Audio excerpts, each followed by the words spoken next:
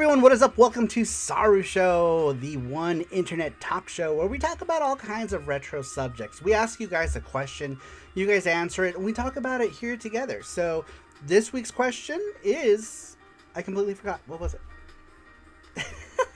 It was, what video game moment did you have to be there for? You know what I mean? So like, some people were confused about this question. Basically what it means is like the launch of like a console, right? Like say you were there for the launch of the PlayStation 1, or you were at an arcade and they brought in Street Fighter 2 Champion Edition or Mortal Kombat, you know, and you just had to be there for that kind of moment, you know? Or you were, you know, for me it was the Dreamcast launch. I've talked about this one before. Just something like that. So hopefully that got through to you guys with that. I know it was confusing for some people and not as cut and dry as I thought it was, but it could be various different video game moments that you had to be there. Maybe you were at a game show, maybe you were at E3 or something, or maybe you were at the video store when they brought in The Legend of Zelda: Link to the Past and you got to rent it for the first time. Something like that, something where you just had to be there, right? That kind of thing. But let's go ahead and take a quick look and see who we've got in the chat. Just a reminder, you guys, this is going to be the last Saru show for the next couple of weeks because we're going to be pretty busy.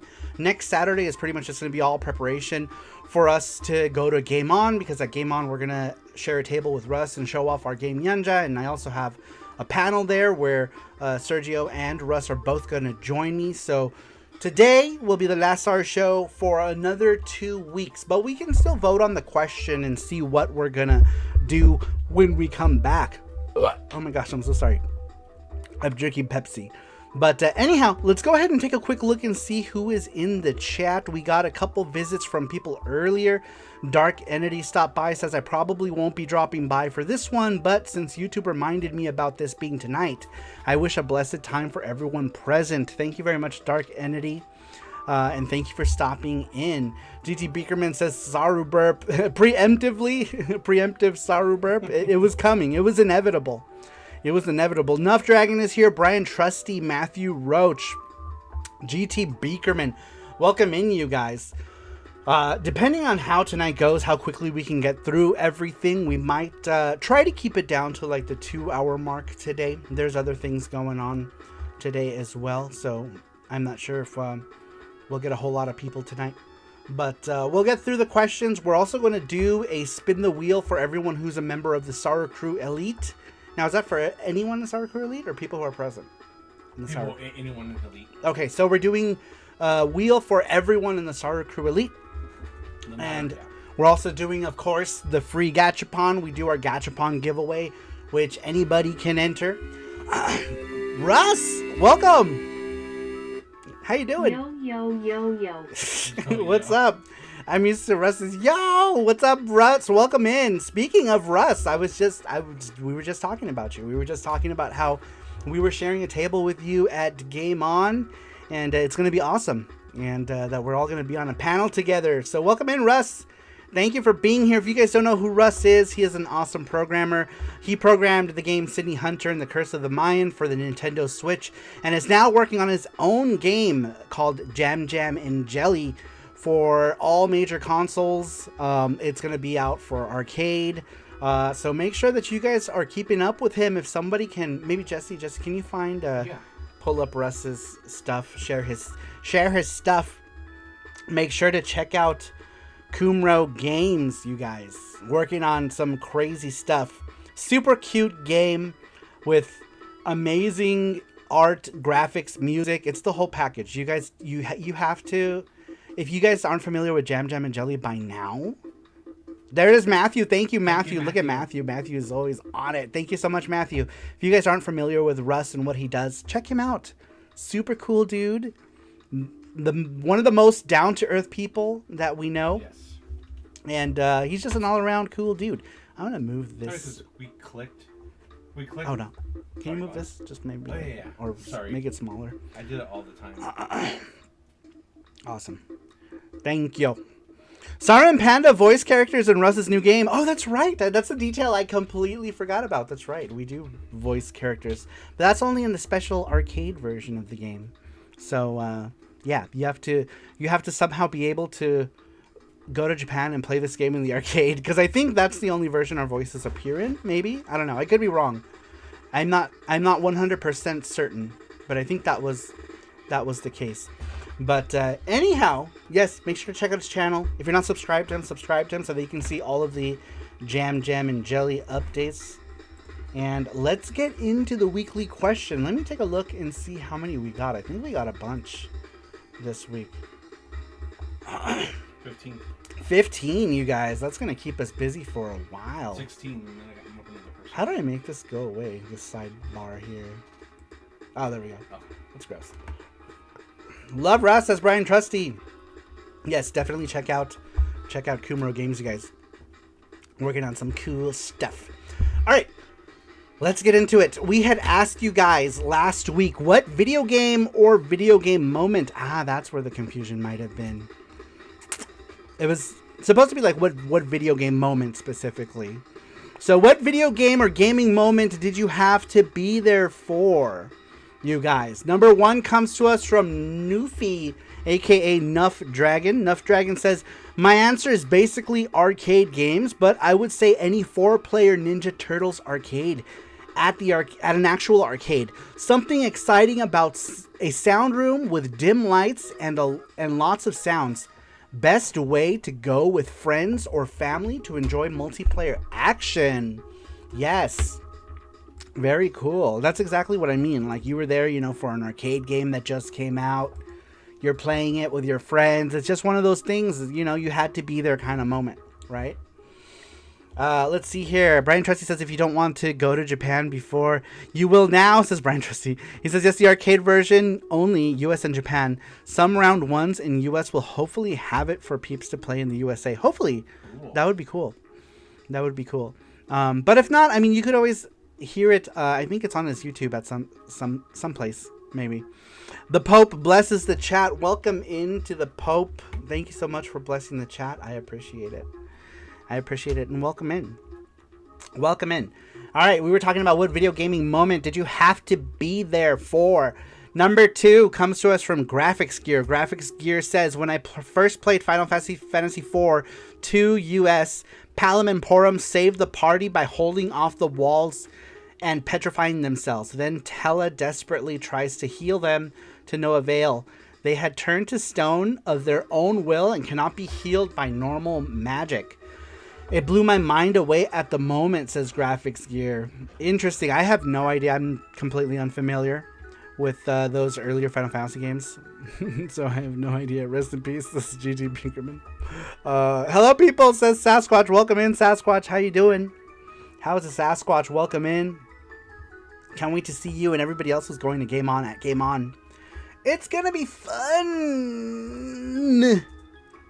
It'll be cool. It'll be cool.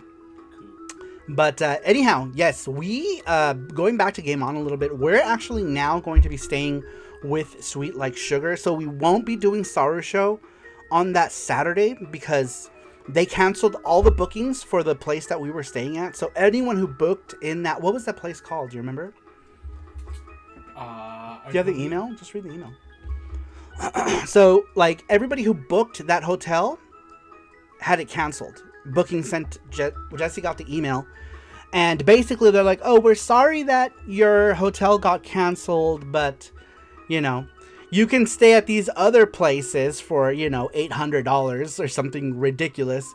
But Sweet Like Sugar already has a place. The only problem with the place that Sweet Like Sugar is staying at is that it doesn't allow guests. Hence why we're not going to be doing SaruShow from Arizona. Because, well, we can't have guests. And we were, like, hoping to do SaruShow and have people there. But,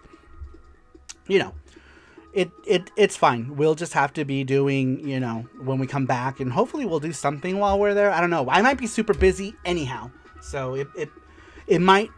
Maybe it all works out for a reason. Downtown Phoenix. Read the email. What did they say? So we're sorry to hear that your property couldn't accommodate you and your trip did not unfold as you expected. Fortunately, Downtown Phoenix informed us that they can no longer accommodate you due to overbooking. To keep your trip on track, we're finding similar places. Similar places, by the way, that were like $849 or something like that. $900. Because you can't cancel something like 2 weeks out. Like, that is so shitty. And there's nothing that we can even do. We can't even leave like bad reviews or anything about it because it was through booking, and like the property doesn't even show up on Google because it's not even open yet. So yeah, that sucks. But like I said, we were fortunate that Sweet Like Sugar had already booked her own place, so we'll be staying with Sweet Like Sugar. But yes, that does suck. But hey, we were lucky that we had Sweet Like Sugar to get a place too. We're just gonna stay with her. We're just not gonna be able to do SaruShow from the room. So just a slight, you know, a slight change in our original plans. But what is life if there isn't, you know, a couple change in plans, right? All right, you guys, let's go ahead and move on. We had asked you guys, what video game moment did you have to be there for? Number 3 comes to us from Gaijin79. Gaijin79 says, COVID, because it was the law. But seriously, basically anyone who ever will buy and play video games themselves already has or hasn't been born yet. It made gaming mainstream. I'm not I don't like my brain my brain was like what does he mean? I'm guessing he didn't understand the gaming moment question, probably because it says what video game or video game moment. But anyhow, moving on, same question. Number 4 comes to us from Yakup, aka Bort Jams, also known here as Bort, says, for me, it had to be E3 2003. I remember back in the day when I saw a bunch of really cool games I wanted to try out, including Doom 3 and Spider-Man 2 on the original Xbox, and the fact that I think I still have my E3 merch from the events makes it memorable to this day, and I'm going to miss the days of going to the convention due to it no longer being around anymore, says Bort. Oh, so I'm guessing Bort is a lot older than I thought he was. If he remembers E3 2003. I was 23 years old during this time.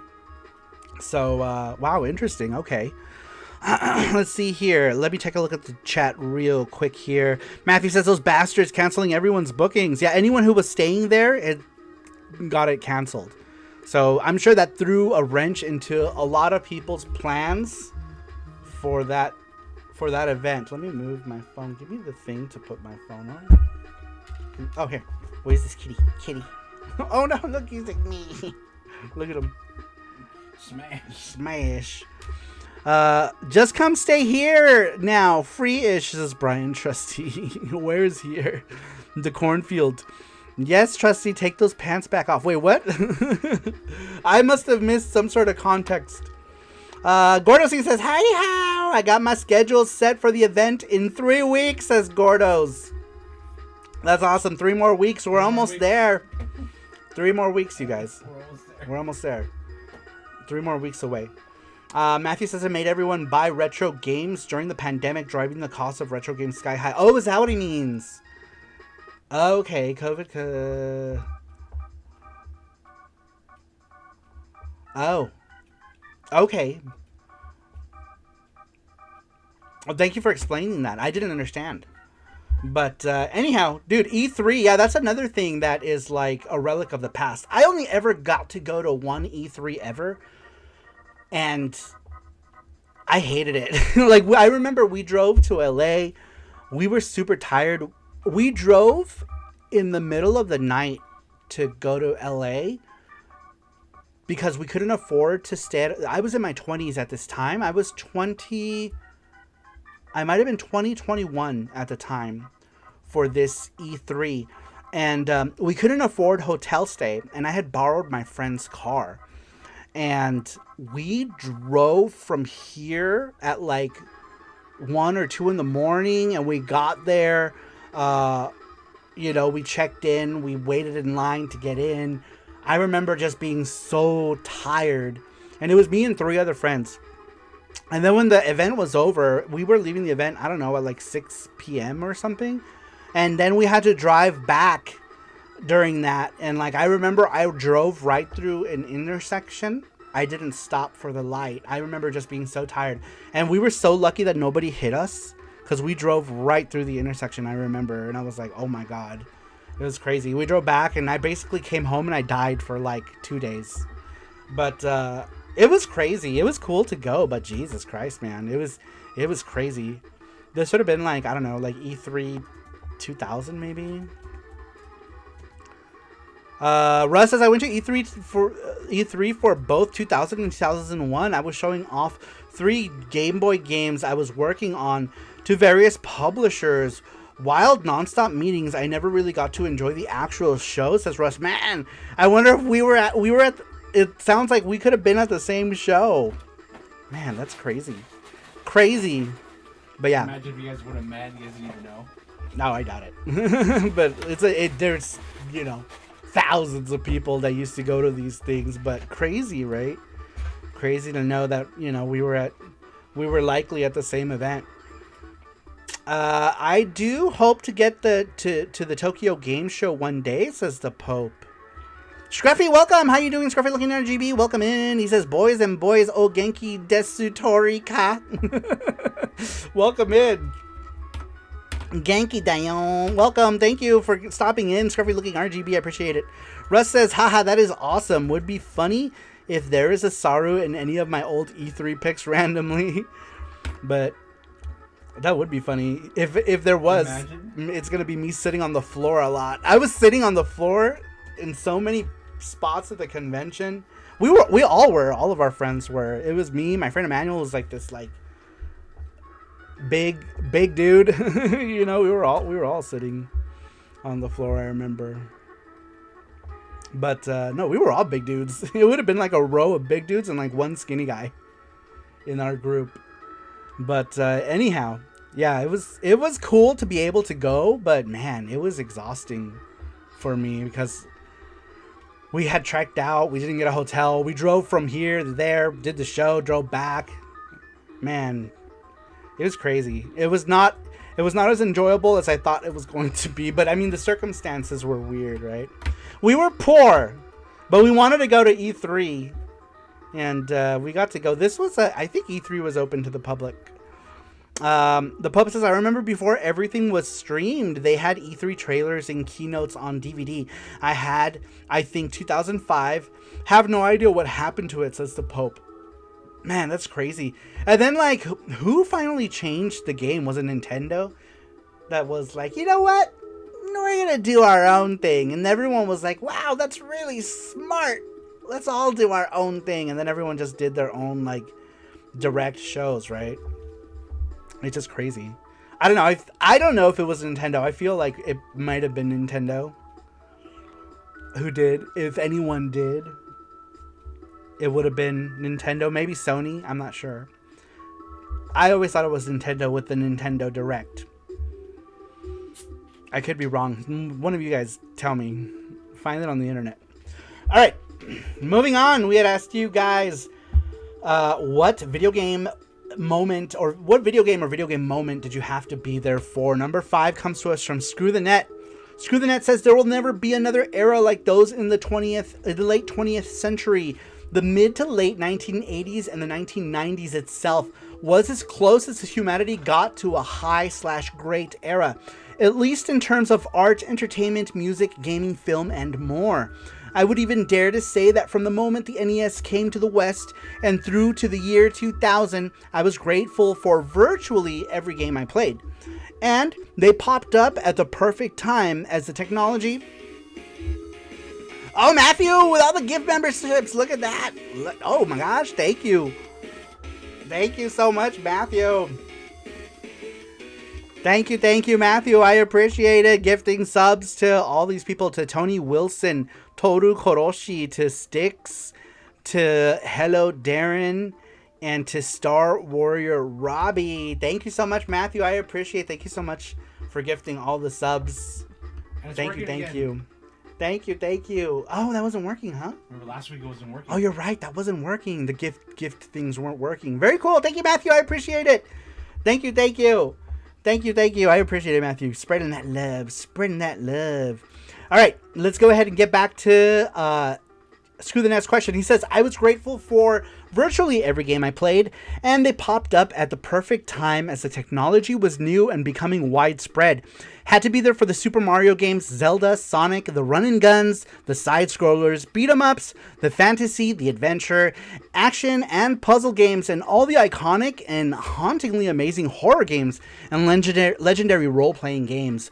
But since Saru wanted specifics since the last show, and there's so many gaming moments to choose from that were amazing, I will just have to go with the moment that Aerith died in Final Fantasy VII. It was a soul-crushing tearjerker and made me want to hunt down Sephiroth and use that giant sword of his on him in the most wicked of ways out of vengeance. Lol. And tons of other gaming moments, but there you go. Saru-chan san-kun chan domo dono senpai sama chango mono buddy.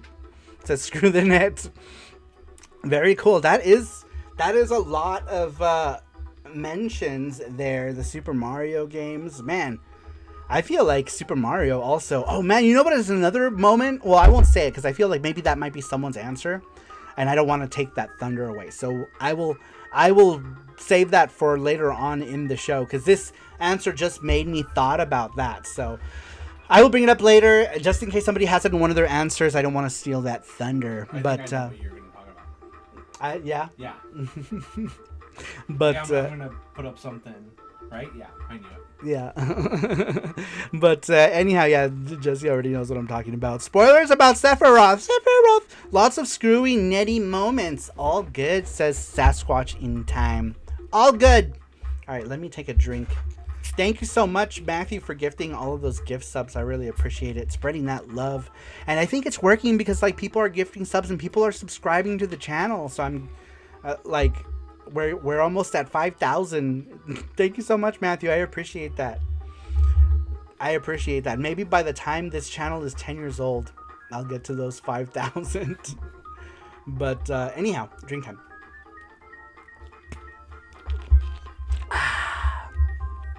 5K, let's go, says Brian Trusty. Sephiroth used to be such a trustworthy name, not anymore. Sephiroth this, Aerith that, never forget Nay's sacrifice in another game franchise completely. Which is, I know, I feel like Phantasy Star never doesn't get enough love in any of these answers. Sometimes people do, like, I think last week we had somebody say something, I think Final Fantasy IV got brought up at some point. I remember it doesn't get brought up often. Wait. That is Final Fantasy or Phantasy Star, right? We're talking about Phantasy Star.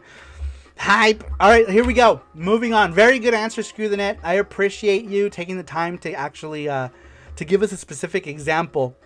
That was awesome. But the lead up to that specific example was good too. So thank you for that. Thank you. I appreciate it. All right, moving on to what video game moment did you have to be there? Tsunami Sam, the queen of the Saru crew, says World of Warcraft. That and many other earlier MMOs like RuneScape or Ultima. I played WoW back in 05 and it was amazing to be able to make friends online, coordinate raids / questing, and just connect with so many different kinds of people. I loved the end game raiding back then and devoted so much of my time to my fellow guildies from wake up to bedtime. I was obsessed. There have been so many times throughout the years when I tried to go back to WoW, but it just doesn't hit the same. All the old guildies I used to have are all spread out and I've lost touch with them. I think about the time I had and hope they're still doing well. I miss it and I miss them, says Tsunami Sam. Man, that is probably something, Jesse, you can probably talk a little bit about too, right? Because like he was playing WoW and you had like a lot of, all your guildy friends as well. So like, I feel like that's something that you can relate with, right? Very. Because you've probably fallen out of touch with a lot of your guildy friends, except for a couple maybe. I actually talked to my guild master. I still have him on my Facebook. We met him at First Friday. Oh. He's the only one I talked to. Other ones that were big, were huge. I played from 2007 to like 2009. Oh wow. And we were like, we'd always talk in Ventrilo and talk about our stuff, and then like after 1 year, everyone just started dropping off. Oh, I can't, Yeah. I have to go to work or something happened. Like, you can just see every year, like every couple months, someone will drop off, or no one would be like, I'll see you tomorrow, and then you never came. Last login was like 10 years ago or whatever. Oh my gosh. And like, I remember leaving. I remember my last game, me and my friend, I forgot his name. I think his name was Chewy. We would fly in like an area, just go up, just fly up, and we would just be talking about video games, chatting, and just for like hours, just talking about random stuff, and just watching everyone on the floor. It's kind of sad. Yeah, it is kind of sad. It is. And yeah, I stopped playing. I remember my computer broke. I stopped playing, and that was the last time I played. Man, that's crazy. And I logged in like 4 years ago. No, it felt different.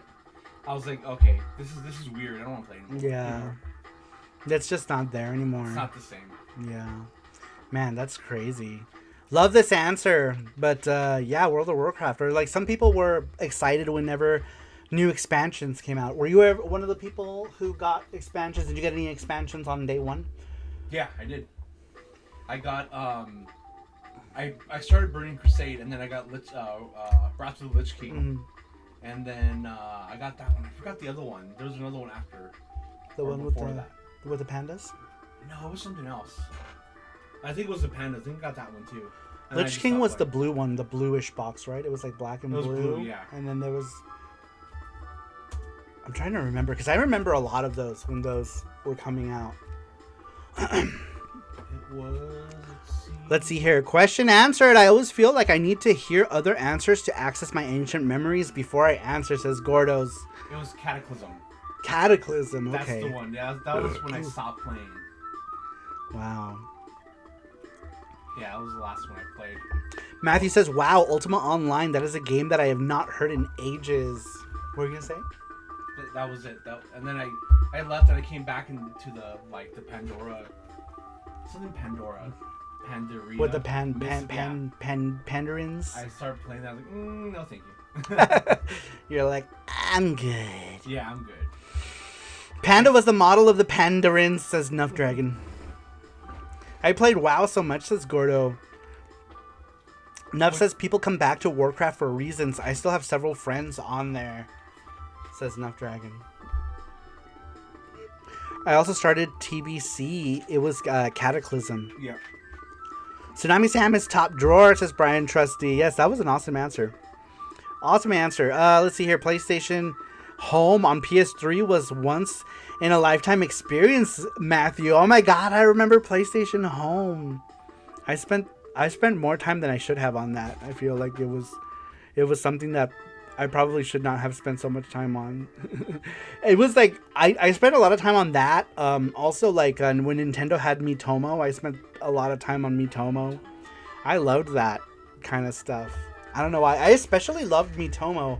It was so simple, but it was something. It was fun. It was just something fun to do. But let's hear. The Pope says LAN parties is a thrill kids today will never experience. I wish I could have, but I got into Quake 25 years too late. Don't think I knew any WoW players though. The only games I played via LAN party was my first game was in the 90s, and it was Doom 2. And my second LAN party experience was StarCraft. But that was it. Those were my two LAN party experiences back in the day. You know, before everything could just be done online. What kids don't drag their CRT TV and Xbox OG to friends' houses anymore? Yeah, it used to be people would drag their monitors. I remember we used to take, friends would bring their monitors to my house. I remember when we did the last LAN party,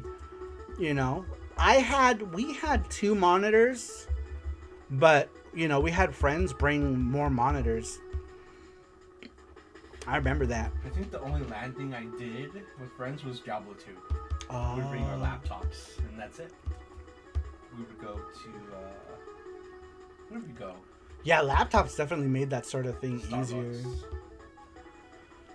None of us had laptops during this time, I think, during when we were doing StarCraft. Yeah, we had those. We had a big ass, those heavy ass laptops. Joseph says fighting game players feel like the last of a breed who brings their setups. That is so true. Like, I feel like fighting game fans still get together, right, to play, you know, local, you know, one-on-one. I feel like that's still a thing. That's gotten less as the days gone by too, but I feel like that's still totally a thing. Maybe you should put that arrow like there, make it smaller. Let's see here. We used to LAN. We used to LAN for Warcraft 3, StarCraft, and Counter-Strike, says Nuff. Brian Trusty says, I used to have buddies bring over full PCs and we would set them up in our mom's kitchen. Man. The Pope says, setting up in garages. Then the parentals get the post-LAN party power bill. That's hilarious. GT Pickerman says, UT99, Quake 3 Arena, Counter-Strike Pre 1.0. I'm going to a LAN party next weekend. Wow, really? Like people actually like hooking up like their Ethernet cables to each other's computers? That's pretty awesome. That's dedication right there. Nuffregan says, I have 52 max characters on Warcraft and 7 max on Cataclysm Classic and several mid-level in Vanilla Warcraft. Yeah, I don't go out much, says Nuffregan. Hola, Beto. Beto, ¿cómo estás? Bienvenido. He says, hello DJ, hello Panda, saludines. ¿Cómo estás, Beto? Bienvenido. Bienvenido, Beto.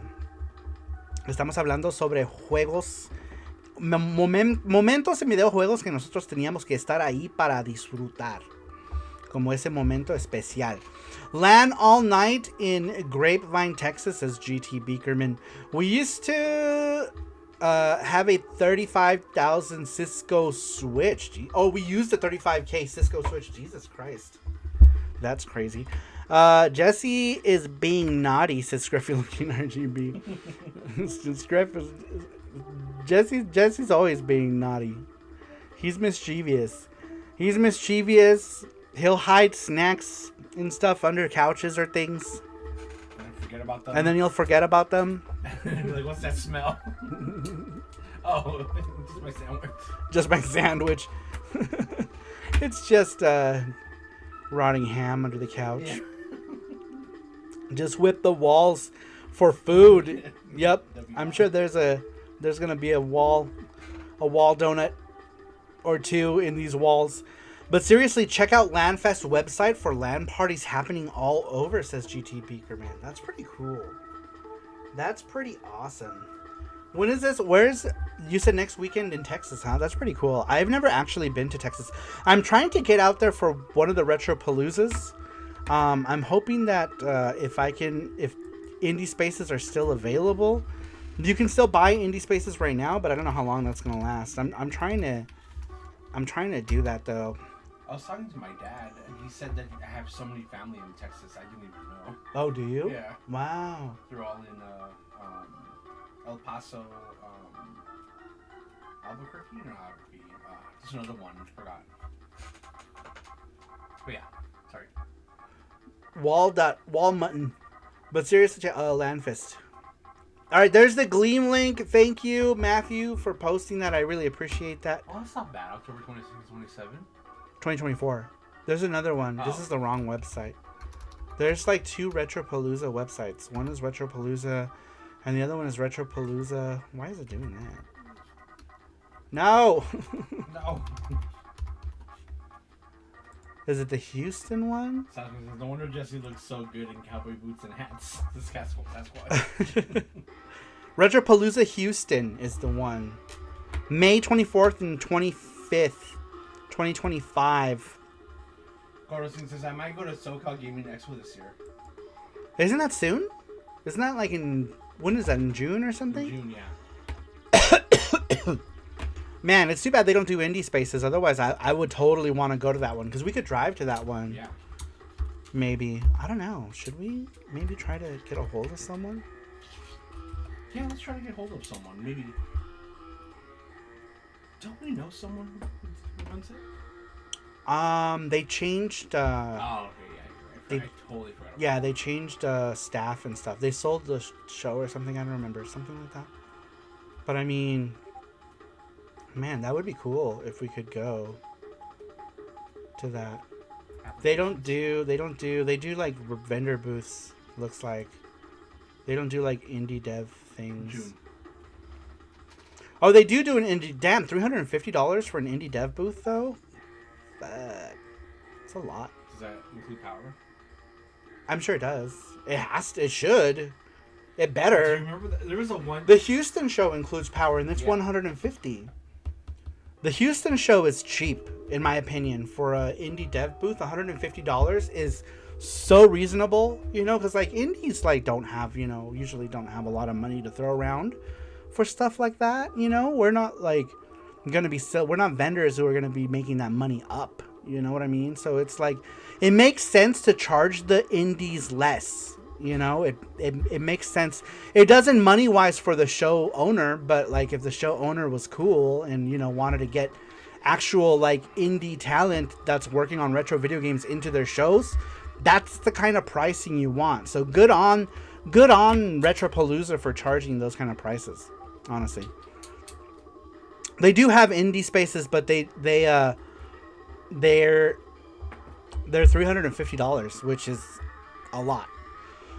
But who knows? I don't know if we run into that kind of money to do it. Maybe we can go to it, but it seems like it's an expensive table. We should email them and see if we can be a guest. It might already be too late, honestly, to do it. I wonder if I know anybody who knows anybody that works with the show. Do I know anybody who knows anybody who works with SoCal Retro Gaming? In the chat, Gordo says, "Did you know Smash JT is going to be at Game On?" Yeah, he was there last year. He was at the panel. He was at my panel. He was at my panel. Reggie, all the people, Elvis Roa. So hopefully he'll be able to make it to the panel again. But yeah, he was there last year. Because whatever, we all know your bed is being... Sasquatch, yeah, Sasquatch was there. Nerd was there. Was Ando Gamer there? Ando Gamer was there too. Yeah, it was cool. It was cool. Yeah, Retropalooza is fair. There should be a North Texas show happening in fall of 2025, says GT Beagerman. But yeah, like $150 for an indie dev space with power is super reasonable, I think. The only thing is like we would have to get out there and then figure out, you know, accommodations. So that's another thing too. But I'm sure accommodations are going to be cheaper there than they're going to be in California, because like accommodations in California are expensive. You know what I mean? Like it's expensive to stay there. Like hotels are crazy. But man, I don't know. I feel like I gotta work harder to market my shit. Yeah, Retropalooza. Last time I was there as a vendor, there was an indie dev behind me that borrowed my power, says GT Bickerman. That's awesome. I think they're providing it now for the one in Houston. It says power is provided. Pretty sure. It says, are you a video game developer maybe working on some software applicable to gaming audience? Retropalooza would like to extend a discounted booth for you and your team. A one-table booth with electricity supplied can be yours for the weekend. Unfortunately, we're not able to refund any transaction. Exceptions to this would only occur if we are forced to cancel the entire event, which is pretty awesome. Booth with electricity. $150. I bet you a hotel stay is not going to be that expensive, right? I don't think so. When you compare it to Houston, that's where one of my cousins lives. In Houston? But yeah, that would be cool. Maybe we should see what accommodations are like during this time. I just wonder how long these tables are going to be around for. Because if the show is in May, these tables are going to be gone soon. Yeah. Let's see here. He had a Super Smash Bros. Like game with characters from tons of different games. Oh, okay. So like characters. Oh, is it that NES game?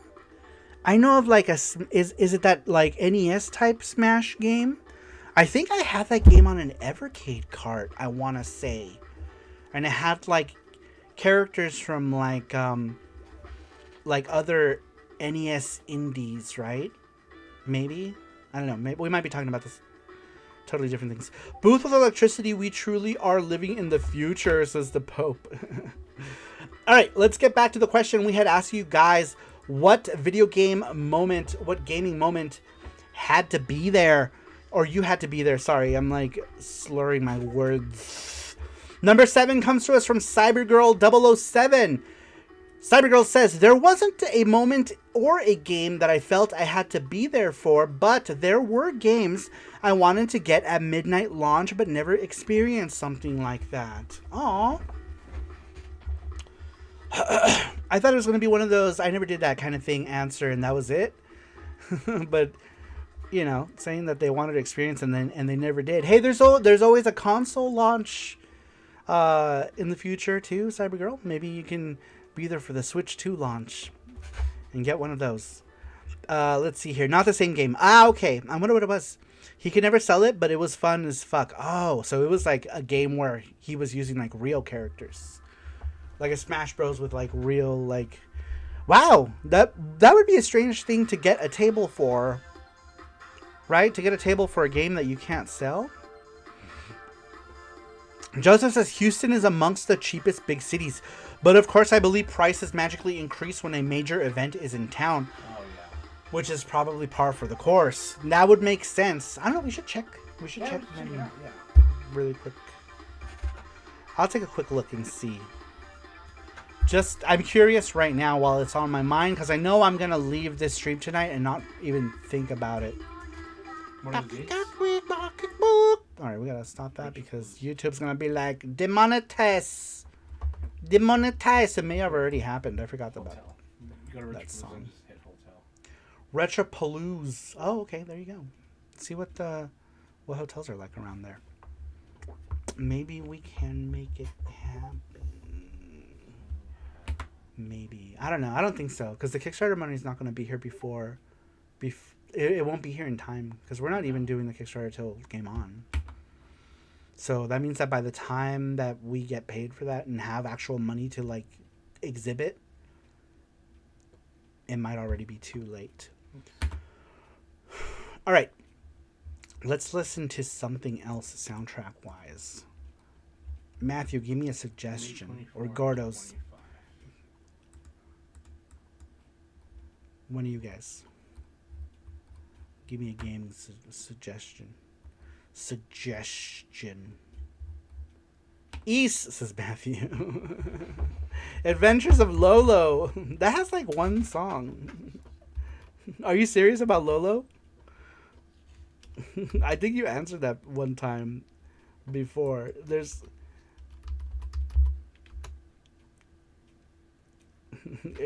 I remember I used to play Lolo. I'm like, this thing has like one song. All right, we'll listen to the one song in Lolo. How about that? The prices aren't bad for hotels. It's about like $400 for the whole weekend. Wow, really? Yeah. That's pretty good. Holiday Inn, Courthouse. From when to when? From 23rd to the 26th. 3 nights. That's like $120 a night? Yeah. It looks like none of them go over like $400. That's pretty good. Man, maybe we do a Texas show because we have the portable monitor. Maybe we can get a second portable monitor and just do 2 little portable monitors, right? You know, we could bring all the paper banners because we have the paper banners and we'll just put them. We'll drape the paper banners.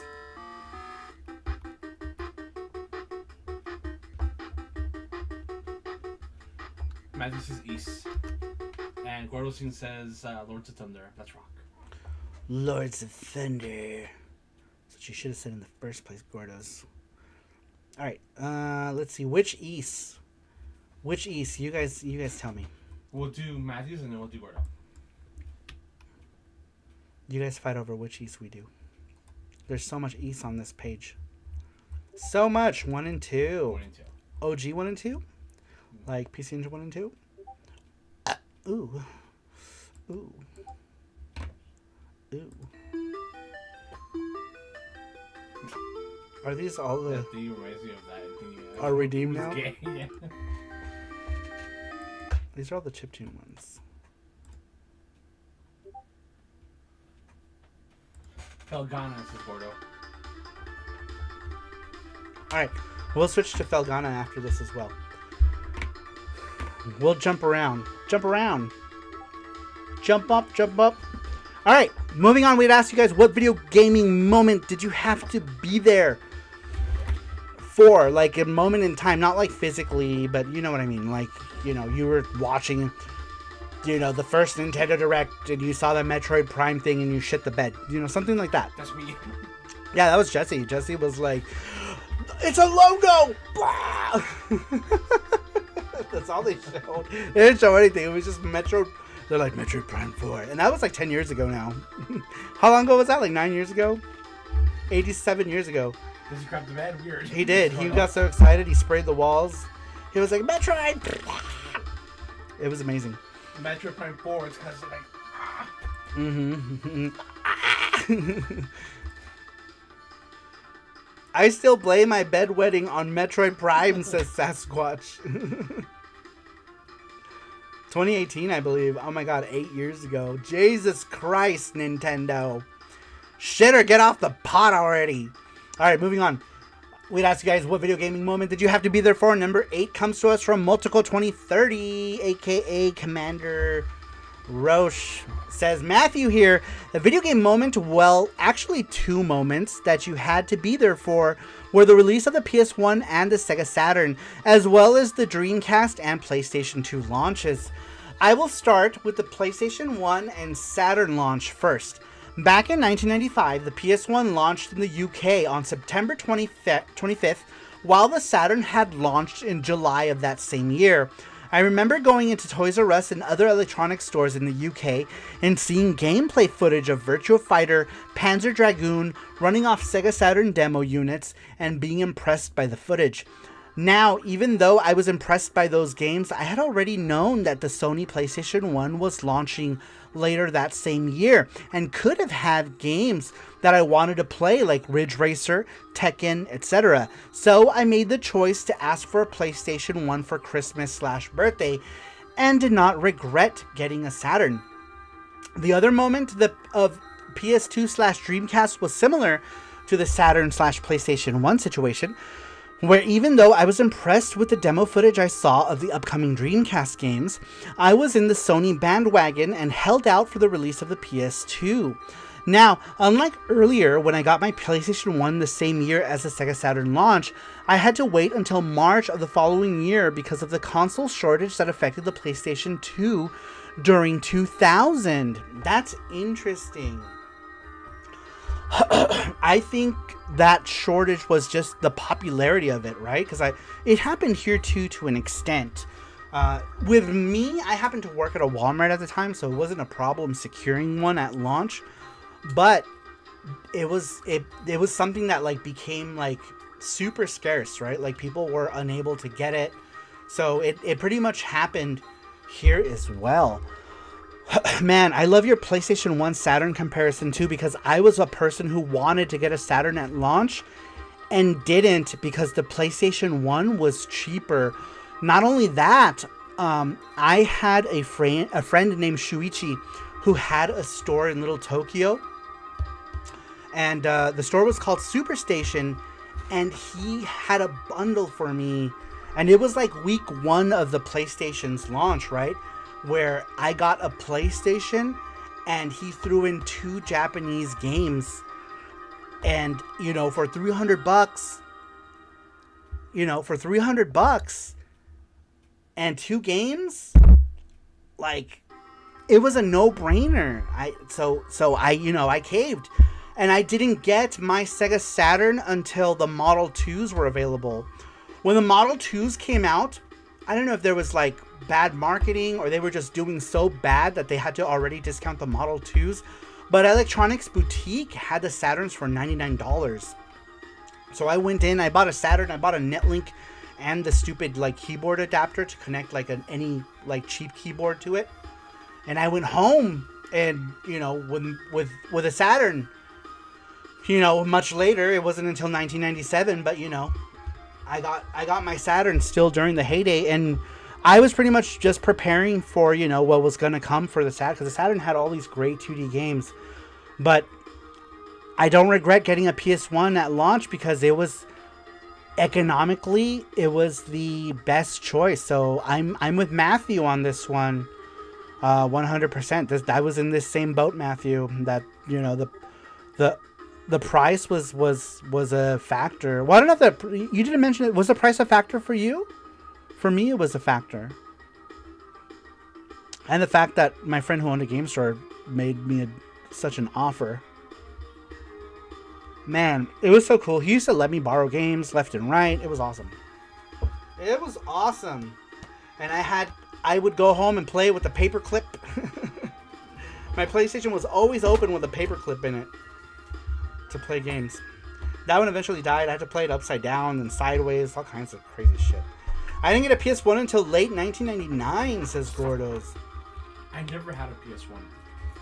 Man, I had several. I had like 3 of the gray PS1s and 2 of the little PS1s with the screen. You know, Wilfredo, he took my PS1 with the screen. Really? Yeah.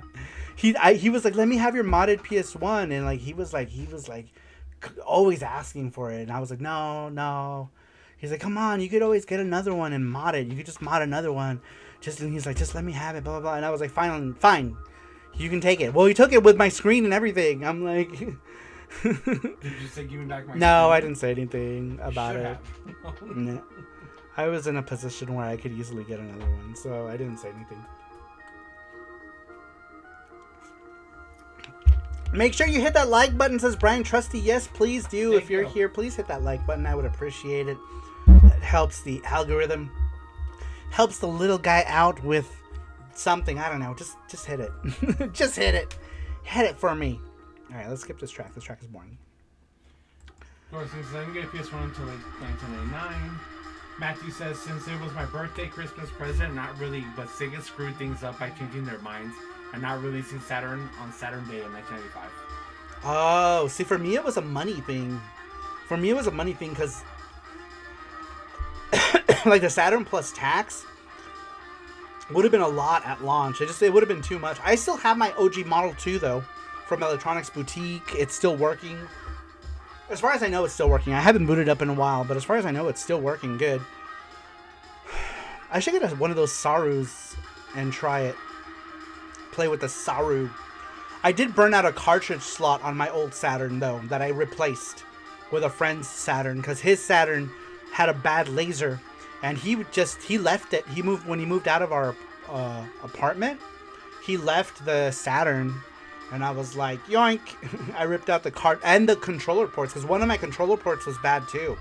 I don't know if I stepped on the Saturn or what. So I replaced the cartridge slot and the controller ports on my Model 2 Saturn, which had a lens that worked super, super great. Bad laser, upside down PS1. I know my first PS1 was notorious for going. I think that is strained though on the disc swapping. I might have been the one who brought an early death to my first PS1. Brian Trusty says that's why when I asked my parents for a Saturn, my dad said, "Are you sure you don't want a PlayStation instead?" I was like, "No way. I need a Sega Saturn. Need a Sega. I need Sega. Give me Sega." He was like, "No, I want a Sega." Man, I wish I could have. I mean, I could have afforded it, and then not. Oh shit! I'm so sorry. I was trying to get one of these guys. I could have gotten a Saturn, but the prospect Also, my friend, like, really, the guy who had the game store really sold me on it. He's like, you can get this right now. You can go home with this right now. The system is so hot. You know, you can take it for $300, no tax, 2 games. I was like, oh my god! My very first 2 games were Dragon Ball Z Ultimate Battle 22 and Ridge Racer. The first Ridge Racer. Those were my first 2 games, I believe. I got like 2 games a year, so N64 just makes sense. Pretty much any first party is safe, a safe bet, and I wouldn't be stuck with a dude for 6 months. Oh, with a dud.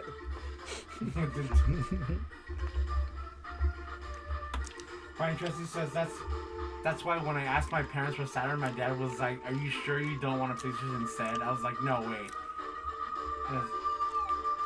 I need a new Sega." Kid Trusty was such a jerk, says Sasquatch. Hey, we'll do 2 more and then we'll do the gachapon. Okay. What number are we? How many did we do? Huh? We're at number 9 now. Yes, we have 19. Okay, so maybe we'll do this next one, Yeah, the next one, yeah. and then we can do Gachapon. Yep. And then towards the middle. Did you guys enter the Gachapon? Gachapon, it's free. It's free if you are in the continental U.S.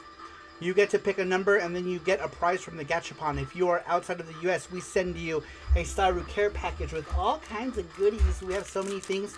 And you get to pick them. You get to pick whether you want a set with magnets and stickers and holographic things. If you're in the U.S., though, you could also pick the sticker set as well. We just choose that because it's flat and we can mail it. And we don't get charged $15 for trying to ship a $2 toy.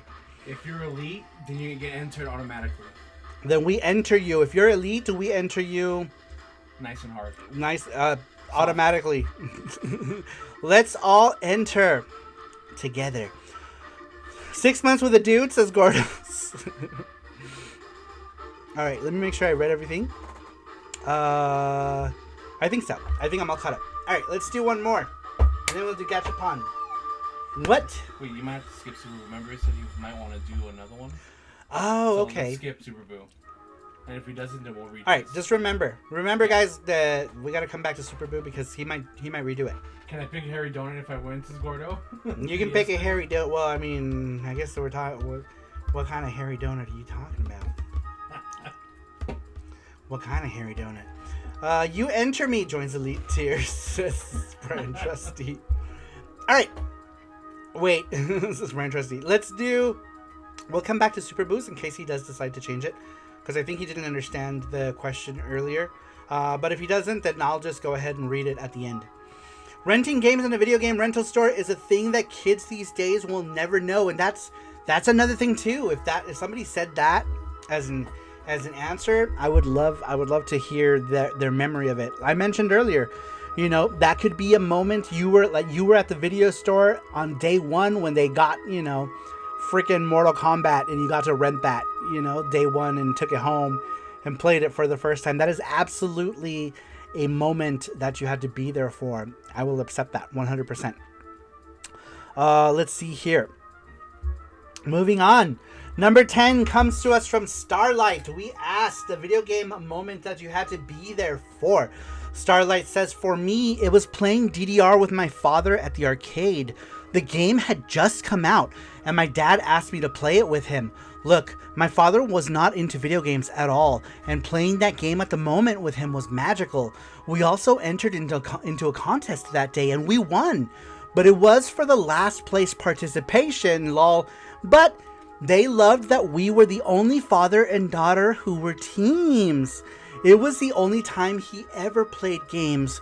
My father is now in a wheelchair, so he can't play anymore. My family wanted to see him play, but I guess you had to be there at the moment. Aw, man. I love that.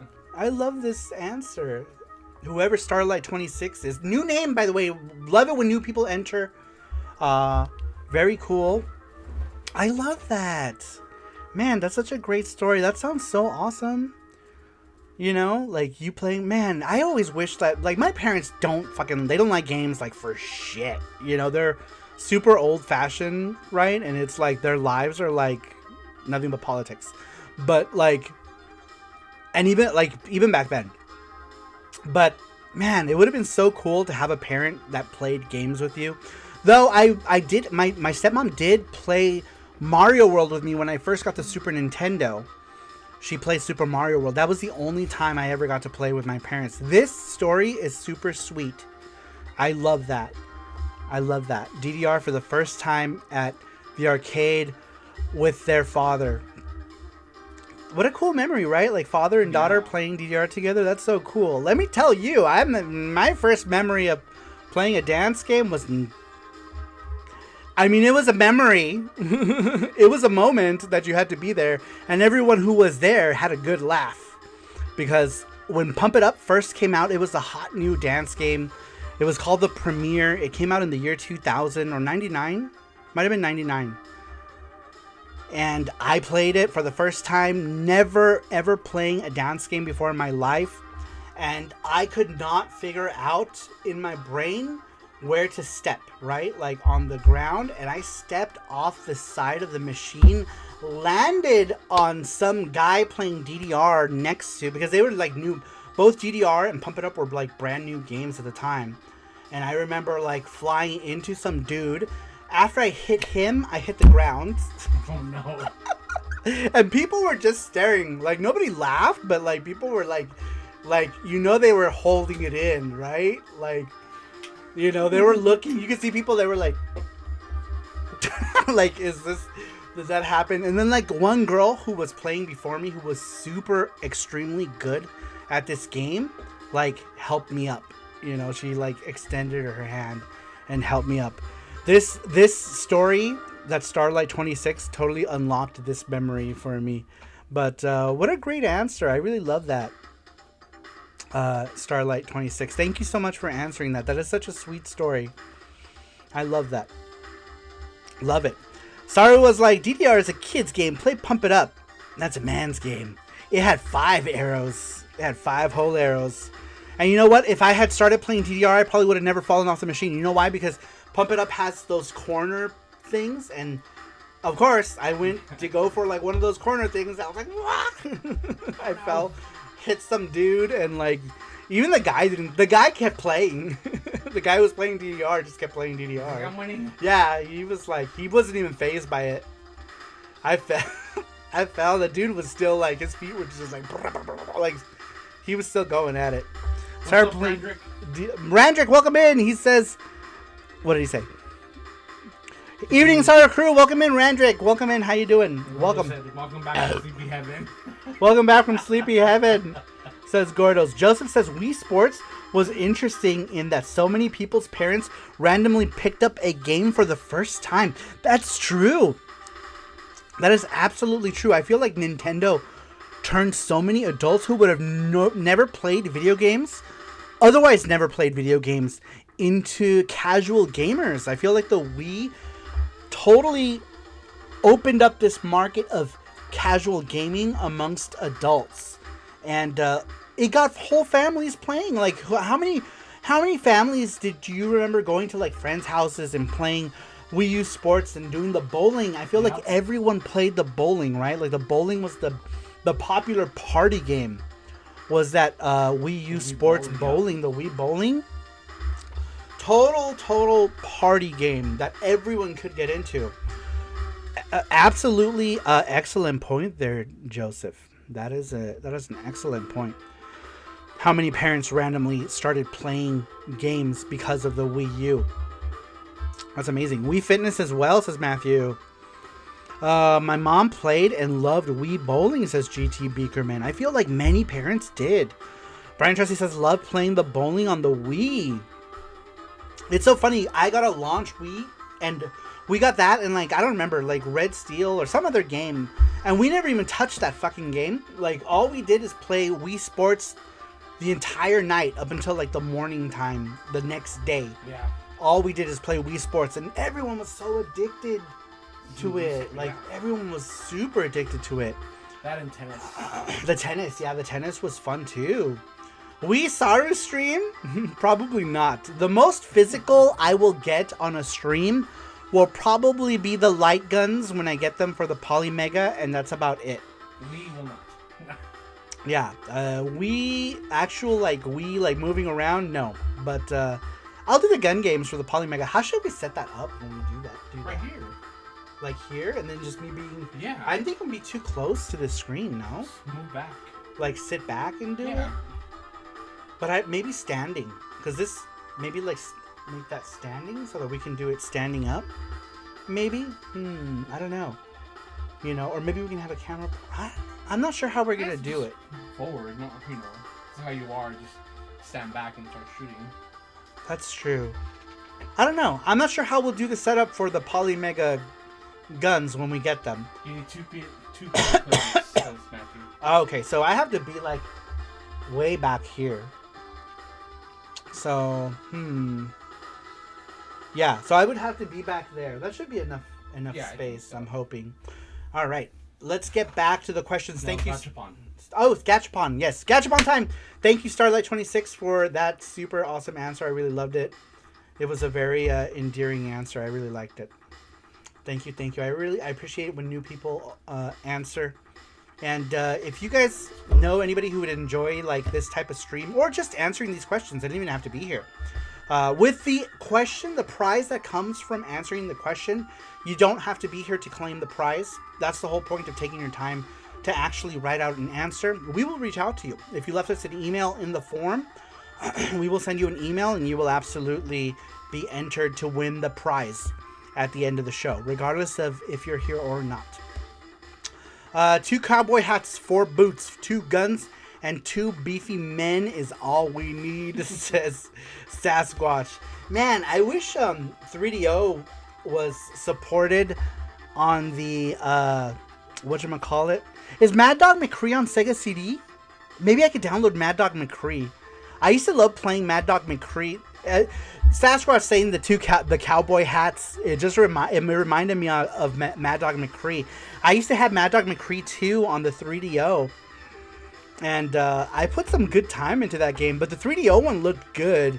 I feel like the Sega CD one kind of looks like ass, right? But we'll do it. We'll get cowboy hats and play some Mad Dog McCree. We got to remember to do that. We got to get a cowboy hat. We're going to get a cowboy hat and we're going to play some Mad Dog McCree. I'm going to get some chaps and not wear any pants, just chaps. And a vest. Let's go. Let's go. Sega CD, says GT Beakerman. Speaking of which, Ring Fit is the one RPG I own that I haven't beaten. You need real dedication. It's so funny that when you said that, because I thought because we have the YouTube name of one of our friends, or is it the Twitch name? The YouTube name I think is Ring Fit Master. I never asked him why that was his name. Do we even know why Mackenzie's name is Ring Fit Master on YouTube or Twitch, whichever one? I don't know. Someone go ask Mackenzie right now. Where's he at? In an a la carte stream, probably? Alright, let's go ahead and do the Gachapon now, yeah? Yep. He loved Ring Fit. I believe he said it once. Did he? Okay, I don't remember. I do not remember. But, alright, let's go ahead and do the Gachapon now, you guys. Let me just add enough dragon, because I just saw he answered just now. He's the master of Ring Fit. He's the master of the O-Ring. Thanks, Matthew. I entered earlier, but I guess it resetted it, says Nuff Dragon. No, I didn't. I just entered now. Oh. So you're in though. You're in. You just entered. You just entered. Alright, you guys. Are you guys ready? Are we ready for Gachapon? Are we ready for Gachapon? Alright, let's do, what do you want to listen to next, Gordos? Otha Felgana or... do Shuffle 1, 2, yeah, I wasn't even talking. And 3? Oh, I'm so sorry. Otha Felgana or, Lords of Thunder? Which one? What do you want to hear first? Sorry. My name was going to be Wang Ring Master, says Sasquatch. Alright, we'll do Lords of Thunder. Lords of Thunder, yeah. Rock out. Dude. Rock out with your dick out. Yep. Lords of Thunder is so good. So good. Are you gonna get that game? Are you gonna aim to get it now? Because if you are, you totally should. It's totally worth whatever hundreds of dollars. It's probably not that much. If you get the Japanese one, you can probably get it for cheaper.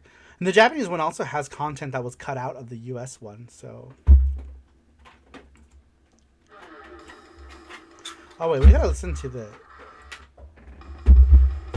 title screen. Alright, are we ready? Yep. Gachapon time. We're listening to Lords of Lard right now. Taking all the coins. Yeah, you're fine. But dude, this is an awesome game. It's so good. It's one of like the tap. What made you finally what was it? Did you say you watched that podcast? Was it the podcast? The Shmup podcast? Shmupcast? Millard. I forgot about Millard. Now that's gonna be stuck in my head, Millard. Yes, Millard. Alright, here we go. These are all the people who are in. Let's go ahead and shuffle. 1, 2, 3. Even though that wasn't on camera, the shuffle was done. Alright. Ready? 1, You're right. 2, and... No, I'm good. I'm good. Let me know when Rig, says Gizmo. Alright, here we go, you guys. Good luck. Wait, Gizmo's here. Hold on. Gizmo, hold on. Are you going to add him? Yeah. Alright, just put the camera. You don't have to hold it. You're going to tire yourself out. No, I'm good. Let me know when you're ready. Alright, here we go. We added Gizmo. Here we go, you guys. Good luck, everybody.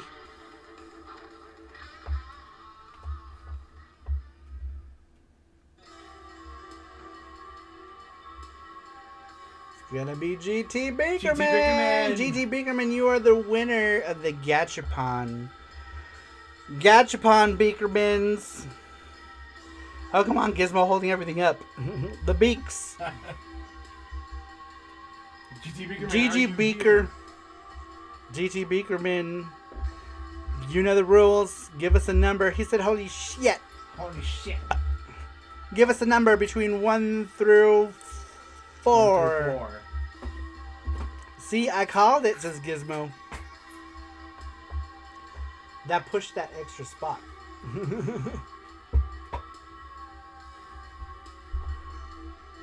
Alright, there's the Gachapon Hole. GT Beakerman picks number 2 for his ball. Now, the rules are, for anyone who might be new, is when you do get to do the Gachapon, we ask you to pick a number 1 through 4, and that is your corresponding prize. Unless you are a member of the Saru Crew Elite, we only ask you to pick that number because the grand prize or the big box prize still has to land on that number. However, as a member of the Elite, you can pick any number between 1 through 4 for all the regular prizes, and you get 2 bonus balls as well. So there you go. Let's go ahead and do it. Stop showing that doggy's booty. Doggy booty. With its etched in booty hole. It does. Japan always like etches in. They're like, oh my god, look, it's so cute. 2. Okay. What did Panda do to Gachakun? Alright. Well, this one had nothing. What the hell? Where's there a ball with nothing in it? I think because it was... There's a ball with nothing. Alright, so we're doing number 1 again. Yeah. Maybe put the other Pac-Man toy in here then? Or the tightrope tape? They're both in there. Oh, okay. Yeah. Alright. Ball number 1 is, I don't know what it's one of those jelly cats. It's a jelly cat. Here's 2. Jelly cat. That was alright. And ball number 2 is that one Whis from Dragon Ball. Alright, ball number 3. Inubase, welcome in. How you doing? It was a big prize. Ball number 3 is big prize. Wah, wah, wah, wah. If you would have picked 3, you would have got it. Alright. That's big prize. So this is what we ask when people to pick the number. We ask for... That's Jesse right there. Took a quick nap. I don't know what took a quick dump. Took a quick nap. Woke up 4 hours later. What's up, Inubase? Welcome in. Here's 4. Alright, ball number 4. And then he gets 2 bonus balls. Ooh, ball number 4 is this Armika figure from Street Fighter with the heart jubblies. Alright, bonus ball number 1 is, what is that? Bonus ball number 1. Ooh, bonus ball number 1 is one of the new ones we just put in. These are cool. Check this out. It's a Pac-Man. This was from our last Japan trip. I think it's a charm, or it's got like a little handle on it. That's cute. All right, and ball. Is that the other Pac-Man? Bonus ball number 2 is another Pac-Man. It looks like Pinky or Blinky, or I don't know what the fuck these things are called. Is it Blinky? Is Blinky the red one? Blinky's the red one, right? That's him. Damn, I got cute and went 2 this time. Let's go with Puckman, says Okay. GT Beakerman. There you go. You get your Puckman. Stinky. Damn it. I got cute and went 2 this time. I got cute. Normally you say 3, right? Don't you normally go with 3?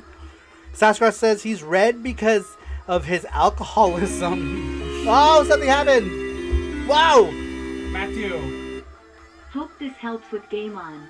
Oh my gosh, Matthew, thank you. Holy shit. And we're going to do spin the wheel. It sure will. Thank you, Matthew. And that means we also get to do spin the wheel, you guys. We get to do spin the wheel. That means we're doing 2 wheels today. Yeah, 2 wheels today. We're doing 2 wheels today because we're doing one for the elite folks. And then we're doing one for everybody, yeah? Yep. All right, you guys. We're doing the wheel. The wheel of love. Should we do that now or just wait? The wheel of love. Let's do a couple more answers and then we'll do the wheel. And then we got the... Man, we got a lot today because we got the wheel. We're kind of making up because we're not going to have shows in the next 2 weekends. So we're kind of like doing like extra stuff today. So that's why we're doing the wheel for the Patreon people.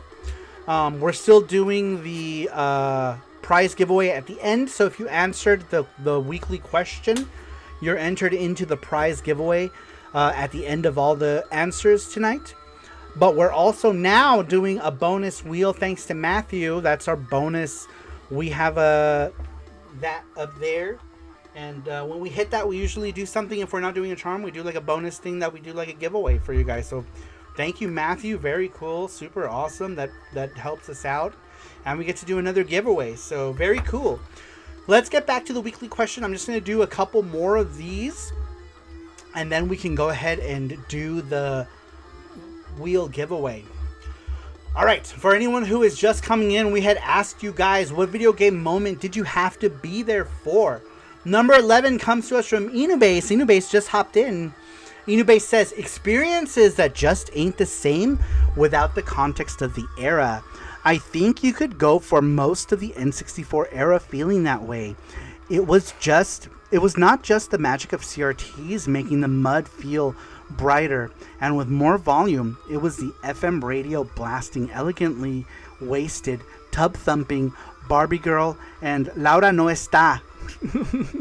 How does that song go? Do you know that? Laura No Está? Yes, I do. I think I do too. High energy goofiness and is not a phase. It's not a phase, Mom. Goth. Don't believe me? Just look at any character from Killer Instinct Gold. Do you want a cartoony design, a sexy one, and an edgy one? Yes. But it was fun. While other consoles from Nintendo have achieved some timelessness after a while, the N64 is a transparent frosted plastic time capsule of optimistic yank that's hard to sell to many people who weren't there. And yes, the controller makes perfect sense for its games, says Inubase. The controller has a third leg, and the other 2 handles are so that you can hold it in place. Welcome in, Matthew Kelly. Oh, let me put this back down. Welcome in, Matthew Kelly. Usually I'm like screaming, but I'm running out of breath. I'm running out of air. I love that. I love that. Now I need to remember how Laura No Está goes. I feel like I know it. I know it too. I just don't. I feel like I know it. We can't listen to it though.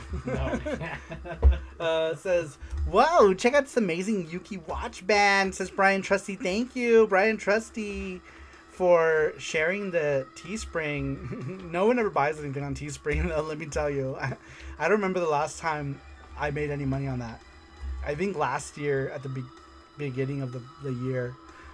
I gotta figure. I think I need to change things up with like the merch stuff, or maybe I need to move to a different platform other than Spring. Maybe Spring is just not a good platform for on-demand stuff. I'll have to look into that. But I get that, but I still want that, says Brian Trusty. That's right. The controller is perfect, says Sasquatch in time. I don't know, you guys. I don't know. You guys know how I feel about the N64. I mean, don't get me wrong. Most of it is kind of fun just to say here on the show. Some people do genuinely get butthurt when I talk badly about the N64. I don't totally hate it, but... Yes, you do. I mean... Just kidding. There are games that I like on it. It's just, it was not a console... I've told the story. The N64 was a kid's console to us back in the day, you know. It was just a different like gaming community back then, and it was just different. You know, being someone who was like, you know, mostly in the fighting game community back then, and I'm older too. The nostalgia doesn't hit me because I am old. So just remember that. I am 46 years old. So for me, that nostalgia just, it doesn't hit like it hits with you guys who are younger, you know. And that's just what it is. You know, when I was in my teens, when the N64 was a thing, we were playing X-Men versus Street Fighter, the King of Fighters 94, you know, things like Dark Stalkers, you know, stuff like that, you know, neo-geo. It was just a different interest, basically. Saru, it has racing games and wrestling games. Play those games. Man, Ridge Racer on the N64 is so bad. I wanted to like it, and it's not good. It's not good. Did Nintendo make that one under the Namco name? Like, did they just license it out? Because I noticed it has none of the cool Ridge Racer music either. But I do like some games. I like, what is that game called? Mischief Makers. Mischief Makers is decent. I like the Ryuko Noken games on there. There's a few N64 games. Sin and Punishment is cool. Yeah, Sin and Punishment is cool. I like Diddy Kong Racing. He likes Diddy Kong Racing. I was not a big fan of Racings. Just Play Saturn. See, that was the thing, Brian Trusty. When the N64 was a thing, I just played Saturn. You know what I mean? So like we were playing PS1 and Saturn. That was like in my friend group. In my friend group at the time, it was, you know, PS1 and Saturn was just, it was the thing. N64 just wasn't something that people cared about. I got one after it was old, says Brian Trusty. I got my first N64 in 2022. Is that when we got our... Yeah. That N64? 2022. I got my first N64 in 2022. Never owned an N64 before. And you got the watermelon one. I have the watermelon one. My first N64. And let me tell you, I only bought it because it was $40. I was like, $40 for a cool ass color one? Sure. Because the color is cool. I like the color of it. I love that red color. And I bought like a lot of games from Japan, like a multi-game lot for like $24. It came with a lot of games. And it came with a ton of games, you know, for like $24. So I was like, you know, it's the only reason I got one. I got them I got everything at really good prices.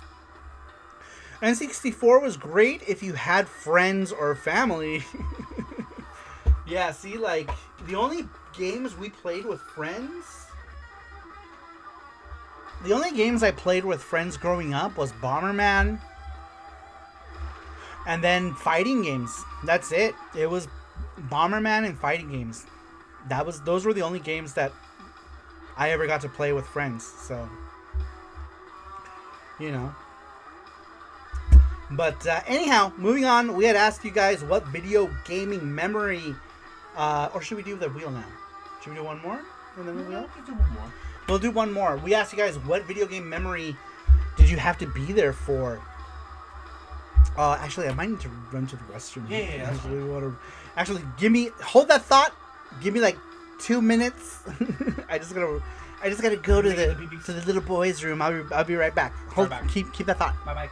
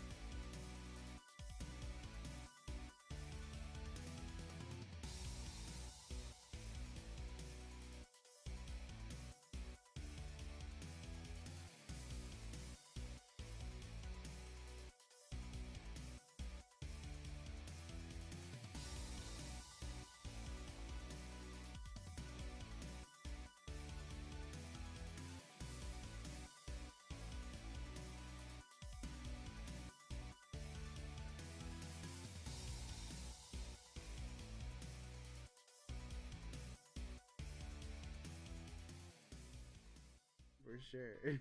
So queer. Show me that pixel vision. Why does she get down on the floor? Like, who kneels down like that? Ooh. Hey guys, it's me, Snappy Sam. Aren't I beautiful? Oh my gosh, look at my eyes. Because then people are going to be like, a raspberry pie! Passion for sweet pussy. What does Panda think about the leaked Nintendo Direct? That's what he thinks.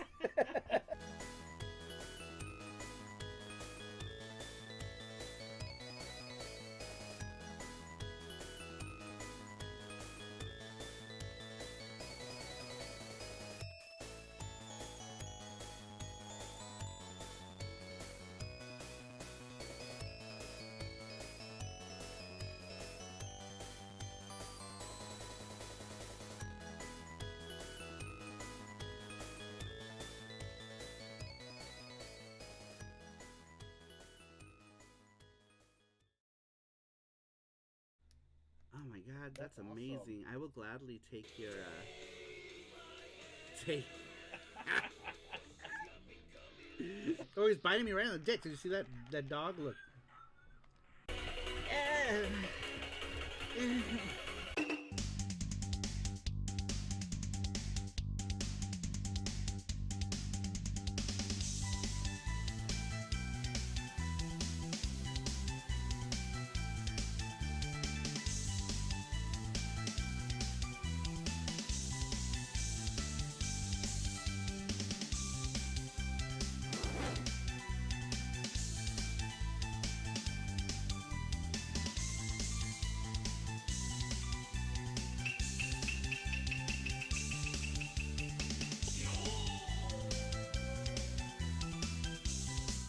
Alright, you guys, we are back. That was the Nyanja trailer. Nyanja coming very soon to PC Engine and PC neo-geo. If you buy it. You can download the demo right now. The demo is totally free to play. And pretty soon we're going to have a demo for the PC version of... oh my gosh, excuse me. For the PC version of Nyanja. I'm so sorry. I'm so sorry. Saru is so burpy right now. Let's see here. No N64 game can beat Sonic R, says Matthew. Yes, Sonic R is quality. Oh my god, this track is so good.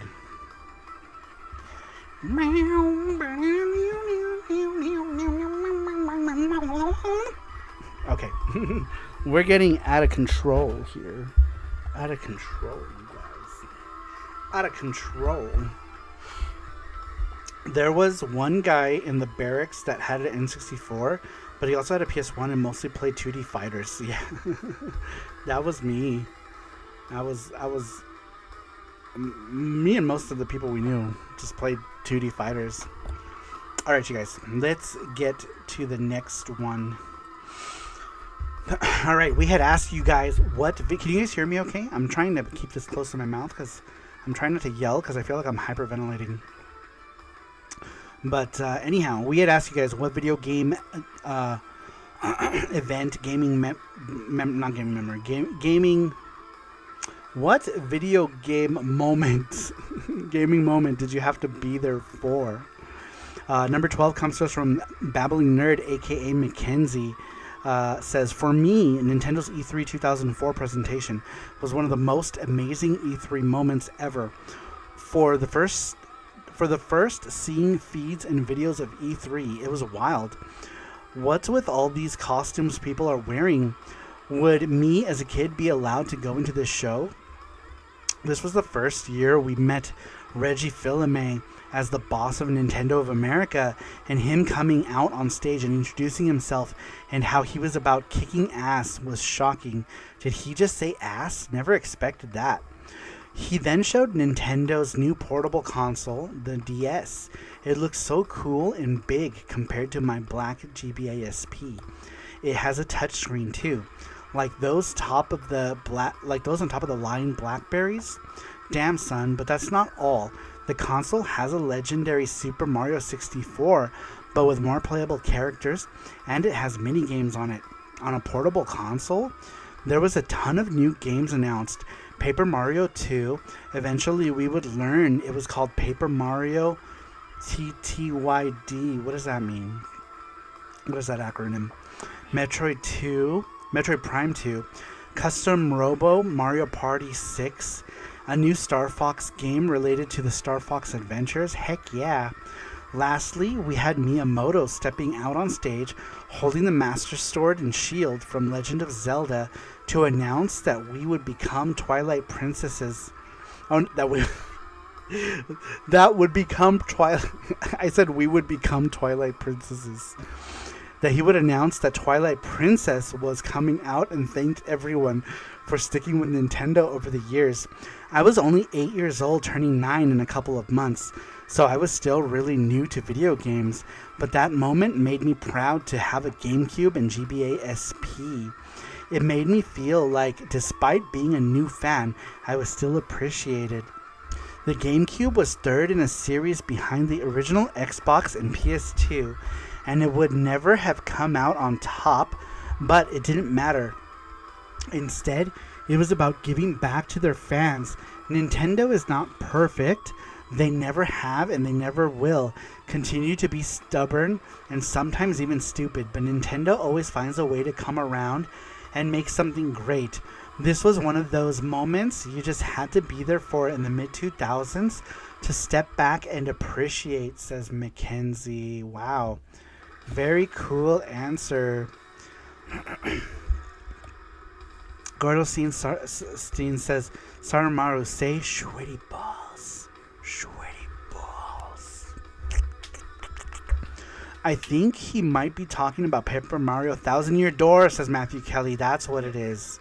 1000-Year Door. Then Nintendo allows for the Pervy Seal to be on Switch. What is that Pervy Seal game called? It's like Pirates of something.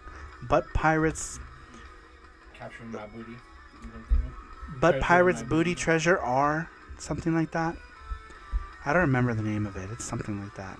Do y'all remember? And then Pirate Booty number 2. Pirate Deep Digger. digging deep for that booty. And 3. Digging even. 7 Pirates H. That's it. That's exactly it, Sasquatch. I see you are a fan. That's it. That's the game. That's what we're talking about. Perverted seals. 4 big pirates. Lucky guess. I know nothing about it. Really? How did you? That's kind of a niche game to guess. I'm gonna have to call shenanigans on that one, Sasquatch, because that is a kind of niche game. Like you would have to know about that one. Unibase says, gotta go, guys. Have fun with all the N64. I have to force my wife to watch South Park the movie. What? Oh no. What do you mean you have to force her? She's like, you're gonna watch this. You're gonna like it. I sort of kind of follow the developer, and I keep telling him more booba, says Sasquatch. Let me know if my voice is either too loud or too soft when I'm holding the microphone up to my mouth. It makes it easier because I don't know, for whatever reason I'm like running out of air. I think it's getting hotter basically, and The weather is very dry here, so like it gets dry and hot, so my throat gets like weird. So sometimes I need to moisturize my throat. You're gonna like, or you're gonna lump it. I need a Taco Supreme. Shit, we can go get Taco Supremes now. We can go get all the Taco Supremes. I know, I've been wanting a Taco Supreme for so long, we might go get one. We might go get Taco Supreme courtesy of Matthew. I want one. I want a box. You know they do those like boxes? Yeah. I can get a Taco Supreme, a Gordita Crunch thing. Oh, thank you, Matthew. Oh, it works! Matthew, thank you! Alright, let me put the microphone down so that I can return to my normal screaming. My normal high-pitched yelling. Saru's high-pitched yelling has begun. I had a burp again, I'm so sorry. Okay. Matthew, thank you for the 5 gift memberships. Matthew has gifted a membership to Carlos Augusto, to Sanka Bonka, to Brandon Wallace, to the Pope, and to HP Red. Thank you so much, Matthew, for gifting those 5 gift subs. I really appreciate it. Thank you so much. Do we want the low voice Saru speaking to the mic? Or do we want me screaming? Ooh, I like mashed potatoes. No. Cornish hen. Taco Supreme. Burrito Supreme. Moist. Cutlass Supreme. This is NPR. Welcome to NPR with SaruMoro. I think I like the low voice. Oh, this is Brian Trusty. Fucking up, Dragon. I prefer you hold your nuts when you talk. Alright, so going back to this voice then. Is that what you mean? Tenacious Saru. Exactly. Exactly. Alright, you guys. Very cool answer. Mackenzie, I think it's time. Did you do the wheel already? Yep. Alright, we're going to do the wheel. We're first going to do the wheel that we said we were going to do tonight, which is the everyone who's in the Saru Crew Elite. We're entering you in this wheel. And then the next wheel is everybody who is in chat. So you have to be in chat to be in the last wheel for tonight. But right now, we are doing the wheel that we promised we were going to do for the Saru Crew Elite folks. This is everybody who is in the Saru Crew Elite. Cool. I got all this list from on Patreon. Yeah. So if you're a member of the Saru Crew Elite on Patreon, you are on this list for the big box giveaway, you guys.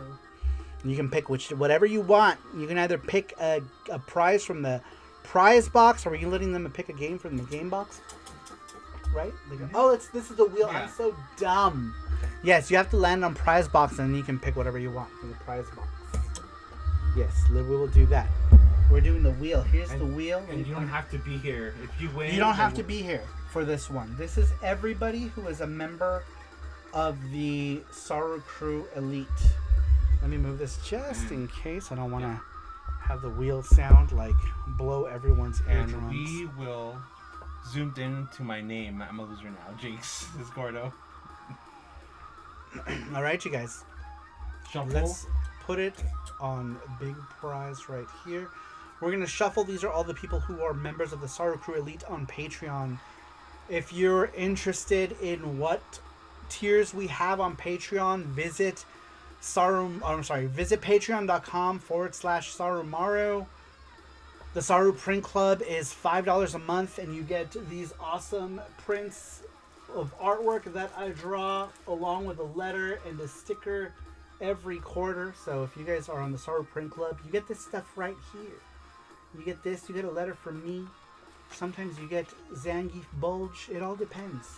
You guys are the ones who vote on what the print club is. This next print club is Pocky and Rocky. You guys voted on Pocky and Rocky. That's happening as soon as we come back from Game On, you guys. As soon as we get back from Game On, we're sending out all that stuff. King of Hades says more dick. Welcome in, King of Hades. Matthew, thank you so much for sharing the Patreon. There is the Patreon, you guys. If you guys want to join the Patreon, that really helps us out a lot. Right now, we've got a bunch of people who are on the Saru Print Club. Thank you guys. I really appreciate all of you guys who are in any of the tiers on Patreon. That really helps us. Thank you once again. And thank you everyone who is here. It's not just people who are on Patreon, but people who help spread the word. You guys help spread the word that, you know, we do streams, all that other stuff. You like the stream, everything helps. You guys just being here helps. So a big thank you to everyone who is here tonight as well. Thank you. I really appreciate it. We've got 20 people in the chat, 19 people in the chat. Thank you so much, you guys, for being here. Get closer to the mic like this. Is this better, Brian Trusty? Do you like this? Do I sound better when I'm like this, all up in your face, Brian Trusty? Thank you so much, you guys. Thank you, everybody. I really appreciate it. Yes, thank you, King of Hades, too. Talks volumes. King of Hades, thank you so much, King of Hades. I really appreciate it. King of Hades also always giving the biddies on Twitch. I really appreciate the support. Big kisses. Thank you. Coom Stream says Nuff Dragon. All right, you guys, here we go. Here are all the people who are members of the elite. We're going to go ahead and shuffle it 3 times. 1, 2, 3. Here we go, you guys. Good luck, everybody.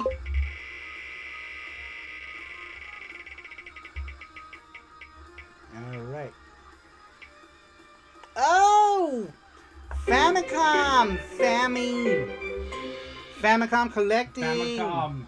All right, Famicom collecting. It doesn't matter if you're here or not. I'm going to spin this wheel, and whatever it lands on is your prize. Famicom collecting. And we're just going to go. Woohoo! Famicom collecting. Congratulations. Congratulations to Famicom collecting. All right, we're going to go ahead and spin the wheel. Let's see what he gets. Let's see what Famicom collecting lands on. Here we go, you guys. All right, I'm going to leave it on prize. GG, Famicom. All right, here we go. Good luck.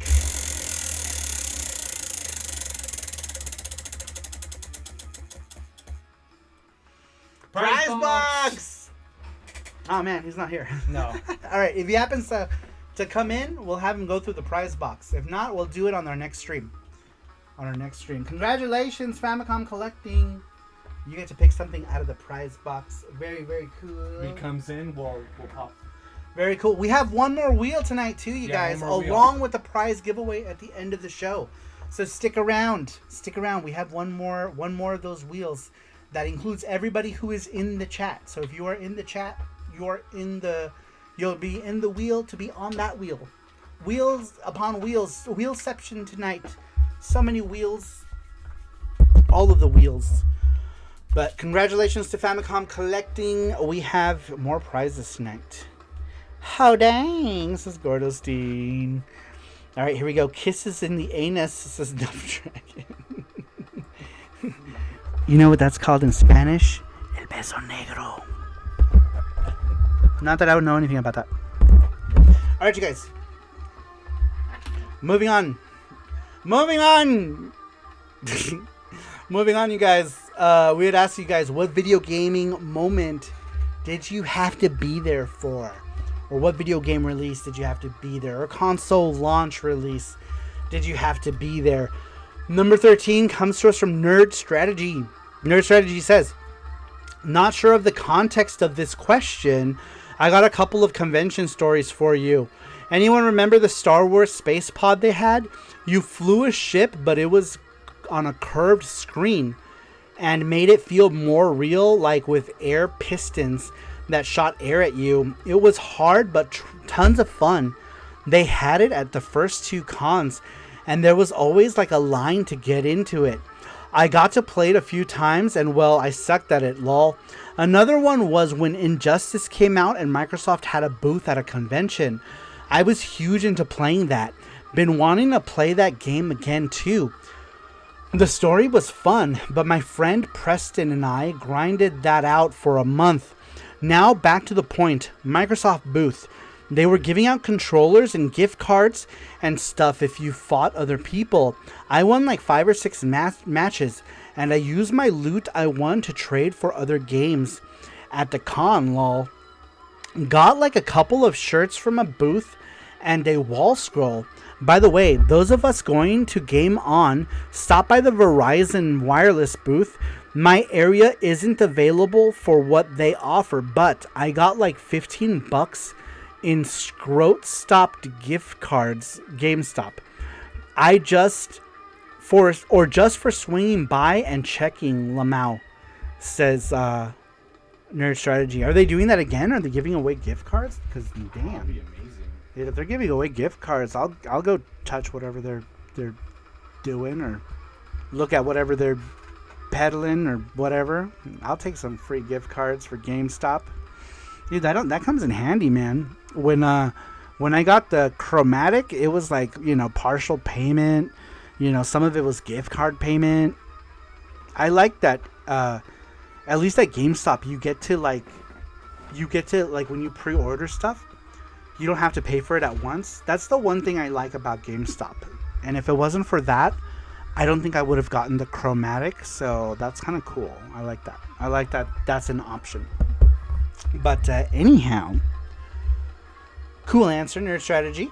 Very cool. All right, moving on. Next one comes to us from GT Megaforce. GT Megaforce for gaming moment. Excuse me. You had to be there for. GT Beakerman says Tuesday, November 24th, 1992. I was there at KB Toy Stores in the gigantic newly opened Malls of America and Minnesota, also known as Sonic Tuesday. It was the worldwide launch of Sonic the Hedgehog 2 for the Sega Genesis. My brothers and I played the hell out of Sonic 2 that day. It got to the point that a clerk had to kick us off the kiosk to make us share with other kids. Sadly, we were broke, so we did not get to take Sonic Home 2 with us, but it was a memorable day.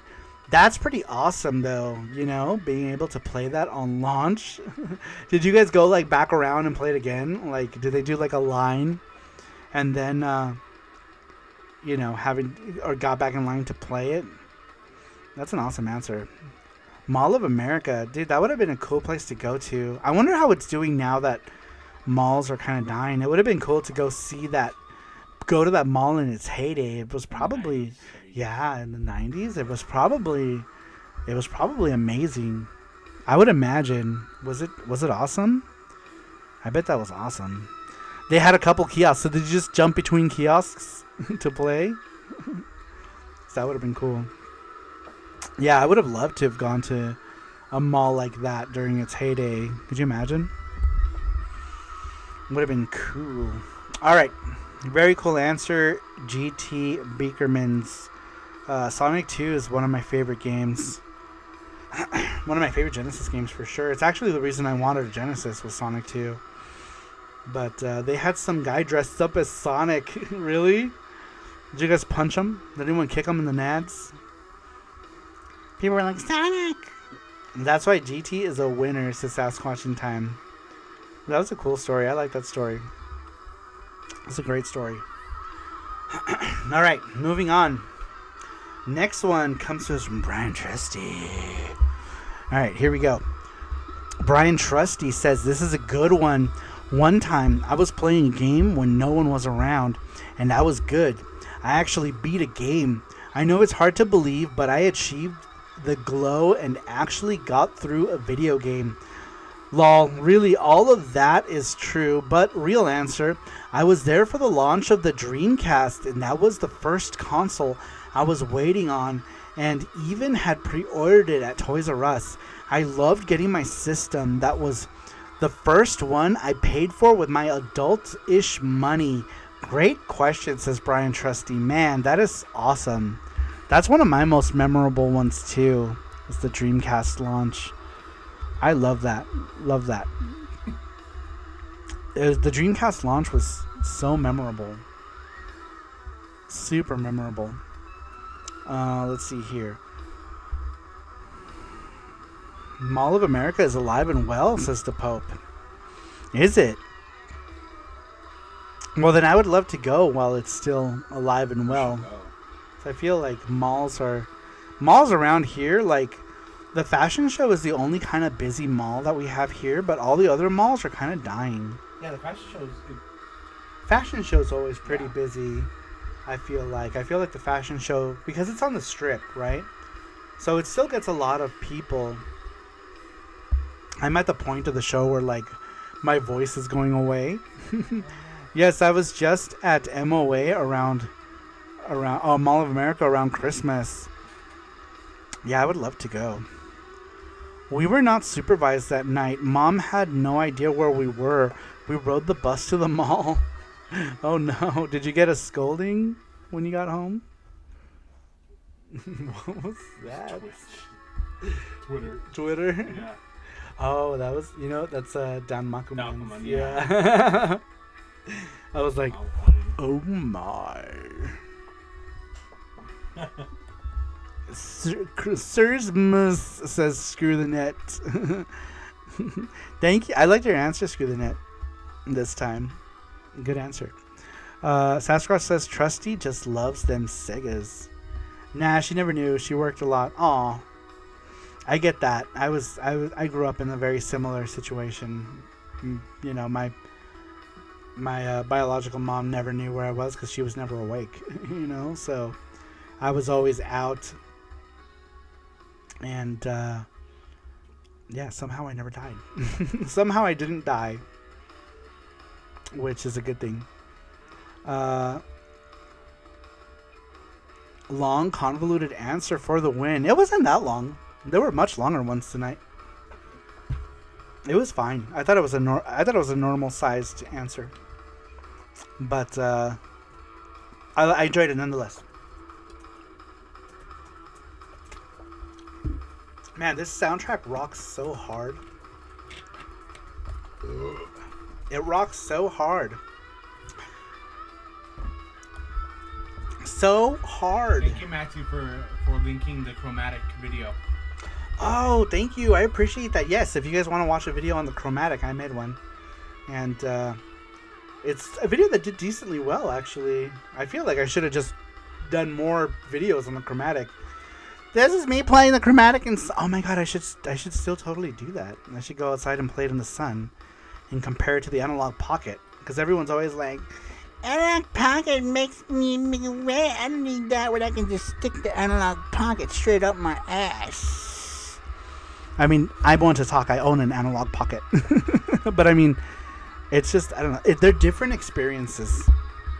To be honest, they're completely different experiences. Spin the wheel tonight. Yes, that's the spin the wheel. Go ahead and click on that link if you guys want to enter. It's open to everybody. That's the bonus spin the wheel. Thanks to Matthew for making that one happen. Now everybody gets a chance to win a prize for that wheel. Go ahead and answer it. Can you do a video comparing the pocket versus the chromatic? I totally could, and I totally should have. I totally should have done that, actually. Comparing them. Not really so much as what they can do, but just comparing them, brightness and feel of it.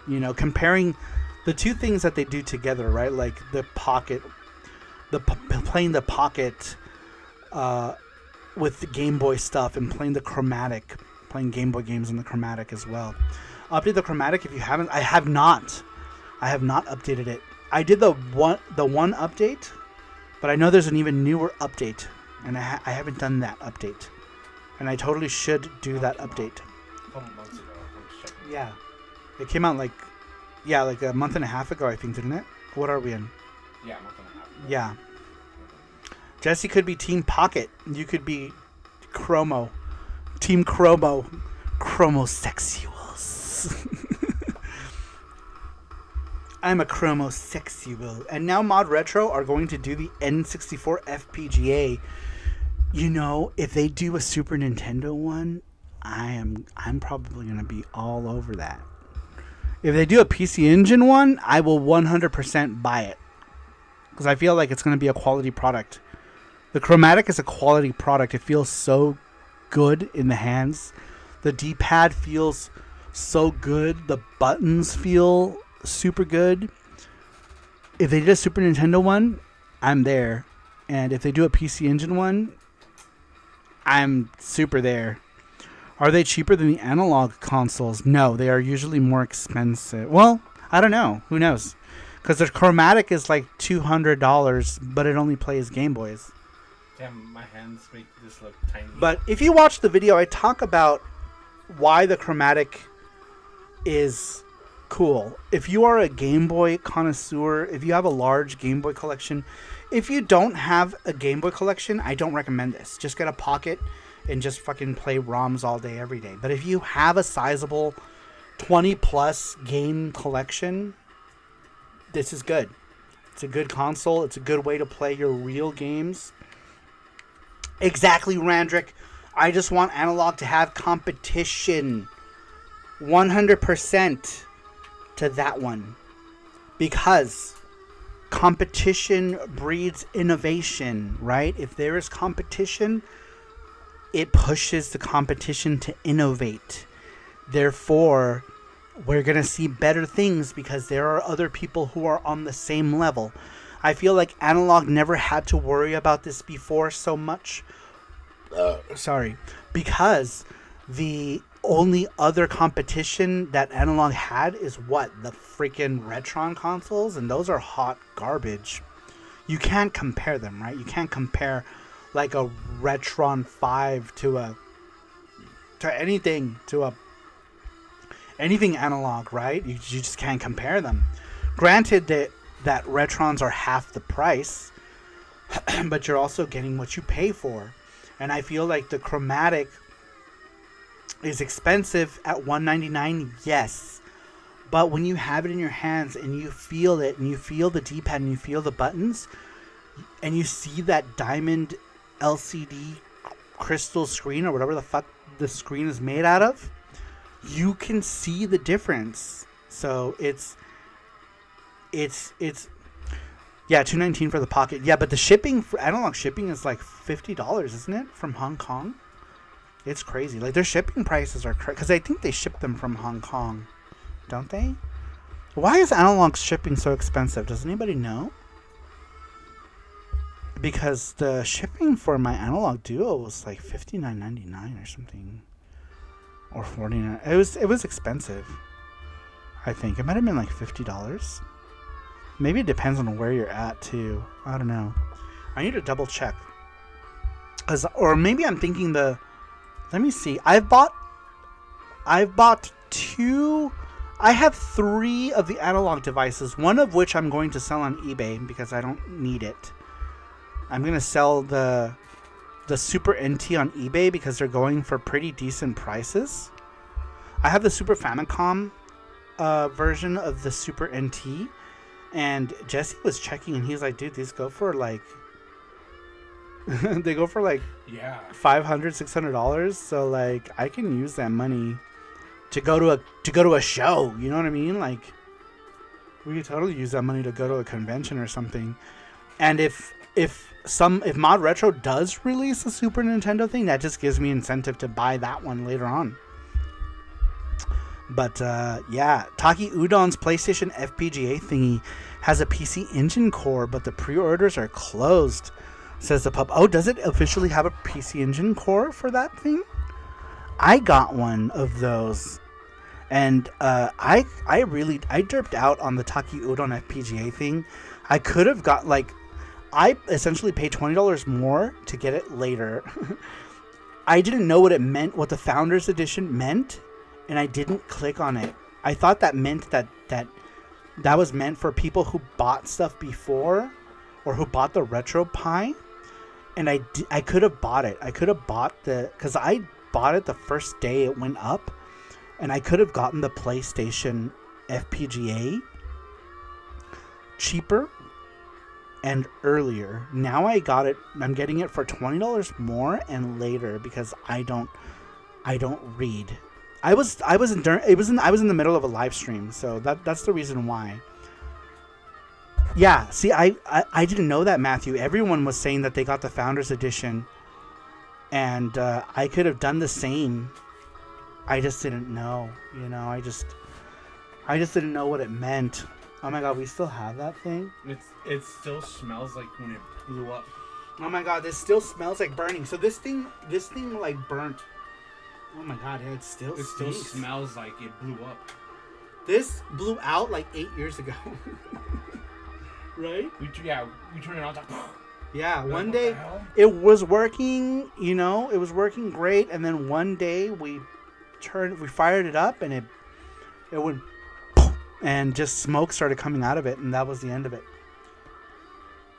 It's sad too because we didn't even have it for that long. No, we didn't. We didn't have this thing for that long, and it died.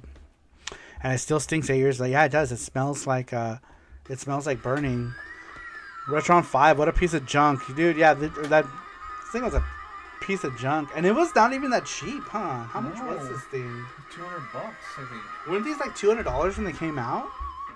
Yeah, dude. What a Retro 5, what a piece of junk, right? Yeah, what a piece of junk this thing was. Yeah, what a shame. Smash it. Right? We should. Could have had an ooh yeah. Ooh yeah. Oh, Ooh yeah. Is that the Hyperkin doorstop, says Rover. Right. Welcome in, Rover. The doorstop. What's your doorstop? Oh, Hyperkin 5. There's our doorstop, our paperweight.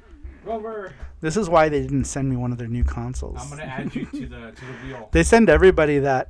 What is that called? The TurboGrafx one. What are they calling the TurboGrafx one? They sent everybody that covers TurboGrafx and PC Engine that console. But you know who didn't get one? Me. And you know why I didn't get one? Because I'm always shitting on Hyperkin. I'm always shitting on Hyperkin, so they were probably like, this will be a waste of time and money to ship this to this person. He's just gonna shit all over it. Because I would have shit all over it probably. It just seems like the kind of console that is not gonna be good. Hyperkin PC Engine's out and it has issues with PC Engine view cards. Yeah, see what I mean? Like it's already got issues. Johnny Graphics is gonna do a video on it. Oh, Johnny Graphics is here. Is he? Where? He says, I wish I could say that Retron GX was better. Johnny Graphics! I saw your post that you were gonna do one. I just screamed in everyone's ear. I'm so sorry. I was in. I forgot. I am in ASMR mode right now, and I just yelled at everybody. I'm so sorry. Normally I have the microphone on my desk, but the audience is now deaf. I apologize, you guys. I'm so sorry. Where's the Windows version of Oath of Felghana? PSP Windows JDK Special. We'll do this one. I don't know if we can open this and Do. We can open it and melt it. That thing is a piece of trash. But yeah, I'm waiting to hear what you have to say on that, Johnny Graphics. But honestly, I pretty much already feel like it's gonna be a piece of hot garbage. It's gonna be a piece of trash. Ranger says, you know how it works, Saru. You have to be two positive YouTubers liking everything, even if it's a piece of shit. Yep.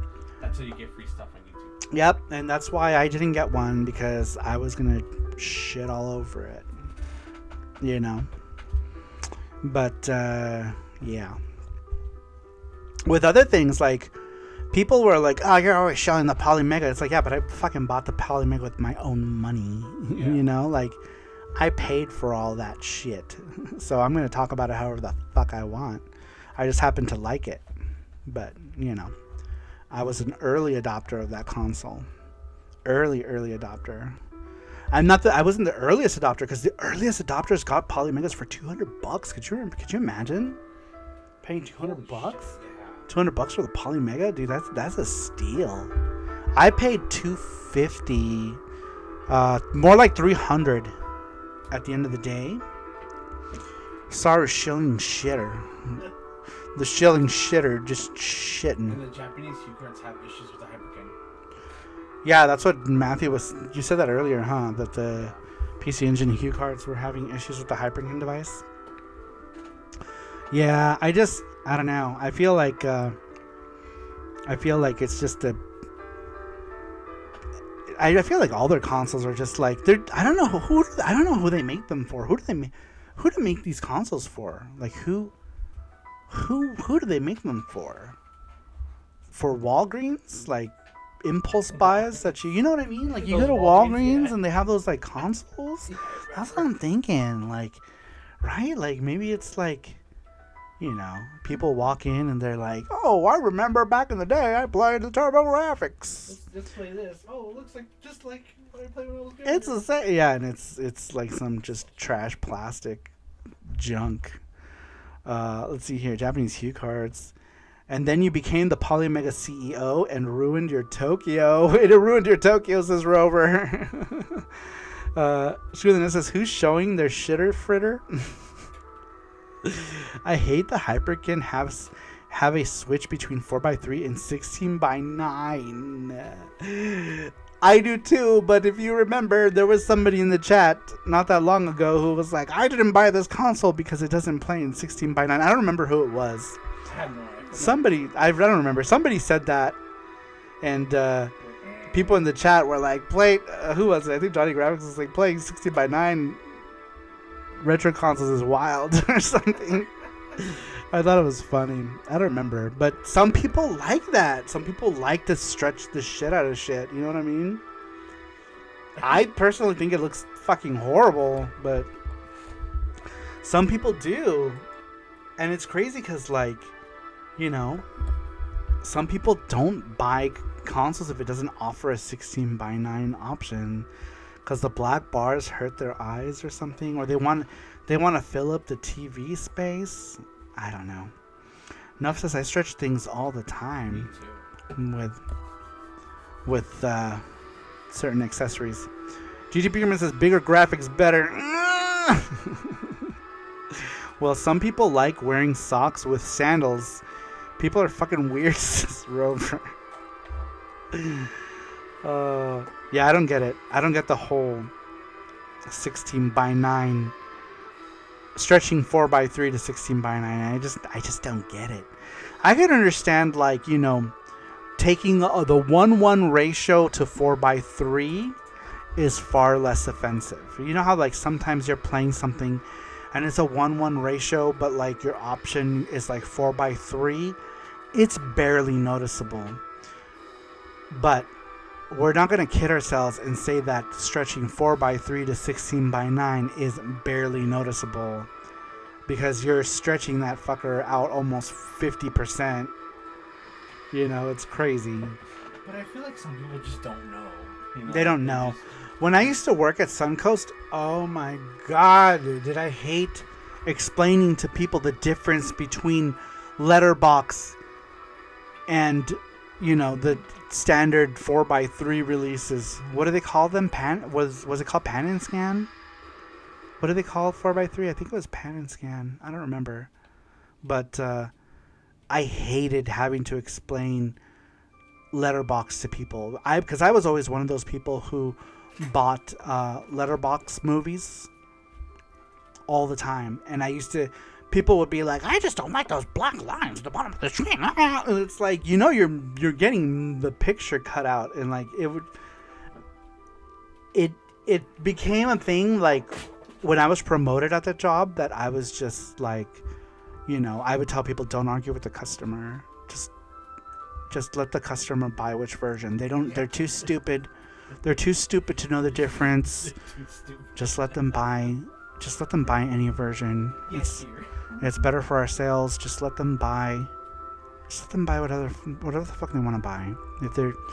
But in the beginning, when I first started working at the job, I was one of those employees who was like, you know, you're that's barbaric. You're losing so much of the picture, and like they wouldn't understand. They wouldn't understand, you know. So, like, you know, after I got promoted, I was like, anything you want, it doesn't matter.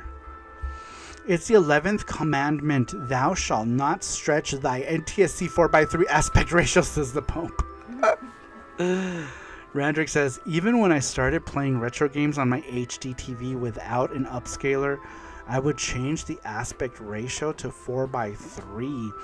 I remember those days. Do you remember when early TVs didn't give you that option, and they would just stretch shit out?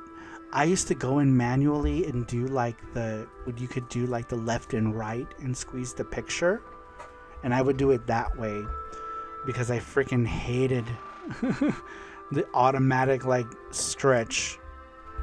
Matthew Kelly says, you should ask the questions to the viewers about 4x3 versus 16x9 to see what they think of it. Retro games in 4x3, while modern is 16x9. What are you talking about? I'm sorry, I didn't understand that statement at all. Maybe you could explain to me. Johnny Graphics says some people seem to think 16:9 mode is letting them see more of the game, which is baffling. That's hilarious. Let's see here. Cerulean, welcome in. How are you, Cerulean? Welcome. Messing with the settings on old TVs was a trip back in the day, in the 80s and the 90s. Man, I was a rabbit ears user. Do you guys remember like UHF and VHF and having to connect consoles via UHF and VHF? Sorry, Mara, for a future Google forum question. Oh, gotcha. Like we're gonna ask people what they if they prefer to play retro games in 16:9. I feel like that'll be a polarizing question.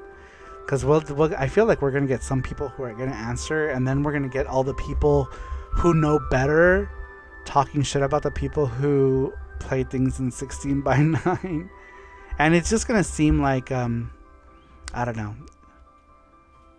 It's going to seem like, it's going to seem very gatekeepy. So, yeah, probably not. UHF, great movie. VHS, okay. No, I know the movie. Check your RF switch. You know what I'm talking about, Sasquatch, right? Are you just taking the piss? You know what I'm talking about? Like the UHF, VHF connectors back in the day. Had an Atari. Had to screw it into your TV. Not like the coax screw. It's like the... Oh, okay. Two pincers? I don't know. I know. I'm not sure. How old is the Sasquatch? I forget. I remember there's pincers, right? Or two, Yeah. And then you have to use a screwdriver. I did that once for Atari, I think. I was little. I got shocked so many times. I know. I had a TV at my parents' house. Yeah. They had a TV in the back room that it was the only TV I was allowed to use to play my video games, right? And that motherfucker used to shock me too. I don't know why. That it would always shock me. Wow, Sasquatch 45? Wow, I didn't know that. How? We're the same age then. Okay, I didn't know. I didn't know. Okay, I didn't know that. Wow, you look young. Younger, yeah. I thought you were younger. I thought you were like my age. Yeah. Wow, I didn't know we were the same age. Interesting. More or less. Yeah, well, me and Sasquatch are the same age. That's crazy. Let's see here. We don't need no stinking badgers. Says GTP. We had black and white rabbit ears in the kitchen for a while when we were kids. Says Cerulean. We had one of those round TVs. I don't know if you guys ever remember them. We had one in the kitchen. This was like before like my mom went crazy and like ruined everyone's lives. But we had like one of those like round TVs in the kitchen. I remember at some point we had a round TV. But man, it was cool. It was black and white though, but it looked like the future. But it was a black and white TV. It was just interesting design. Cerulean says, when I had my NES, the sky in Mario was purple for the longest time, and I didn't know how others had blue sky on their TVs until I found out about the vert dial maybe a couple years later. I know exactly what you mean. Some SNES games can be stretched to 16:9 and look okay, but they're already letterboxed. Oh. Does it? Doesn't that make them look even more stretchy? Unless you're like somehow cropping into the screen. Like I know a lot of fighting games and beat 'em ups on the Super NES have to be letterboxed because of, I guess, like VRAM issues, right? With the Super Nintendo. So they would have to like crop games so that they're using less VRAM, I think is what it is. I don't know. Maybe Rover knows. Rover says, you youngins, I'm 15 days away from 50. Oh my gosh. Oh my gosh. Really? 15 days? Wow. Are you looking for a specific TV that you remember? Yeah, my grandma had like a portable TV that she cranked. Oh, I've seen those. She had one, but in the van, and it had like a radio next to it too. It was radio and TV, but the TV screen was like tiny, like it was like that small. And I remember I always screwed crank it, and we listened to like music, Mm-hmm. or we watched like the local news with the antenna. Man, that was a long time ago. But I don't remember what it was called. Crank TV, huh? Shirley says, no wonder them stories about you been around for so long. It's just been sightings of him. It's just been sightings of Sasquatch. Let's see here. Father Time is my father. It's my father. Father-o. Even though I first read that as Fat Hero. Fat Hero. My grandma also had a crank radio too. Yeah, I feel like a lot of people had Yeah. crank radios because they were like kind of like an emergency essential. You know what I mean? You know, you don't go on any long trips or whatever unless you had like, you know, crank like radio and batteries for your flashlight. It was like those things that you put in your car. Matthew Roach says wood grain TVs were so popular back then. Yeah, I remember we had a wood grain TV which sit on the floor, right? Because it was just, you know, you put stuff on top of the TV. And I would just sit in front of the TV because I couldn't really see. So I would just sit in front of the TV. Famicom Collecting, welcome in. By the way, Famicom Collecting, you're the winner of the big prize giveaway. So we're going to do that. You get to pick a prize since you're here. I told you he'd come around. I told you he'd come at some point. But you get to pick a prize. Welcome in. Welcome in. Welcome in. We do it now. Yeah, Sapphire. No. But you get to pick another prize. Yeah, let's do it now. Alright, since Famicom Collecting is here, let me put this down since I'm going to start screaming again. Alright, Famicom Collecting. This is the box of the prize box. These are all the different things we have in the prize box. We've got this cute posket of Snape. They're like the Funko Pops of Japan, basically. We have Goofy from Kingdom Hearts. He's so cute. We have this Mega Man, whatever the hell this is. With Mega Man. You can start giving it to me. We have... This came from Japan. It's a Dragon Quest sponge set? Sponges, yeah. I don't know. What does the paper say? It says Monster Kitchen Spongy Setto. This is a kitchen sponge set. You're supposed to use this to wash your dishes, I guess. Let's see. We've got this Piccolo Daddy.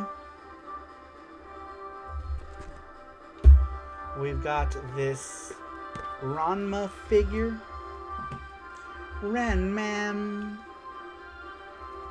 of Saotome Ranma. We have this Super Mario digital watch with changeable wrist straps. We have a medium-sized PlayStation shirt. I have this very same shirt, but mine is in a 2X size because I'm fat. We have this small TMNT shirt. We have these different die-cast Mario Hot Wheels. That one's Super Mario 2. Super Mario World. It's one of those vans. Dr. Mario is a hearse, which is not exactly the best advertising for Dr. Mario. You go to Dr. Mario and you're going to wind up in this hearse. Because Mario's not a real doctor. Mario doesn't know. Look at him. He's high off his rocker. He doesn't know what to do with these pills. You're going to wind up dead. We have a Super Mario Kart car. Mario just a drug puncher. We have this Final Fantasy thing. We opened it. It's Aerith. Aerith is inside. I don't know what these things are. I guess like stamps? I don't know. Are they magnets? What are they? They're heavy. And then inside, what are these? Do these belong to this? That's where it came from. Let me see. I guess it goes. I don't know. I don't know what those are. I don't think so. I think maybe we just shove that in there. I don't feel like this goes to this. And then that is an Aerith. These are cool, actually. Aerith. She did. She did, but she pretty. I don't think that belongs. No, I don't think so either. I think those are like magnets for like a foot. Yeah, you're right to get They're it. like to some sort of accessory. These are like the feet of something. What are these the feet of? I have no idea. Yeah, these are like the. That were in there. No, they're like the feet to something we must have bought. We must have bought something. And I think that's all, yeah? Those are all the prizes. That's all it. Those are all the prizes. We gotta add some more stuff. I think the last thing we added was this Aerith. Oh yeah, I have something else. Oh, Jesse says he has something else. Jesse has something else. So, stand by. Stand by. I don't know what he has, but he has it. Remember, keeping Aerith with a Game Shark. Really? Did that work? How did that work with the story? Like, you just played her, but she's just dead? She's just a zombie? Oh, the canteen. Yeah. The Pitfall Canteen. This was like some convention promo for Pitfall. It's really cool, actually. Yeah, put that guy in there. Okay, you pick one of those prizes. You pick one. Do you see any of them? Like these little guys? Hamacom, are you still here? Did you leave again? You better not leave again. You can pick one of those guys. There's 4 of them. There's that Piccolo Dragon Quest sponges that are adorable. Mario Watch, Final Fantasy. You fit with your whiskey. This has been marked Kingdom. Oh, you could. You can put. What's up, Mark Dell? You can put your whiskey in it. Ranma, Mega Man. Pitfall Canteen. Here's the whiskey canteen right here. The front looks pretty cool. I like it. That looks cool. Yeah. These things, they're adorable. Mark is here. Welcome in, Mark. Mark. Welcome in, Mark. Mark. Yeah, he said yes, Sapphire Famicom. Yeah, earlier. What are you showing me? What are you doing? Like digging it out? What are you doing? I'm sorry. What are you doing? What's the rock band thing? Acrylic standees? What's the Rockman thing? I have no idea what are they. Oh, hi, Mardale. No, they're like they're like plastic things. And then, I'm not sure. Let me see. Mega Man versus Cutman.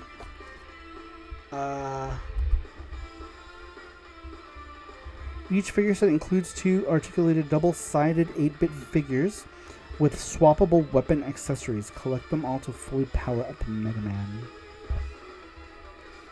I think they're just little plastic figures that, I don't know, I'm not sure. Hopefully you can see it better.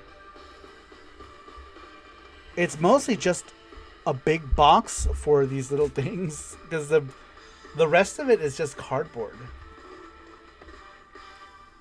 Like, I have one, but I never took it out of the box because it just looks cooler. Like, what am I going to do? Play with these? It just looked cooler to leave them in the thing. I will settle for Galaxy Deca Gay Van Deca. No. No. No. You pick a prize. You pick a prize. And we're going to end the show right now. We're going to end it. We're not ending. We're just... Let me move this. I feel like this is crooked. Okay. Yes, you and Jesse must play Mega Man in the tub. This is Gruffy. That's your prize. Man. You push grandma. Your prize? Nope, too late. Your prize is now me and Jesse playing Rockman in the hot tub. So too late. You now have to settle for a hot tub Rockman stream. It's gonna be very wet. Are you writing it directly in the box? What if he wants to No, keep the it's a box? sticker. Oh, okay. No, I'm not writing the box. Because you're writing the box. Okay, so you want the Ranma? Going once, going twice? Is that your final answer? Truliness is moist. Brian Tracy says we all win. No, it's a private stream. It's for Famicom size only. Because it's his prize. That would be his prize. Just remember these game titles so you can send them to me. He says. Jesse's already he's not even paying attention. Jesse's already forgotten. Jesse. Remember these game titles so you can send them to me. Oh. Sorry, here. These pens are not working. Jesse doesn't know. He doesn't care. If you want Jesse to remember something, you have to bribe him with food. With pizza. Okay. And dick. You want Jesse to remember something, you gotta get him little Caesars. Otherwise, he doesn't. He's not gonna remember. Can I change my old prize choice? Just asking. Brian Trusty wants that Rockman hot tub stream. Okay, Trusty. But only for you.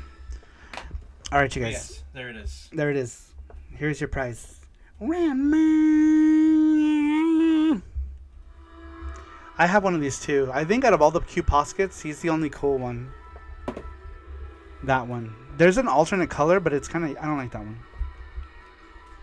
I have that very same one. I'm very... Like, those Q Poskets, to me, they're like the pop figures of Japan. And I don't like them. But I have the Ranma one because I like Ranma. It's the only one I have. As far as pops go, this is the only pop figure I have. Because it's the only one that I found cute. Otherwise, I think pops are gross. They look dumb. He's the only pop that I own because look at him. He's cute. But I don't like pops and I don't like Q Posket. I think they're all ugly. I only own the Ranma one.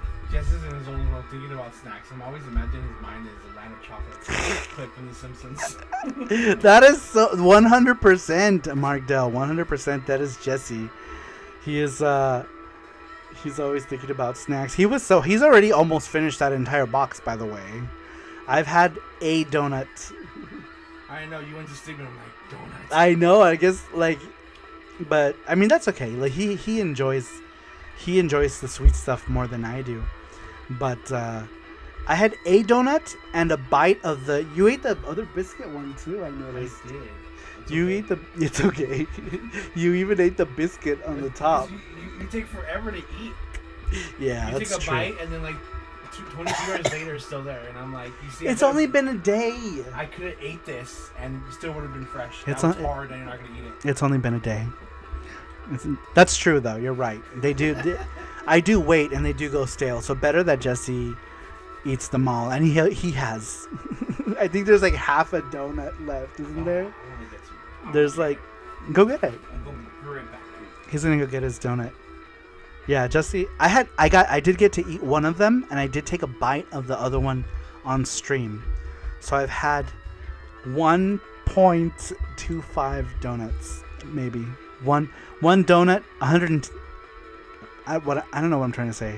I've had 15% of the donuts. You need to eat fast around Jesse. That's okay. Go get your donut, Jesse, says scruffy looking RGB. Jesse is happiest when he's eating treats, though. So, and I kind of enjoy him watching them. Is there anything in there? Just the donut box. You can see what's left. This is all that's left. Hey, there's one whole donut, or is there a bite taken out of that one? No, there isn't. That's a whole one? That's a whole one, yeah. This is what was left. I had one donut. And I had a bite of this one. Doesn't it look like someone just like ravaged this box? Jesse was in there, sitting in the corner eating his donuts. That was what was left. Yummy. It actually was very nice and presentable. Are you giving me a bite? Yeah. Alright, that's the only bite I'm gonna see because it's gonna be gone. Oh, that's the marshmallow one. Oh man. What? Pink box sounds suspicious. So Famicom collecting. It looks like Jesse just shoved his head in there and started munching. I did. Martel, were you watching? Were you watching? Were you watching somehow? Famicom Collecting says Pink Box sounds suspicious. Yeah, their logo says it's so good you'll lick the box. Look. Yeah. I'm so sorry. It's so good you'll lick the box. Lick that box. Lick it.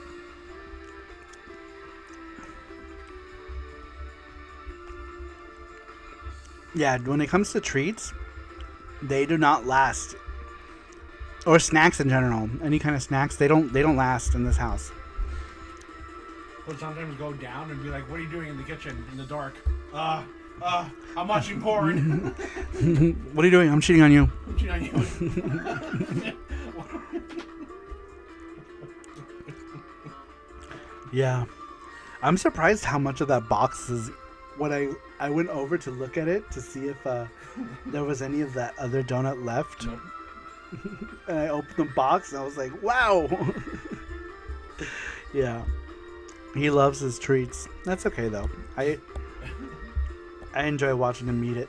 Just get shrimp donuts and Jesse won't eat them. I will not. That's true. I'm just gonna get shrimp, fried shrimp donut.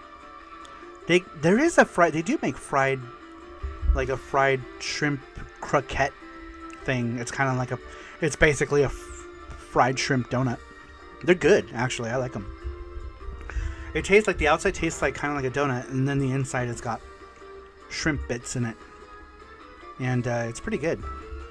I got one, I think in Hawaii.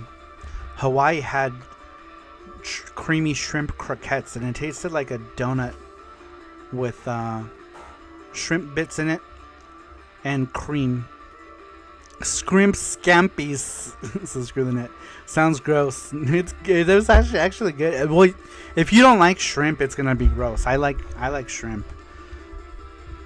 I enjoy shrimp. It depends on the shrimp though. I'm more partial to like Asian prepared shrimp. Or like I've had like bacon wrapped shrimp in a Chinese restaurant. That was really good. Actually, I think What are you doing? That's inappropriate. That's highly inappropriate. That is. What are you trying to do? You trying to get us banned on YouTube or what? What are you doing? What are you doing here? Shrimp, I love them. Man, tempura shrimp is my fave. Man, I love tempura shrimp. I want tempura shrimp now. I haven't had tempura shrimp in so long because tempura shrimp is expensive, but I want it. It's expensive here. If you go to Japan, it's cheap as fuck. Yeah. I love how cheap certain things are in Japan compared to here. You know, like sushi. Sushi is so cheap. That a Tenga egg, says Gizmo. Made nopales with shrimp, so good. Really? That sounds interesting. I would try it. I would definitely try. What are you doing? Get out of here. Stop molesting that donut on camera. I don't know how I'm just like going on with the conversation and as you're molesting this donut. Oh, it's marshmallow, huh? That top is like a marshmallow. It's marshmallow. Yeah, I saw it. It looked springy. Screw the Nest says he knows what people want. Not a lot of ocean around you, Saru. That's why, yes. Being in the desert, that stuff is more expensive. Look at those hearts go. They want to see you finger that pink box. Ah shit, I'm finna bust, says Gizmo. Ah shit, I'm finna bust. Alright, let's get back to the question, you guys. We've derailed so much. So silly. There's donut. There's Jesse and his donut. My biscuit. What are you doing? Why are you playing with your food? He's just smashing up all the marshmallow into it. It's good. You just smash it like this. Nice and pink too. Just eat it. Just eat the dang. I kind of. Is this one all stale now? I don't know. Try it. Nibble it.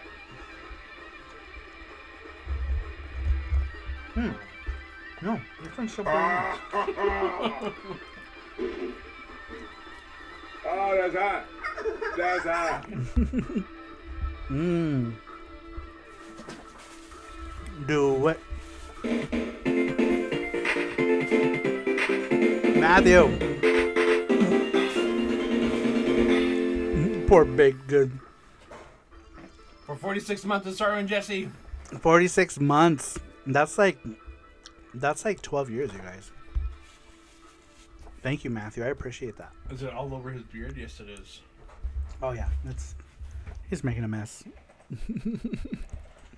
You stop that. You stop that. All right, you guys. Let's get back into the question. We've derailed. Man, the donut is still good. I thought it'd be stale by now. No, what do you mean it's yours? I had one donut, Jesse. You don't want to leave me just one piece of the donut?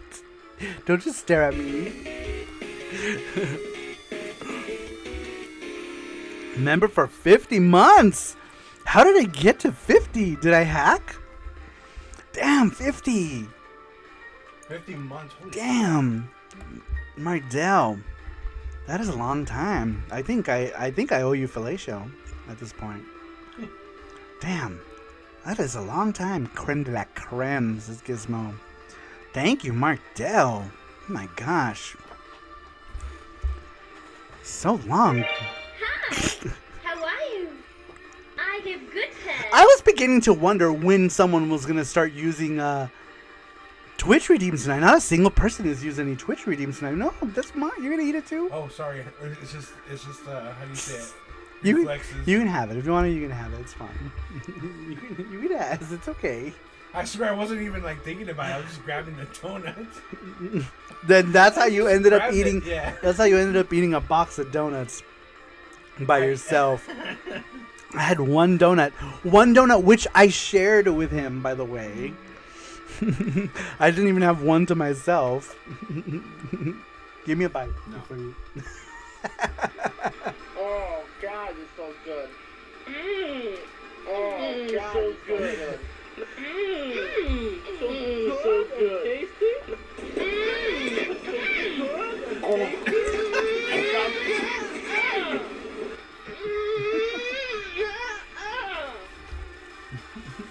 The fish. Perfect. At the same time. Mine is blown. This can't be bargained with. He cannot be reasoned with, but absolutely will not stop until the donuts are gone. Markdale. Did you hear him? I said, give me a bite. He said no. Immediately. He didn't even think about it. His first response was no. And he ate the rest of that donut. Oh, God, it's so good. Mmm. Man, that one's good, though. Good. Oh yeah. Mmm, so good and tasty. Mm. You guys. He needs his pipe versus. Sasha says, oh my god, I just saw the fish for the first time. There's a couple new ones. There's a few new ones. Gizmo says, where did these donuts come from? It's called Pink Box. It's a chain called Pink Box. From an anonymous. Matthew. From Anonymous. Dude, Jesse was so happy. I know. At first, the doorbell rang. We're like, what First, the we fuck? were freaked the fuck out because the delivery driver got into his car and drove in reverse out of the street. We're like, what the fuck? Did he just like leave us a bomb or what? Like, we were thinking are we gonna explode? That's why I went off stream, because I saw the driver like drive away in his car backwards, right? Like in reverse out of the street, and I was like, what the fuck? And that was weird. So like, and Jesse was going downstairs. I was like, I'll be right back. You know, so I like went down to make sure, you know, like some person didn't freaking like who drives away like that? And like the street is like right next to our door too. You step out the door and the street's like Yeah, right and the there. street's like right there, and like so I look in the camera and the car's like peeling out backwards. Out. And the guy peeled out backwards. Like, who the hell? Who drives backwards I get a lot of like that? People who like drop off stuff and they'll like text after your order's here and they'll be like, I'm happy that you're the street and the Oh like, yeah, when we used to do during the pandemic, Yep. we used to do click list a lot, and people were always thankful that like the street was like right there. yeah, because they'll just park and then they could just drop off their stuff. Anyway, One step. Vegas be wild, and yeah, it was weird. Brian Trusty says air frying biscuits. It's all your fault. Ooh, are they cheese biscuits? Can I have a cheese biscuit? Yes, a bomb of sugar delicious. A sugar bomb. It was amazing. I had the donut that I had was so good. The only the donut that Jesse also ate with me. He's Jesse's thing. Jesse always says that what's yours is mine and what's mine is mine. Every time when it comes to food things, and I can't even be mad at him for it. I don't know. When it comes to food, I just let him. Sorry, just leaving the trap. Says Matthew. Sounds like a panda, right? I know. That's what you get, bitch. That scared Jesse. That's what you get for eating all the. To let you have one donut. Right? He's so generous. One's enough. But I mean, truth be told, kind of, yeah. Kind of. It's kind of true though, because he's more into like the really like the more decadent sweet stuff than I am. So it kind of works out. But I mean, same thing goes for pizza too. If we have pizza, he will have 75% of said pizza. The only time I have just as much or more than you is Korean barbecue. Korean barbecue is the one time where I gorge. I can easily have. I usually cook. I can easily have as much as Jesse or more Korean barbecue. I stop. And I will keep eating. There's very few things. Like most things, Jesse always eats more than I do. Most things Jesse always eats more than I do. But there are two things where I will eat more. It's Korean barbecue, sushi, and dick. And that's it, huh? Korean barbecue and sushi. Because sushi also, when we go to sushi, I will always out-eat him when it comes to sushi. It's just, those are one of those things where I just have... That's three things. Oh, that's hot. That's hot. That's true. That is three things. But that is very true. I will always eat way more sushi or way more Korean barbecue than he does. Welcome in, Bort. How you doing? I'm so hungry. I'm hungry too. I need sushi. Man, I've been craving sushi for so long. Sushi's expensive though, especially here because we live in the desert. So like, sushi is expensive food to get here. Now I'm imagining Jesse on a table with tons of fresh sushi laid out over his body. Saru's just giddy. Where do I begin? No, the first mistake in that sentence is Jesse being still on a table, because Jesse is anything like I can't stay still. he can't stay still. You know, we'll go places. He can't stay still. It's just that would be impossible. The sushi would be all over the floor. It would not work. It would not work. If we don't feed him, he's climbing on things. I think the sugar is amping him up. I think so too, yeah. Are you all like sugared out now? You guys are chiller than hell, so screw the net. I could really go for some sushi right now, because my man. Joseph says, have a favorite sushi. I'm an unagi sashimi guy. I love anything salmon. You give me salmon or I yellowtail. like salmon. I like eel. Eel's good. Yeah, that's the unagi. Yeah, we like the unagi ones too. Unagi. Man, unagi is delicious. I'm only a fan of like the Toro tuna, the fatty tuna, like the belly. Can you move that arrow away from my face? It's distracting. I only like the oh my god. No.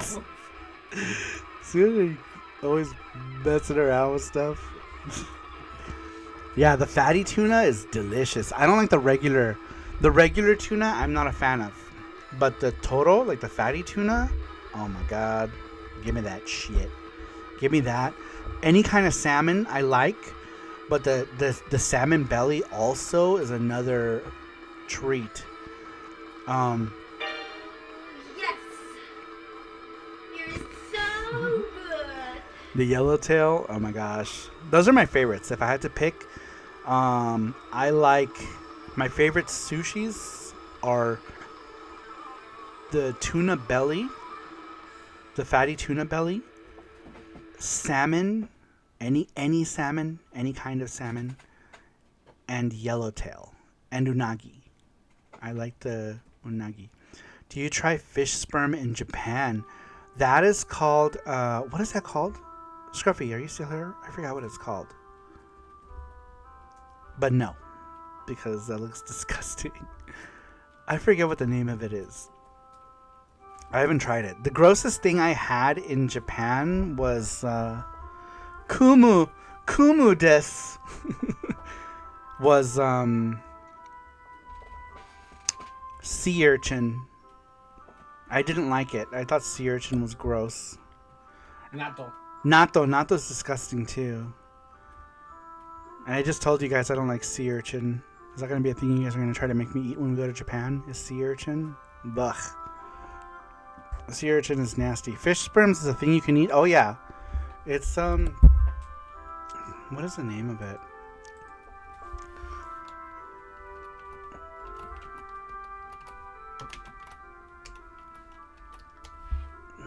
Shirako. That's what it's called. It's called shirako. Shirako is basically, yeah, like the sperm sac, right? I think. Where's the Scruffy or an Inu? Inu was talking about shirako. How about octopus? It's easy for everyone. I love octopus. You give me octopus Fried. is good. Yeah, fried octopus, is grilled really good. octopus. The raw octopus on sushi is kind of like, it doesn't really taste like much. It's chewy. It's mostly chewy and Yeah, texture, but it's all right, I guess. I love grilled though. Grilled octopus is good. Yeah, grilled octopus. I like crab. Yeah, lobster. oh, I love crab. Crab is good. Crab in almost any kind of way. How do you milk that out of a goldfish? I don't know. It's like the sperm sac or something. Look at it's called shirako. Look it up. Ew, that looks gross. Yeah, I've never had it, I'm good. but I don't think I ever will. It's nasty. It's cod fish sperm is what shirako is. It's the cod fish sperm sac, basically, of the male cod is what shirako is. Shirako. Sashimi octopus is tougher and tastes like the sea. Agreed. It's like I said, it's mostly texture, and I prefer like takoyaki. Oh my god, you give me takoyaki with some big chunks of octopus. So good. I used to get these in Kuromon in Osaka. There's an octopus that we used to get, and they would put like the quail egg inside the head. Do you remember? Yes. They're those good. are They're yeah. so good. I It's like an those. octopus, and like he's like dried out, or I don't know what I don't know what they do with It's them. like sugar. Like it's a tint of sugar. I think in the head. I think the head, head yeah. is not like the real, obviously not a real octopus head. Like, so the bottom, you can't hear me. Oh, can you guys not hear me? Can you guys hear me okay? Let me know if you guys... Did I unplug the microphone? Let me know, you guys. I can. I can hear you. Also, does it cost much? I don't know. I have no idea. I'm not even sure where we can get Shirako. King of Hades, turn on your headphones. Or turn up your speakers. Testes, 1, 2, 3, mic check. He says, going back to Tater's question, have you ever had lamb fries, sorry? Lamb? Lamb fries? What is that? What is lamb fries? What does that mean? Is that kind of like... Does it mean something else? Kind of like Rocky Mountain oysters? Is balls? Is it balls? Or is it like deep fried lamb? Lamb fries is lamb penis. Lamb penis. Alright, I knew it was going to be something like that. It's got a tricky name. Like Rocky Mountain oysters. Is that what they're called? Rocky Mountain oysters? Is that the buffalo balls or something? What were they? Someone's balls. So it's dirt cheap to get then. Is it penis or balls? Rocky Mountain oysters is balls. Lamb fries is penis, I guess. Deer balls tacos one time. My parents' house. It was weird. Bull balls, that's what it is, yeah. Rocky Mountain oysters, those are the balls of the bull. It was grounded. And it tastes like so grainy. Not this good. It tasted grainy. It tasted grainy. Testicles taste grainy, apparently. Those balls any good? This is just... I've never had them. If somebody tells me what I'm eating too, I'm probably not gonna eat it. I didn't get told what I was eating, and then they told me. Oh, and then they're like, "How do you like those balls? Mm-hmm. I bet you like those balls." And you're like, "More than you know, more than you know, Daddy." I'm sorry. Can you say something like this? I have nothing left to give. What? I am Confucian. Do the Rocky Mountain oysters taste any good? Says Gizmo. Would you have haggis? What is haggis? Wait, Is that like the blood sausage? Is haggis blood sausage? Sheep pluck. Oh, sheep stomach. Minced with meat, oatmeal, suet, spices, and salt. Oh. Cooked in a sheep stomach. Ew. That sounds disgusting. Oh, yeah, Ew. No. I would not. I taste it with a tortilla. With a tortilla? I don't know. Maybe I'd try it. I'd try a bite. How about that? I mean, if I could eat bugs, I can probably try haggis. You best stay out of my way, bitch. Or you gonna That pay. scared me, Jesse. Yeah, I could try it. If I could eat bugs, I could try it. Tripe is really good. It depends for me on what it is. Morcilla is good, says Nuff Dragon. What is morcilla? Have you ever tried spotted dick? Spotted dick. Isn't that bread? Isn't it just called spotted? I thought it was bread. Isn't it just bread? Remember we were talking about it last year about spotted dick. What does everything have to do with balls and dick and sperm? It's like a pudding. Dick pudding. I have a spotted dick. I have had a dick for you. It's... That's what Sounds like you need to go to the it's a doctor. dessert. Let's go to the doctor. Sounds like you need to get yourself some antibiotics for that spotted dick.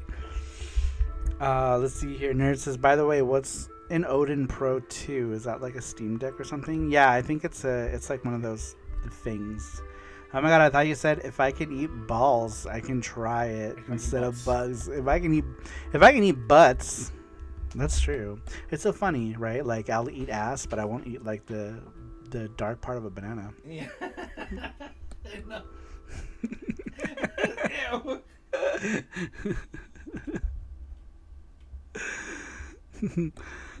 I can eat ass, but an overripe avocado. All right, let's get back to the question. We have we started talking about spotted dick and the whole. We're doing that thing, you guys, where we derail so hard. Less than a 2-hour stream became a 3-hour stream. I know, because we started talking about fish sperm and spotted dick. Okay, after a few answers, we'll do the wheel. Oh yeah, we got to do another wheel too. We got to do another wheel, and we got to do another prize giveaway, you guys. And we still have a bunch of answers. I added Martel and I added Rover. Who else am I missing on here? Last one we did. Who's elite? Who's here that's elite that we're missing? I think that's it. Did we get all the elites? Yeah. In there. All the Saru crew elites and eating butt. I know, we started talking about fish sperm, bull balls, and eating butt. That is what happens here on Saturday nights after midnight. Is it after midnight? Yep. It's almost midnight. It's almost midnight for us. It's after midnight for many of you guys there. So that's what happens. That's what SaruShow after midnight. I blame donuts. That's true. It's donuts. How did we get to that conversation from donuts though? I have no idea. I think we were talking about Donuts sushi. spotted dick. This all started because someone was asking if we ate the sperm of the fish, the fifth sperm. Saru after dark. Indeed. All right, you guys, let's get back into the weekly question. We had asked you guys, what video game moment did you have to be there for? Number 15 comes to us from Joseph. Joseph says, while Super Mario 64 wasn't the first 3D game, it really brought it to tons of people who had never really experienced anything like it prior, especially on a home console. There really was a feeling that we were a part of something that was medium defining, which is really hard to replicate in the modern era.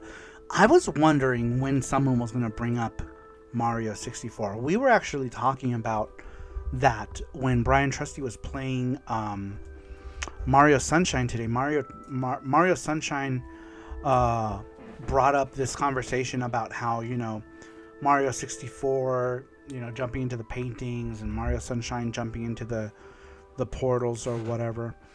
And so we were talking about how, with how like Mario Sunshine was so boring.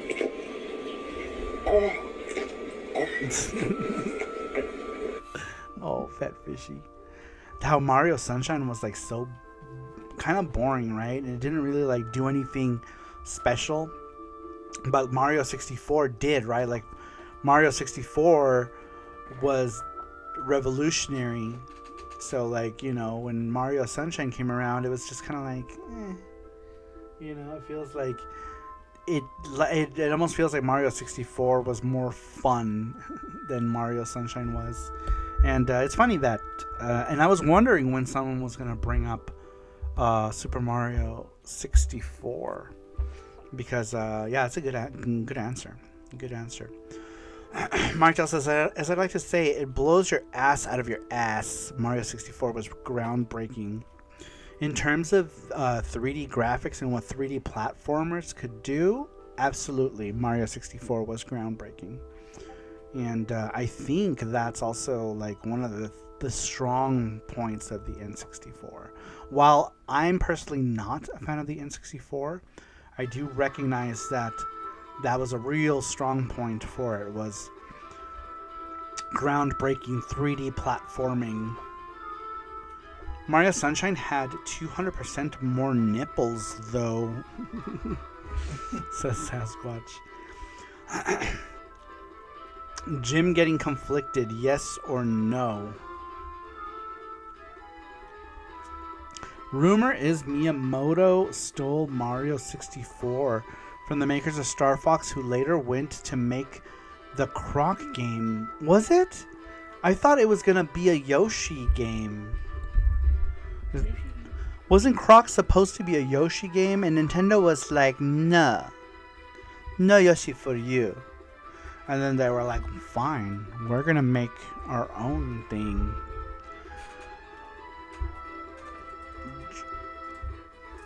Just the controls even. Yeah. The controls is like one of the major things that was really revolutionary, right? For a 3D platformer to have like those kind of controls. Fluid 3D controls. I think that was a big thing. for 3D. King Hayes says, I'll just see myself out. Oh, he says, sorry, I'm getting conflicting answers. I can answer or no. Yeah, go for it. Yeah. If you want I to. still have like 5 left. Or 4. I didn't know what you were asking me. I'm sorry. Yeah, if you want to answer the question, go right ahead. Go right ahead. We still have a few before we're done. 3 left. Yeah. I apologize. I didn't know what you were asking. So my apologies. I didn't understand your question.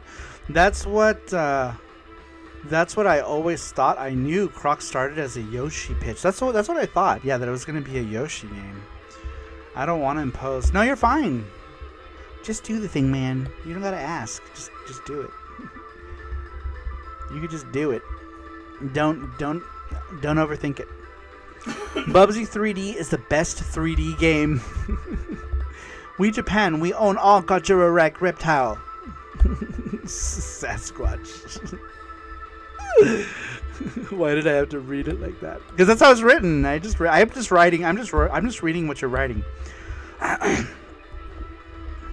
didn't make any such accents. I don't want to ruffle any feathers. What do you mean? You're fine. Just answer the question.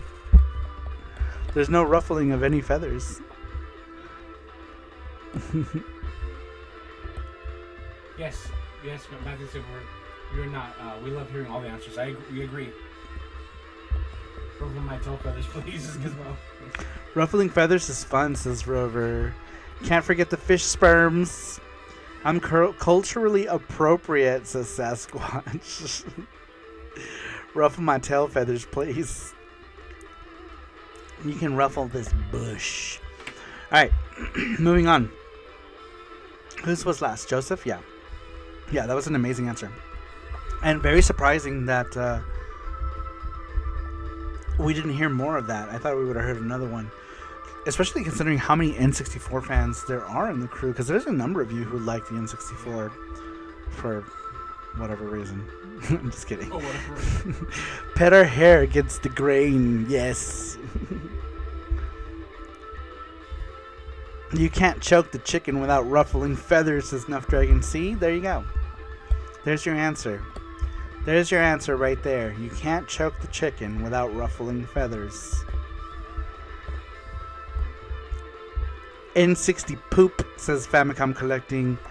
I agree with you, but don't tell the rest of the chat. They like it. You missed Tsunami Sam's answer, Mark, where she went over World of Warcraft Ultima Online, or moments that meant something to her. Yeah, that was an awesome answer. And then we went on a WoW tangent for a little bit after that. You know?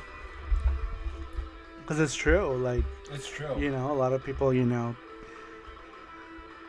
get in or get out. I don't know how what it was that a real thing? They didn't think that went through, did they? Was that a real pitch? They really didn't think that went through. Sorry, I feel like an asshole. Why? What's going on? You're good. You're fine. You don't have to feel like that. You're good. Just answer it. Go answer it. Instead of typing in the chat, go type your answer, and then we'll talk. Oh, you already good. You answered it. Good. Yeah, we still have a few more. So you're fine. You're not imposing whatsoever. This guy, it's okay. My N64 is in the other room and doesn't have to hear Saru slander. It's okay, N64. Don't listen to the mean words. Saru guy doesn't know anything. Joking aside, though, we have a red N64 and it's pretty cool. I really like the color of it. It's pretty sexy. I just need to get the games that I really want. I actually don't have I have some games that I really like. I have the Goemon games on N64.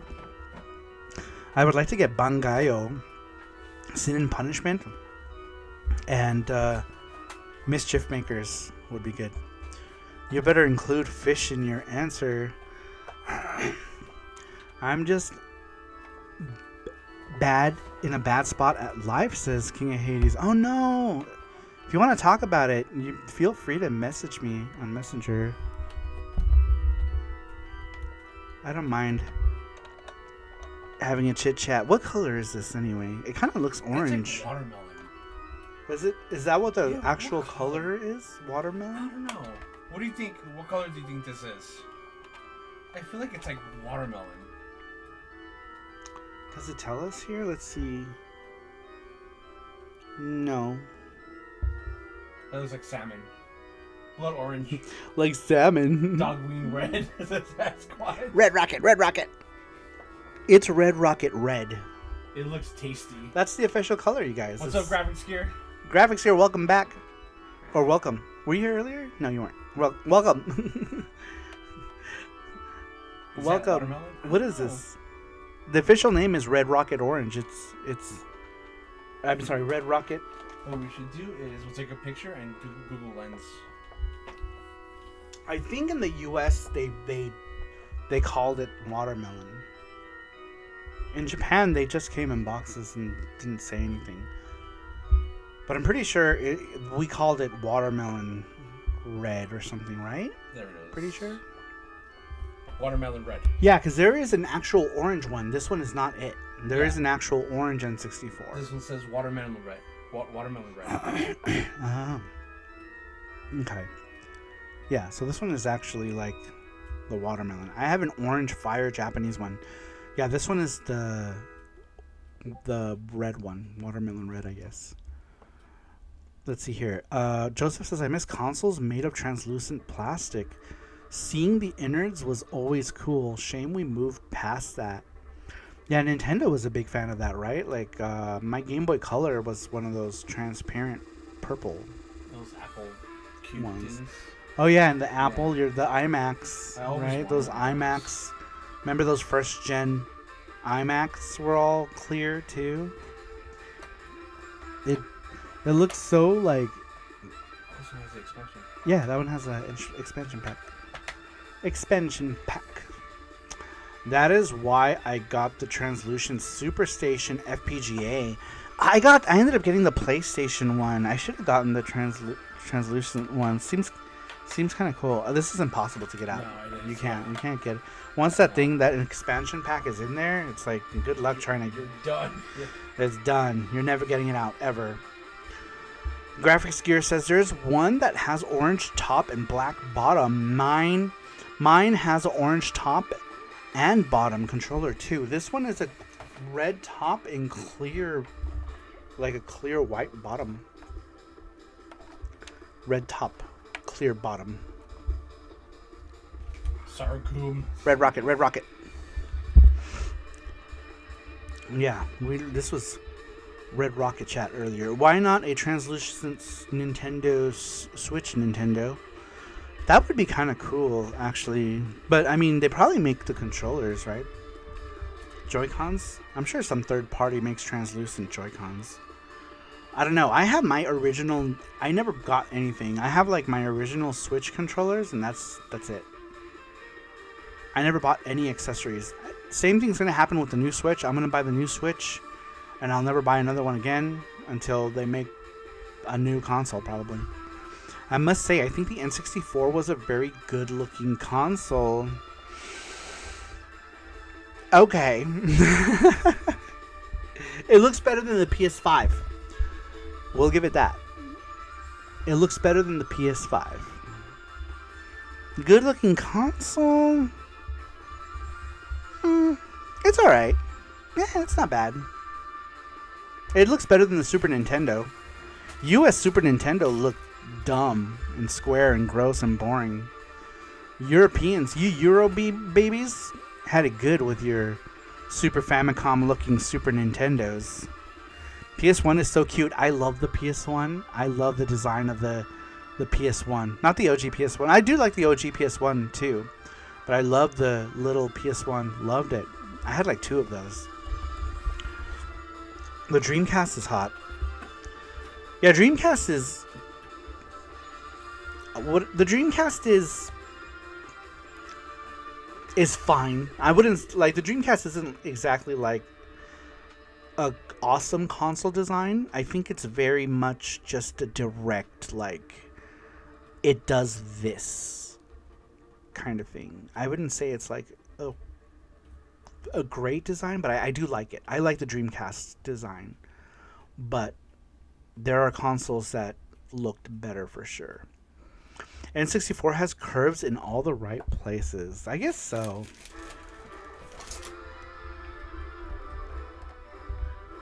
I always thought that the legs were weird, but I think that is a design choice because of the controllers, right? If you have multiple controllers, it's probably going to keep this fucker from moving. But I don't know. Like, this one reminds me... The N64 always reminded me of a terrapin turtle. You know the terrapin turtles? For whatever reason, to me, the N64 reminds me of like a terrapin turtle. Super Famicom design, sexy as fuck.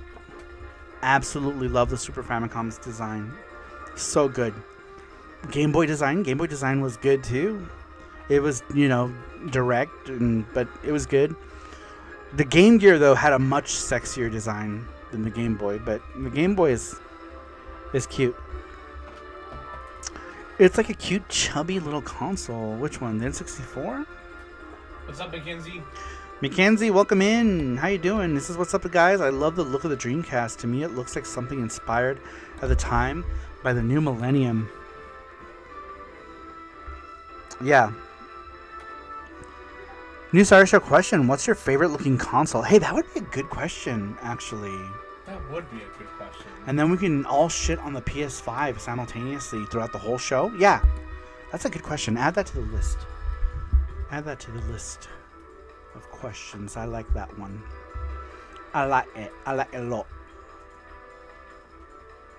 OG Xbox is chubby and heavy.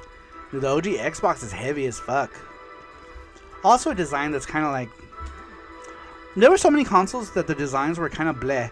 Right? Like, I thought the Super Famicom, amazing design. Sega Saturn is sexy as fuck.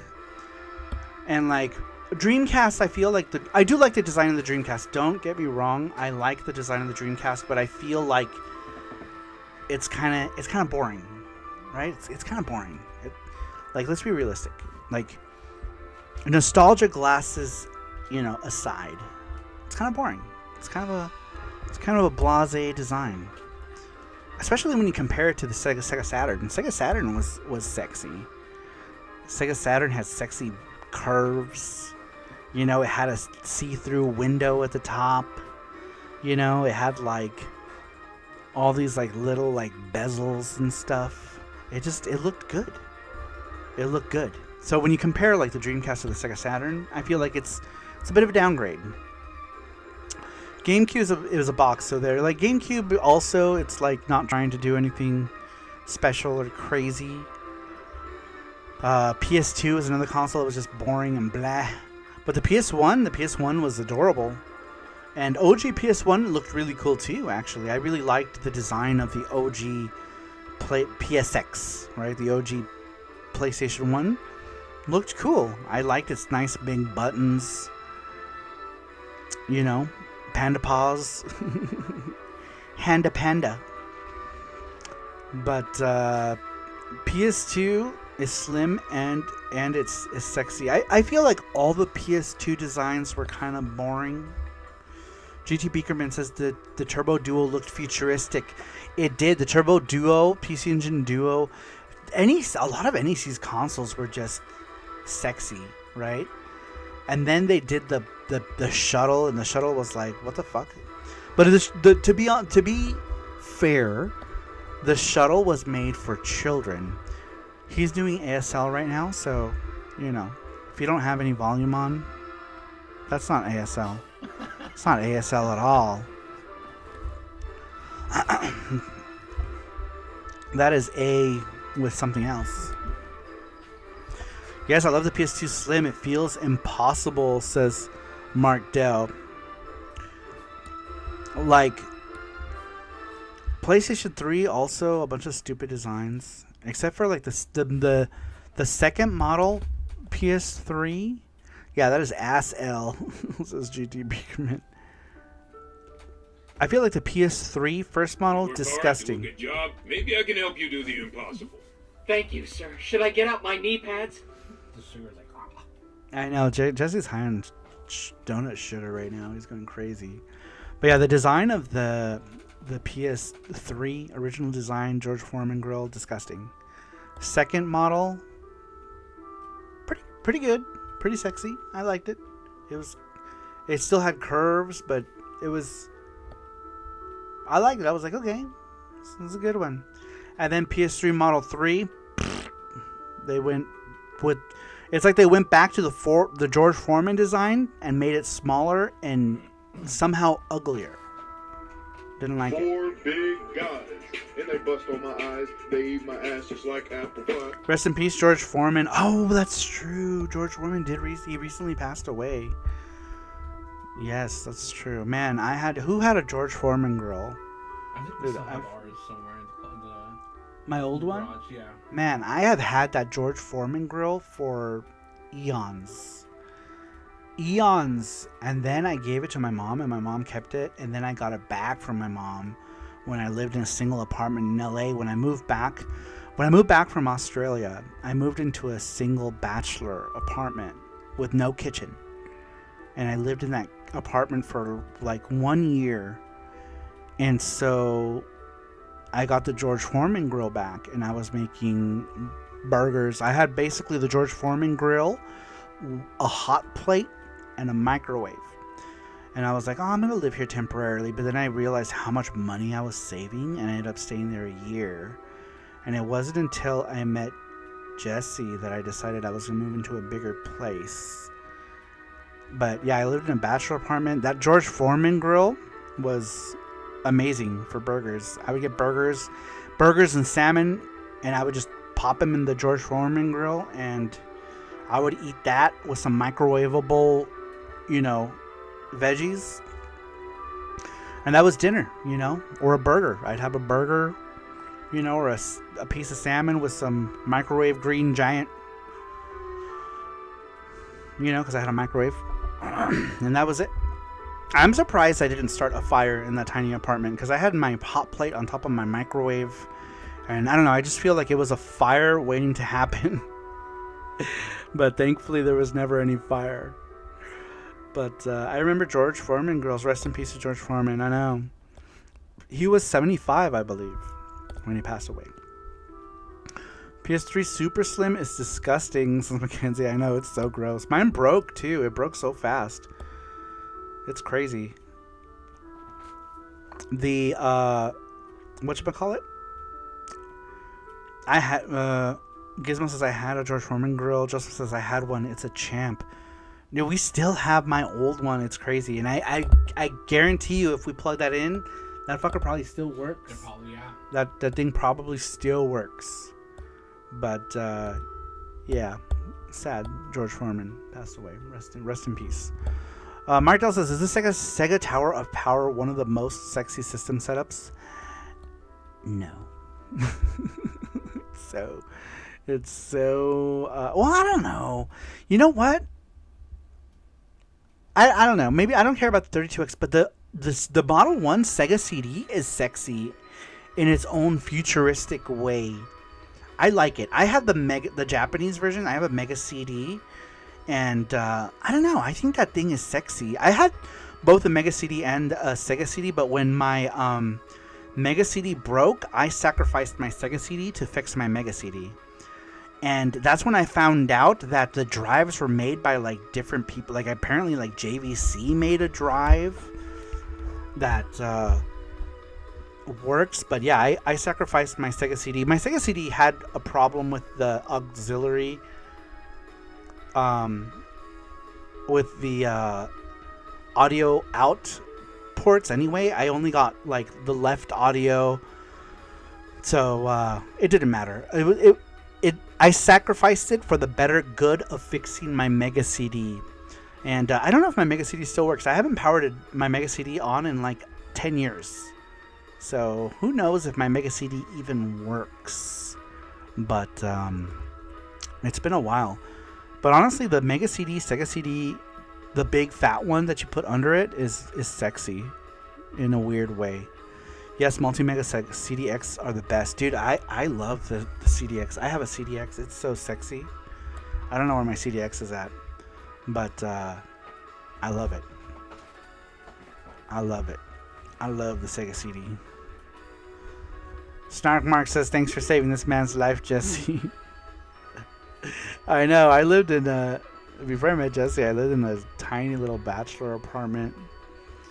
And it was basically just a place I would sleep in, you know, because I'd go to work and then I'd go drinking. Yeah, that's true. Maybe Jesse did save my life because, like, man, I got in a lot of trouble, actually, before I met Jesse, because I would go to work and then I'd go drink with the guys till, like, 10 p.m.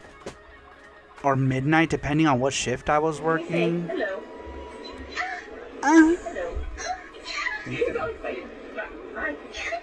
Look at that sexiness. Sexy. I had everything with this. I used to have the box. Now I just have the CDX. I don't even know where the fuck the power supply is at. I do have all the original games that came with it, though, because it came with, like, Sonic CDs. So I have 2 Sonic CDs because I have the one that came with this. I have Soul Dees and all that other stuff. And a Pico. But yeah, this one is... it's sexy. I got this at Software Etc. Same place I got all my Saturn ones. All my import Saturn stuff.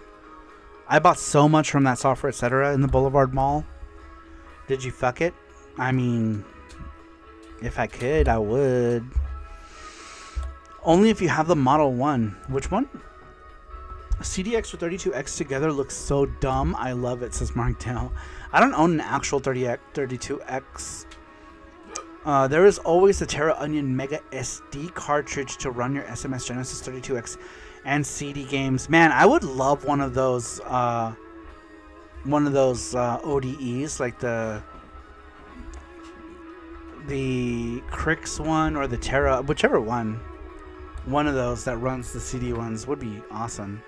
But I kind of don't need it. Like, I use the Polymega for my Sega stuff, and it works fine. Like, the Polymega has been great for Saturn and Sega CD and 32X. So I kind of don't even power on any of my Sega consoles anymore. Since I got the Polymega, I don't bother hooking up any of those consoles. I still do with the Super Famicom. I'll hook it up, or the PC Engine. I'll hook it up. But when it comes to the Sega stuff, it's so much more convenient to just to play my Sega shit on the Polymega. Sold these nuts, says GT Peakerman. Let's see here. Snarkmite, if you have Model 1, what? Did I miss? I think I missed something. The Pico Model 1? Are you a big fan of the Pico, Snarkmark? Do you have a whole collection of Pico stuff? I bet you do. Let's see here. I prefer the Multi-Mega. I don't like the CDX logo. I don't know what the Multi-Mega logo looks like. The Crix one can't play 32X without the console, but that's the one I have. Oh, really? Okay. But the Terra Onion one does play 32X? Is that how that works? The Terra Onion plays 32X games without any issue? Let's see here. You can't play Sega CD games when you have the Sega CD attached.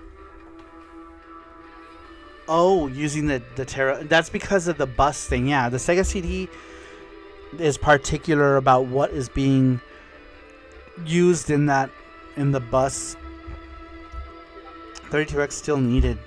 Says GT Pickerman. I need to get some sleep. Sorry, good night. Good night, Brian Trusty. Thank you for being here. Have a good night. Thank you. Mackenzie says, Saru, you and Jesse and everyone in the Saru crew saved my life. Before I met you guys, I did things to myself because I did not like myself, because I had problems accepting me for being me, says Mackenzie. Mackenzie, we're so happy to have you here, and we're glad that you're a part of the crew. And thank you for sharing that. I know you've shared that before, but Thank you for sharing. That's a deep. I feel like that's a deep share. And yeah, we all love you. You're a member of the Saru crew. We all love you here. Good night, Brian Trustee. Thank you for being here. Famicom says, yeah, Terra Onion lets you play 32X. I got the Crix Pro model because I don't really care about 32X. Okay, so it does. Okay. So that's what I was asking, if the Terra Onion one lets you play 32X or not. Let's see here. We love you, Ring Fit, Sega Model 2. Model 2 Genesis on Model 1 Sega CD is abomination. Oh yeah, that's a gross combination, right? When you have that. that's funny. Let's see here. Someone says Nomi D Jiro says Nihon no Pocket Monster Koi King o Sono Mega CD Mata Nihon ni. Oh, I think that's a friend of Hige, right? Hige, yeah. Nomi-san, 君はヒゲさんの友達ですね。よろしくお願いします。People that use Model 2 Genesis on Model 1 Sega CD should go to prison. Let's see here. M1 Genesis M2 CD is okay. Hi. よろしくお願いします。Nomi is a friend of Hige's. He's a Hige's friend. We haven't seen Hige's friend. He was saying that the Koi King from Japan. He said that the Pokemon friend that dresses like Koi King from Japan. His friend. Welcome in. Welcome.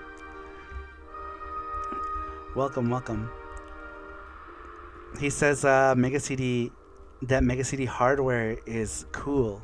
Where'd it go? The CDX. Oh. He was talking about the CDX.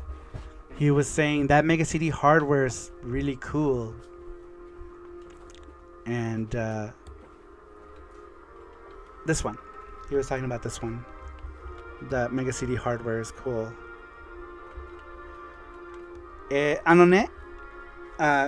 このメガ CD ハード、日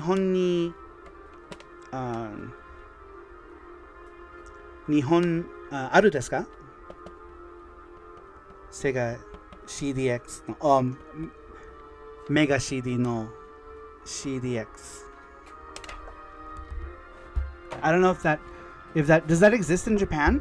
Does this one exist in Japan? I don't know if this one is a model in Japan. But he was saying that it looked really cool. That it was a cool model. Snarkmark says both carts need a 32X machine to play 32X ROMs. I'd say the XI is the best, but you can't play FX Unit Yuki on the thing. That's true, you can't, because once again we run into that issue with the busting with how FX Unit Yuki was programmed. And back then there was like the sizes of available ROM cards too was an issue. So the programmer did this whole like piggybacking thing for FX Unit Yuki, for the cartridge that kind of made it so that it got in the way of it. So like I think if we redid FX Unit Yuki now, it would have to be reprogrammed obviously, because I feel like FX Unit Yuki was already, it would have to be reprogrammed to fix it. You know what I mean? Like I feel like it would need to be fixed for that. Let's see here. Nomi says 日本にあるかも。現物は見たことはないです。Oh, なるほど。So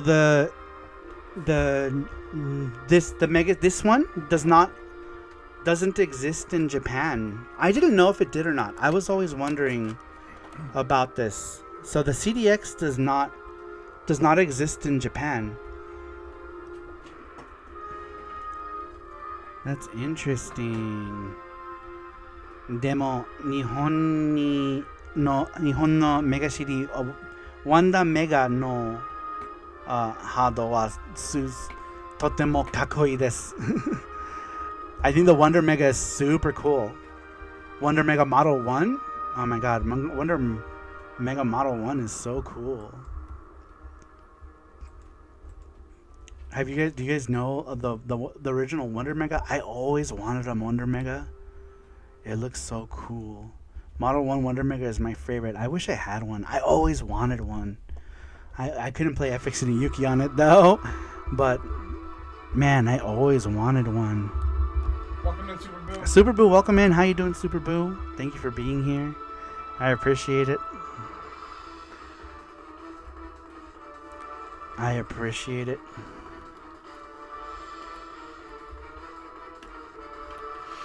How is Super Boo? Did you just get off work? Oh, Super Boo, I was going to ask you, were you going to... Did you want to redo your answer? I didn't read it because I didn't know if... Because you said earlier you didn't understand the question. So I don't know if you wanted to redo it. We still have some. We haven't read through all of them. Mackenzie says, tell me if I'm wrong, Saru, but didn't JVC make the disk drive for the Sega CD and CDX? That's why there's a JVC XI. Yes. And you know what? I didn't know that until I opened the Sega CD. So my Mega CD went bad, right? I opened the drive. There's no label on the drive. It doesn't say who makes the drive or anything. So then I opened the Sega CD to harvest it for parts to fix my Mega CD, and I noticed the JVC logo on the drive. I was like, interesting. I didn't know that. I didn't know that JVC made the drives. I didn't know until I opened it, actually. I didn't even put the whole JVC XI thing together. But when I put it in, playing burnt disc on your Sega CD, Saru, just kidding. Sega CD is super, like, it doesn't, you can't play burnt discs on it, I think, right? Or can you? Can you play burnt discs on it? Oh yeah, you can. I'm dumb. Yes, you can. Those legacy consoles didn't have any sort of copy protection. So, did I? I think I burned Popful Mail a long time ago to CD until I bought my own copy. I now own a copy of Popful Mail. I think I have every Popful Mail except for the PC 98 one and a Mega CD demo. I'm missing a Mega CD demo of Popful Mail. But other than that, I think I have every version of Popful Mail. I want to say. Burn discs destroy the laser. Yeah, that's the thing with using burnt discs is that they'll burn through your laser. It'll mess shit up. It'll mess shit up. Saru says, I mean, I kind of got it, but I wasn't sure. It's still kind of lackluster answer though. Says Super Boo. Gotcha. Okay, well, I mean, if you wanted to redo it, you can. It's up to you. I still have some to read. Snark Mark says, sign me up for that Kickstarter, lol. But if you're reprogramming it, you may as well make a Sega CD version. Did you know that originally FX Unit Yuki was going to be released on the Sega CD? That was our original intent. And nobody wanted it on Sega CD. Like, nobody wanted it. Nobody wanted it. Everyone was like, why Sega CD? Like, we got so much feedback, let's say. Yeah. We got so much feedback about putting FX Unit on the Sega CD versus putting FX Unit Yuki on the console, on the cartridge, that we pivoted to cartridges. But my original intent was to put FX Unit Yuki on a PC Engine CD so that we can port it to the Sega CD with less hassle. Because if we had known what we knew now about trying to put everything on a cartridge, we would have never done it. We would have stuck to our original plan of just porting it to the Sega CD. But originally, FX Unit Yuki was supposed to be a PC Engine CD and a Sega CD game, and that was it. Let's see here. I respect Nintendo and Sega more as console makers. Unlike Sony, Sega and Nintendo had to shop around to have their consoles made, while everything in PS1 is Sony made in-house. Yeah, yeah, I'm pretty sure Sony's the only one who was able to make all of their own stuff compared to everybody else, right? Like Hudson went to NEC, Nintendo had sound chip processors made by Sony, and all that other stuff. I wish someone would document all the audio options on the original Wonder Mega, says Snarkmark.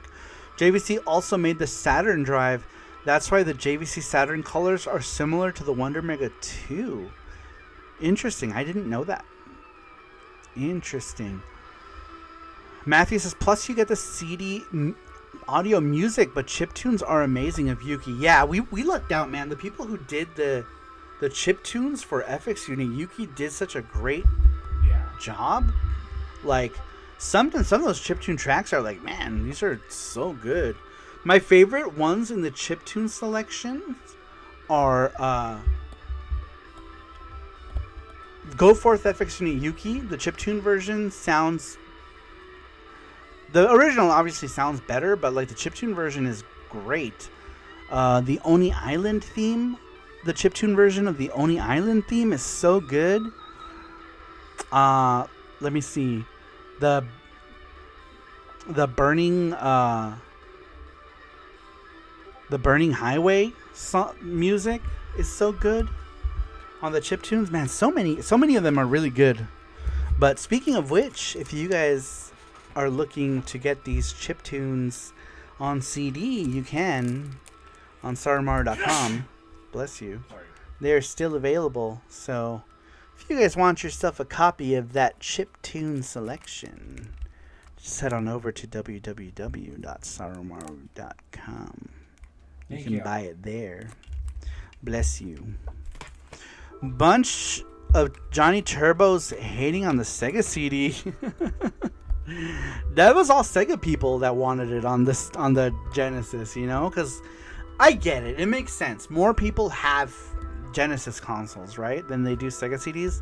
But my original vision with Rover is that we were going to put it on... Well, I mean, Rover was going to make it on the Sega CD, and then we were going to... You know, he was either going to learn how to put it onto Sega CD, or we were going to get someone else to do it. But the original idea was if you go look at the Kickstarter says for PC Engine and Sega CD. The very first the very first promo we did says for PC Engine CD and Sega CD. But the Sega CD version never happened because nobody wanted it. People wanted Genesis carts, and they wanted Sega Dreamcast. But was Dreamcast the original idea as well? It was not. We added the Dreamcast, and everyone fucking lost their minds. Like, we told you guys that whole story of the Dreamcast junkyard losing their shit when we decided to add Dreamcast, and they were like, oh, they're just trying to steal your money. It was this whole thing. It was so funny. It was horrible back then. I hated it, but it's funny to think about now. But like, they're like a joke website. I don't even know if are they even around? I don't even think they're around anymore. Dreamcast Junkyard, are they gone? They're still there. Oh, really? Well, they should be gone because they're, you know, horrible journalism with people who don't know their anything. Like, they don't do their research. They did not do their research like at all when it came to like our project, and everything was just the information they put us. It was hilarious. They took it down finally, probably because they got a lot of shit for it. But yeah, just so you know, the Dreamcast Junkyard tried to write a Smash article about our game, and they failed miserably. All right, I'm going to head to bed. Good night, Matthew Kelly. Good night. Thank you for being here. Good night. But yeah, it was a whole thing. Hilarious. All right, let's get back to our weekly question, you guys. Moving on. Who was our last one? Joseph? Yeah, Joseph was the last one. All right, we had asked you guys what video game what video game moment did you have to be there? Let me reword this because I keep reading this and it's what's messing me up. We asked you guys what gaming moment did you have to be there for? Next one comes to us from Brian Trusty. Brian Trusty, he just went to bed. But Brian Trusty said, this is a good one. One time I was playing a game when no one was around. And I was... Wait, no, I already read this one. Is his answer here twice? No. Oh, you think you read both of them, 2 of them at the same time. So you went back and read more. Did I? Because here's Mackenzie's, here's Nerd Strategies, GT Megaforce, Joseph, Brian Trusty. Oh no, I think he was the last one I read. Sorry, no, he was still here. Never mind, I already did Trusty. Sorry. Next one comes to us from Sasquatch in Time. He says, I was there. You were also there. You were there, and I was there. But where is there? I would say it is any special place in time where you're able to fully indulge in something you are passionate about, without any alternative distractions, being able to completely submerge yourself in its joy in some freakish melding of energies. My place in time doesn't necessarily mean better, but this experience is one that I was glad I was there. So in 1992, there was a little revolution going on. Malls were a big thing. Before the internet became our obsession and kids didn't have cell phones, young adults would go to the mall and hang out. This was not only in summertime, but every day, after school, sometimes even during school. Have friends, don't have any friends, go to the mall. Kids were addicted to going to the malls. This place was the place to be because there was an electric energy inside of those large, sprawling, consumer-aimed, air-controlled, well-lit, fully stocked shopping playgrounds. It had every type of store you could want to go to. Want to check out the latest fashion? Go to the mall. Want to grab a salty snack and wash it down with some sugary icy? Go to the mall. Want to check out the latest music and trends? Head to Tower Records, Suncoast Movies, or The Warehouse. And on top of the myriad of places to visit, my local mall, the famous Metro Center, featured in Bill and Ted's Excellent Adventure, had an indoor ice rink as well as an amazing arcade. And that arcade was always packed. During 1992 and 1993, the buzz of Street Fighter II and Mortal Kombat 1 and 2 had really become a monster, not ever seen before in arcades. They were the games to play. These games were even popping up in gas stations, grocery stores, and restaurants. I started off wasting quarter after quarter just trying to learn the game for the first time and getting annihilated, usually by some older kid with more disposable quarters. Witnessing secrets and hearing conversations about Mortal Kombat mythos all happening in real time. The in-person trash talking really turned boys into men. Still nerdy virgin men, but I believe it sprouted some of my very first curly hairs. But I could go on and on. We have heard similar stories about malls and arcades, and this one was special because it was my arcade experience in those carefree wild Sasquatch years. Many of us still have that there that we can relate to. This is why I love this group so much. It's always a grand old time talking games. So there we go. There is there, and you are there, and we will see you there, says Sasquatch. That was an awesome answer. I love that one. That was great.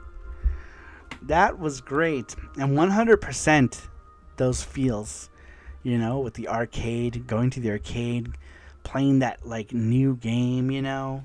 Man, for me, it was that experience with a lot of fighting games in the arcade. Like Street Fighter II Champion Edition was a whole thing, man. I happened to be in Las Vegas at the time visiting, and I had gone to the Excalibur, and Street Fighter II Champion Edition had only been out for, I don't know, a few days at this point.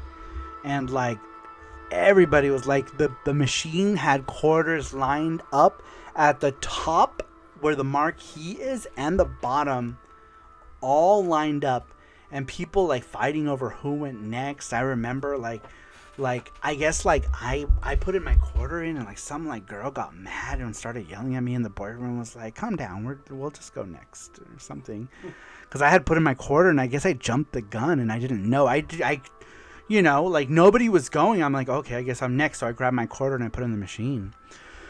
And I remember this girl was like, "What the fuck?" Like she was like mad, and like the boyfriend was like this like chill dude, right? It's like it's cool. We'll just go next. It's cool. But man, it was funny. I love this answer. It brings back so many memories. There were a couple of arcade memories here. Nuff Dragon was one of them earlier. The very first answer of this stream was about playing games in the arcade. This one is, about, playing, like, in his case, Mortal Kombat, Street Fighter 2.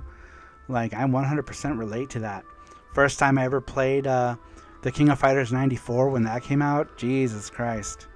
That was an experience like no other. And I remember where it was, too. It was at High Tech 21 in Little Tokyo. First time I played King of Fighters 94. That was my first time playing lots of stuff. King of Fighters 94, Darkstalkers, Psychic Force. All in this awesome arcade. Graphics here says, this reminds me of the time I went across the bay to Stone Town's Galleria Mall, because that particular mall was one of the few in the country with a dedicated TurboGrafx kiosk. Was that where was it? Was it inside a Radio Shack? Because Radio Shack had a lot of those TurboGrafx kiosks in LA. A lot. I remember a lot of TurboGrafx kiosks were inside of Radio Shack. And then when the Turbo Duos came out, the Turbo Duo kiosk was at Toys R Us. I remember seeing the Turbo Duo kiosk at Toys R Us, and it was pretty awesome. All right, you guys. I think we're going to do maybe the other wheel here in a bit. I'm going to take a quick break, you guys. I'm just going to take a quick bathroom break. I will be back in like a minute, you guys. So stick around. I'll be right back.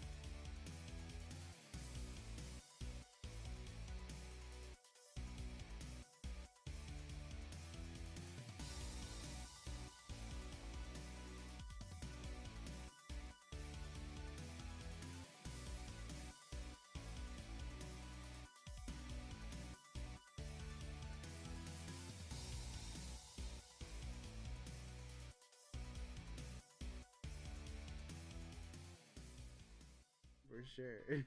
So queer. Queer. Show me that pixel vagine. Why does she get down on the floor like who kneels down like that? Oh. Ooh. Hey guys, it's me, Snappy Sam. Aren't I beautiful? Oh my gosh, look at my eyes. Because then people are going to be like, a raspberry pie! What does Panda think about the leaked Nintendo Direct? That's what he thinks.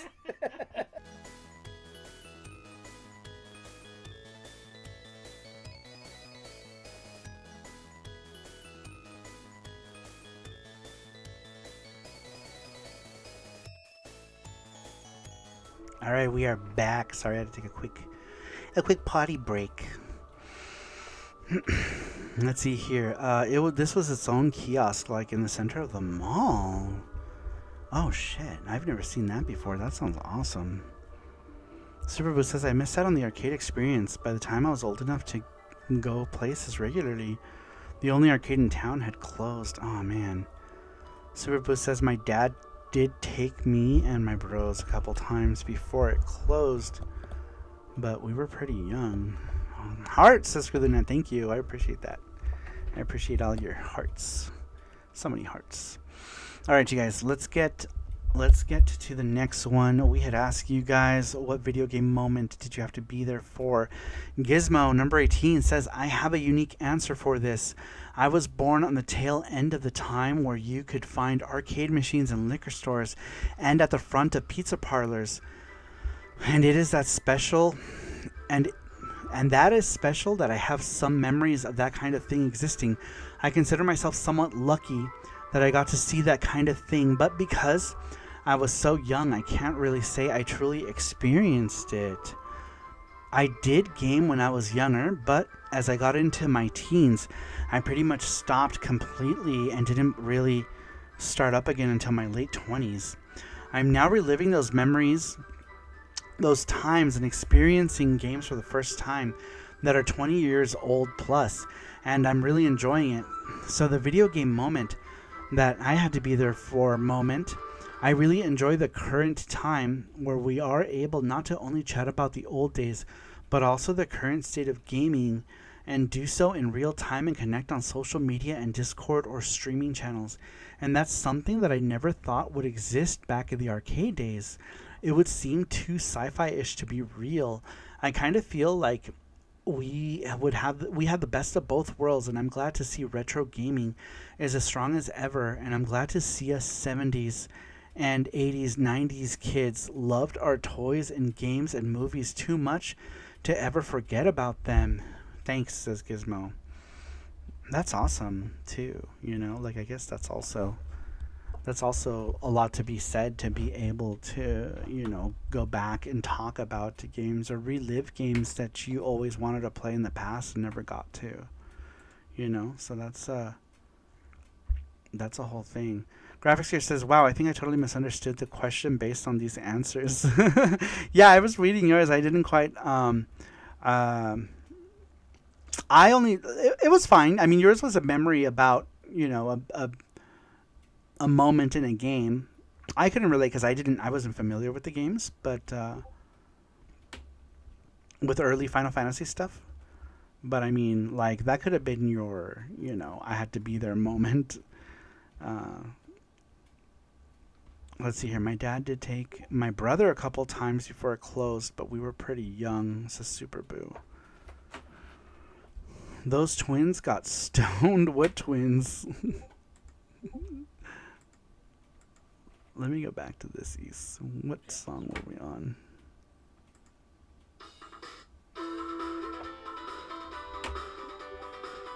Going back to East 1 and 2. Final Fantasy 4.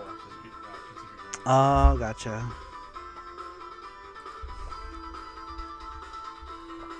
Alright, you guys. Let's see. That was Gizmo. Saru says, I remember playing Lethal Enforcers and Sunset Riders, some fighting game I can't remember enough to know what it was. I think I sat in a racing game. I don't remember it much either. So super cool. Oh, wow. I wonder if that racing game was like Daytona or something. I feel like Daytonas were pretty popular. You can see them in every arcade. So it's possible. Could have been a Daytona. Daytona, we're all gay. We're all gay. Gaytona. I don't remember how the song goes. I remember playing okay, I read that already. Next one comes to us from Gordostein. Same question. Gordostein says, my moment in gaming history that you had to be there would have to be the movie The Wizard. This is why I was going to mention this earlier, but I didn't. As a little kid, watched little kids trek across the country to attend a video game contest. What a surprise for everyone to see an entirely new Super Mario Brothers game unannounced prior to the movie. Here I am watching a movie and suddenly wonder, wait, is this a real game or a new game, or is just movie magic? My 11-year-old brain was just blown away. I don't think in this day of technology and leaks we will ever have another event like that. Yes. Exactly. I agree 100%. And it was the thing that we were like just fingering to each other. That sounds wrong. That we were mimicking to each other about. Because I almost mentioned that earlier, but I didn't want to, just in case it was in somebody's answer. So I'm glad we didn't talk about that. But that is a total awesome moment there, Gordos. Like mind-blowing. It was so mind-blowing. It was definitely a you had to be there moment. You had to be there for that thing. I 100% agree with that.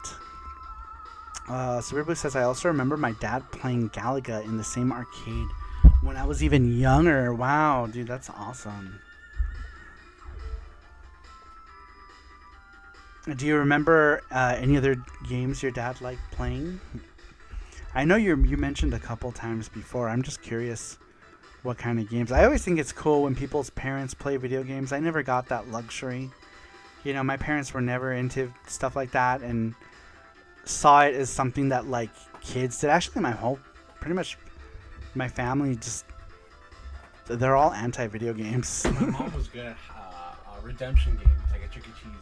Oh, yeah? Yeah. But yeah, for the most part, like, I think with the exception of my younger sister, my whole family is like, they just don't like video games. It's just, you know, they were interested in different things, basically. You know, and I was just interested in video games. And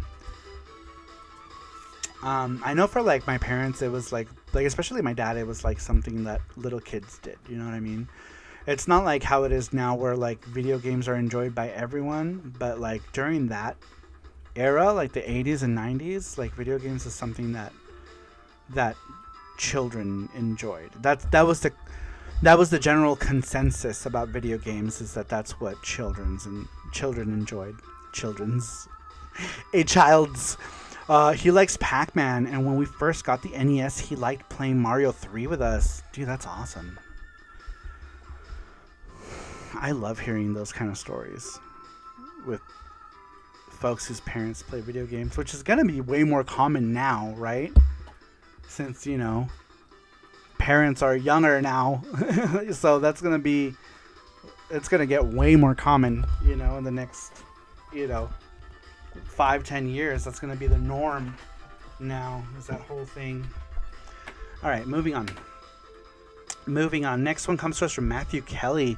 Matthew Kelly says, Super Smash Bros. Brawl event at GameStop. I did participate at a tourney event to see Super Smash Brothers when it was released for pre-order pickup. I did lose the event, but it was good that Super Smash Bros. Brawl did get a pre-order copy, and my mom picked up in 2008. Wow, that's crazy. How many of you guys know of sorry, I lost my train of thought with Smash Brothers. I'm sure lots of you are Smash Brothers fans. All right, number 21 comes to us from the King of Hades. King of Hades says, when Bloody Tears kicks in. Oh, Bloody Tears is a great track. Castlevania music in general is great. Now, is that like the first time you heard Bloody Tears? Was that you had to be there moment? First time hearing Bloody Tears? I don't know if King of Hades is still here. Is that what it is? For me, like, one of those moments, like, first time hearing Castlevania music was, the intro to Rondo of Blood or Super Castlevania 4, man, that was one too. Alright, should we do the wheel before you do the last one? Yeah, is that the last one?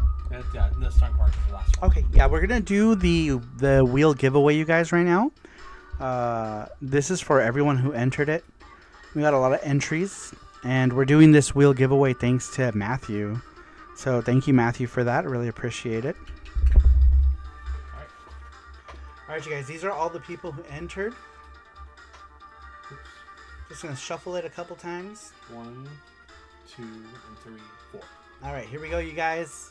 Good luck, everybody. This is for the prize giveaway.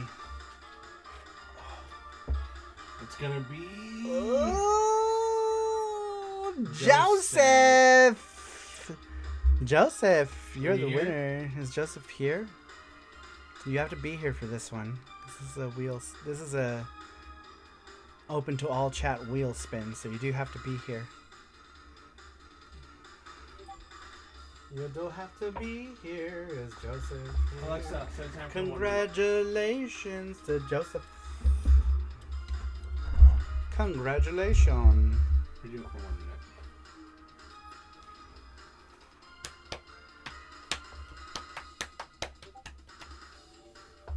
You probably want to do it for like 30 seconds.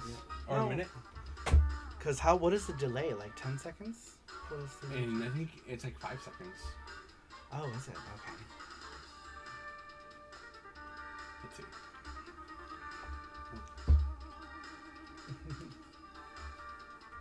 5 seconds, yeah. Okay, 5 seconds. All right, Joseph, are you here? Joseph, you gotta be here. If you're not here, we have to move on to the next person.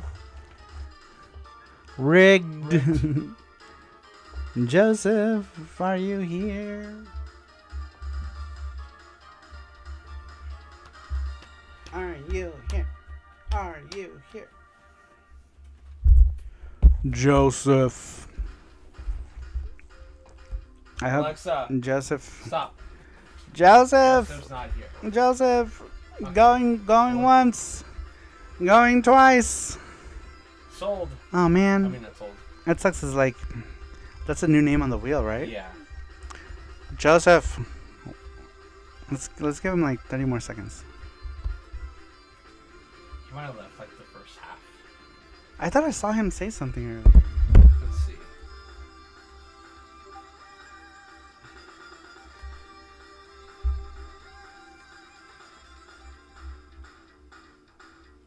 All right. Well, I guess we're gonna move on then. All right, 1, 2, and 3. All right, here we go. This Good luck. one. All right. Good luck, Oh, everybody. I'm sorry. This one is open to everybody.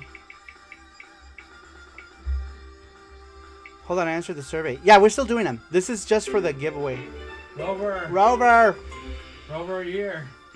We're doing one more giveaway after this. This was the middle of the stream giveaway that we did. And we're doing the last couple of answers. So we're not done with the answers yet. We're just doing this giveaway because we have one more giveaway to do. Rover, he's still here. This is courtesy of Matthew. I don't want a prize. I just like my answer read, please. Yeah, we're not done. I think we still have. Do we still have 2 more? One more. Oh, is Snarkmark the last Yeah, one? Stark's last. Oh, I thought we had 2 more. We do have 2 more. We have Super Boost. Remember? Oh yeah, Super. Yeah. We have 2 more. So Snarkmark and then Super Boo. Potato Rig. Okay, for this one you gotta be here, you guys, because this one is the open to everybody one. So you gotta be here. The other one was the one made that was for Patreon Elite people. You didn't have to be here for that one, but this one you gotta be here because you gotta pick a prize. You gotta pick a prize, unless you land on something that isn't a prize, but you gotta be here. Rover, are you here? Everyone's going to bed, I guess. Yeah. It's Rover. 30 more seconds. 30 more seconds. If Rover comes back or if Joseph comes back. Either one. Whoever comes back first.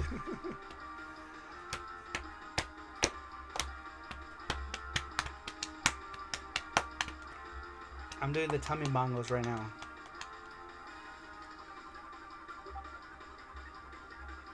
Damn, all the East Coast peeps are sleeping, I'm guessing.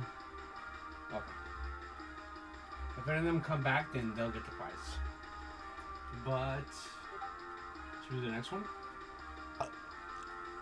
Should we continue with the questions and then see who comes back? Sure. Tummy bongos. That's what I was doing. I was doing tummy bongos. All right. Well, let's finish reading them, and then if one of those 2 people comes back, we'll give them the prize, and then we'll do the last prize. All right. Next one comes to us from Snarkmark. Same question. We had asked you guys, what video gaming moment did you have to be there for? Snarkmark says, Klonoa number 1. You gruel through 100% of the hardest bonus levels, racing your romantic rival to the top of the tower, only to arrive just in time for you to hear the princess tell you your rival she loves him like a big brother. Oh no, in the brother zone. The brother zone. The brother zone is worse. The brother zone is worse than the friend zone. Isn't it? Because at least in the friend zone, you could always squeeze your way in at some point. But the brother zone, the brother zone just you get brother zoned, and that's just creepy. That's just. But man, you know what I loved about the first Klonoa game is how everyone talked. They used to have their own little language. They're like, what did you do? Or something. What did you do? I don't remember what it was. But it was something cute. Hey, the brother zone don't mean anything, says Famicom Collecting. Screw the Net says, I don't know. Sometimes the friend zone is the only end zone. I don't know. I feel like being in the brother zone, being brother zoned would be worse than being friend zoned, right? Sweet home Alabama. That's true. I guess Luke and Leia. Come on. Oh, yeah. I mean, Come on. okay. Well, maybe so. Maybe actually, you know what? Now that I'm thinking about it, you might have better chances of tapping it if you're in the brother zone. Maybe, depending on how that is. I'm guessing. I don't know. Mackenzie says, at least in the friend zone, you can just possibly have friends with benefits. Brother zone, yeah, good luck, buddy. Unless you're one of those incests, wincest. You guys are brothers. You guys, I know, we're brothers. Me and Jesse are brothers. First up to third cousin zone off limits. says Screw the Net. All right, let's do the last one. Last one is from Super Boo. Super Boo says, same question. What gaming moment you had to be there for? Super Boo says, I'm more of a wait and see kind of guy. I don't think I've ever gotten anything day one. A lot of the times a game will be a year old already before I even buy it.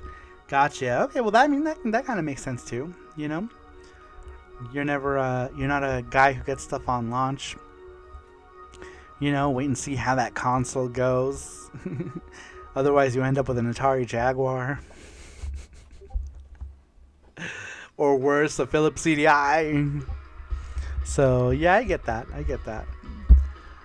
You know, that could work. Alright, I guess Joseph and Rover are both asleep. So, we're gonna move on, you guys, to the next one. To the next person. Go ahead and shuffle a couple times. Alright, we're moving on to the next person. This one is a giveaway that you have to be here for, you guys. But here we go, you guys. Good luck, everybody. Let's see who it lands on. Like I said, you gotta be here. Oh. Gizmo! You're the winner. Gizmo, are you here? Gizmo, are you here? Everyone's going to bed. Probably passed out. You gotta be here. This one's the one you gotta be here for, you guys. Alexa, set a time for 1 minute. Gizmo. Literally everyone. Incest is bad. Anime. Close siblings do this all the time. Oni-chan yada. That's true. I should stop saying Gizmo. Maybe he doesn't like that.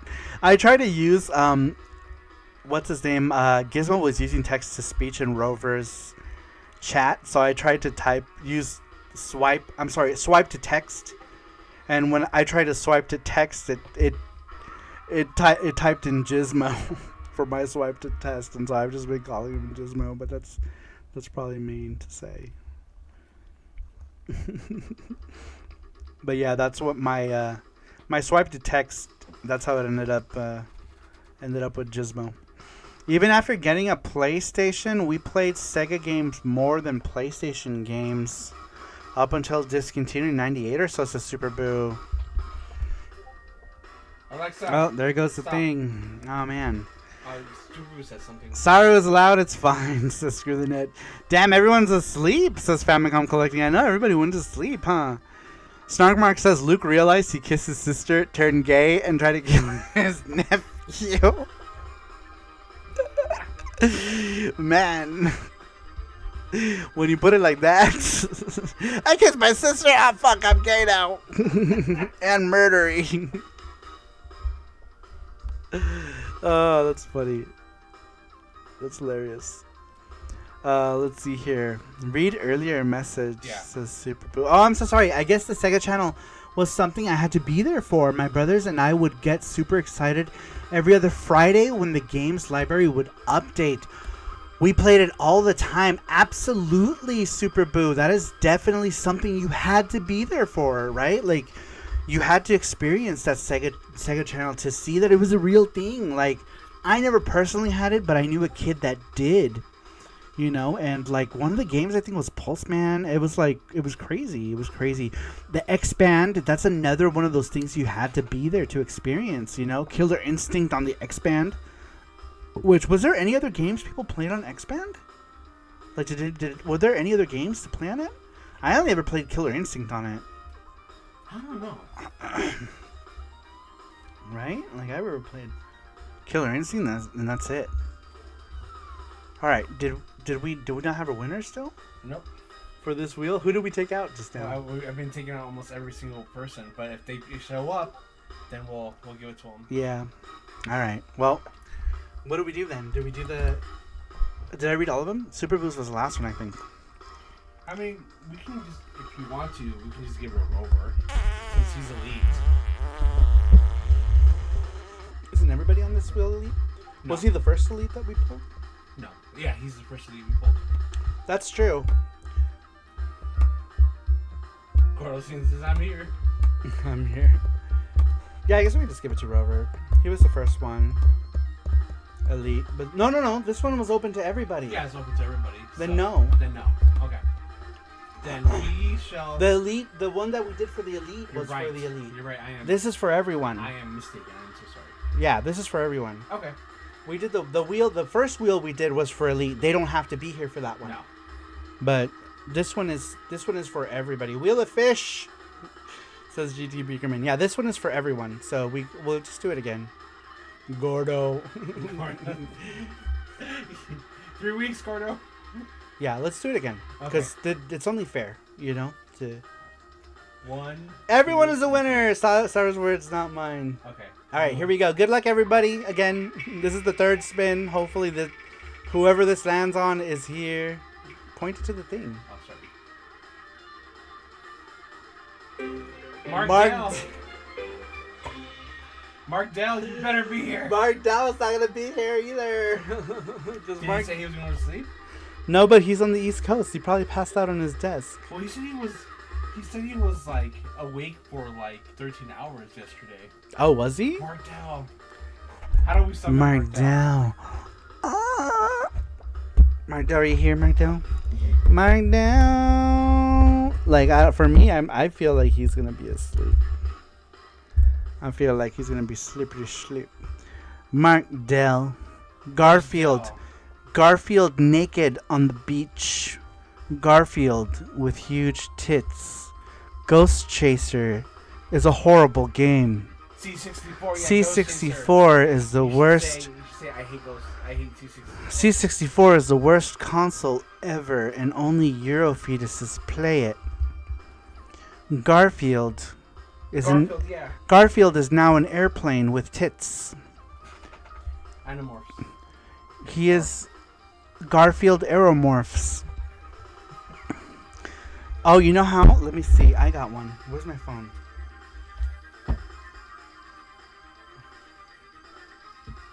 Nope, it's not working. I'm gonna put it. Let's see. Here's one I can summon Mark Dell with.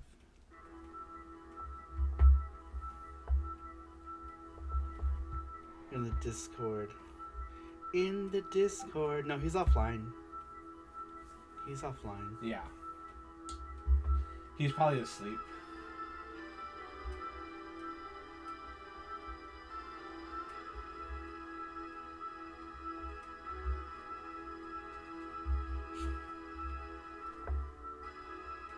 Yeah, he's probably asleep too. Let's see if he responds to this one. I put it in general.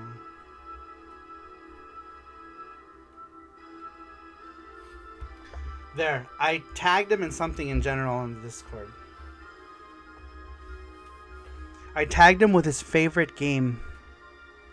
One of his favorite games.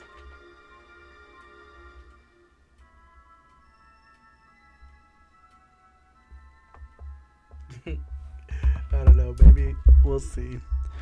In retrospect, I don't know, maybe that should have gone in NSFW. I don't, it's it's just words. It's not like it's showing anything. I was going to sleep. Did you see what I tagged? Did you, were you summoned here by Bussy too? Martel. It worked. Do you want to see what I? For those of you who are not on our Patreon, this is what summoned. This is what ended up summoning Mark Dell. I was summoned by Bussy.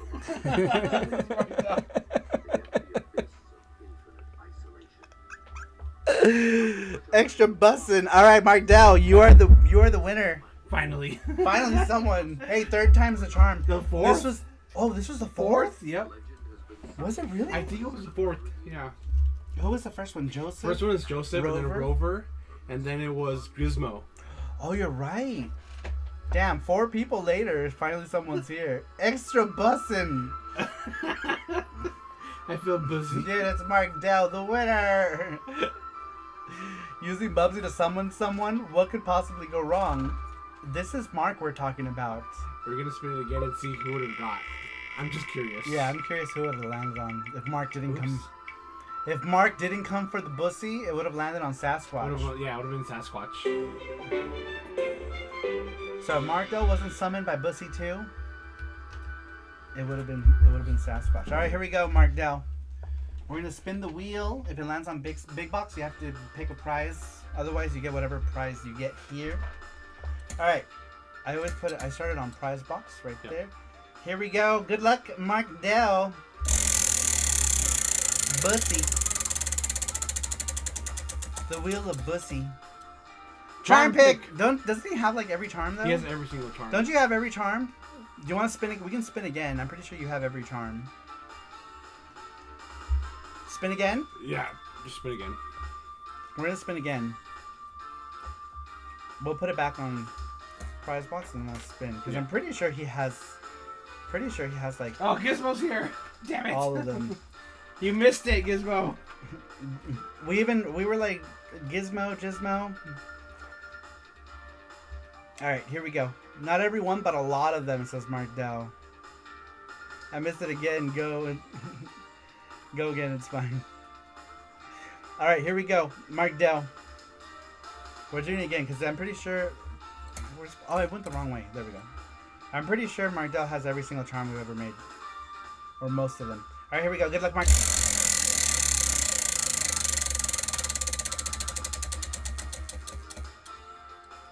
Gachapon pick.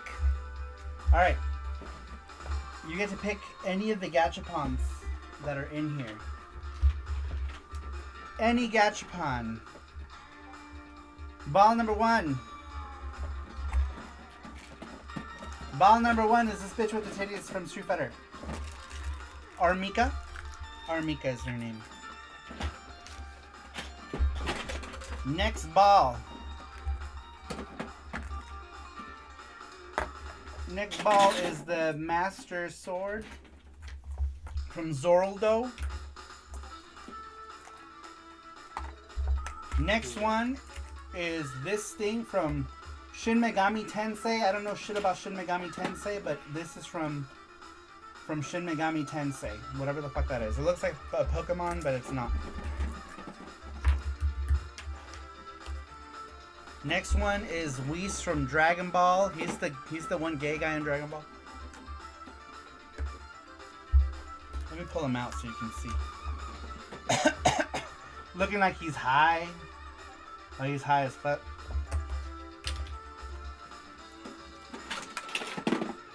Next one is some pins, I think. 2 pins. Looks like this one is a set of 2 pins. Donovan and J. Talbane from Darkstalkers. Is that Goku? This is marked out. Is that Goku? Next is Kaede from Onimusha 2.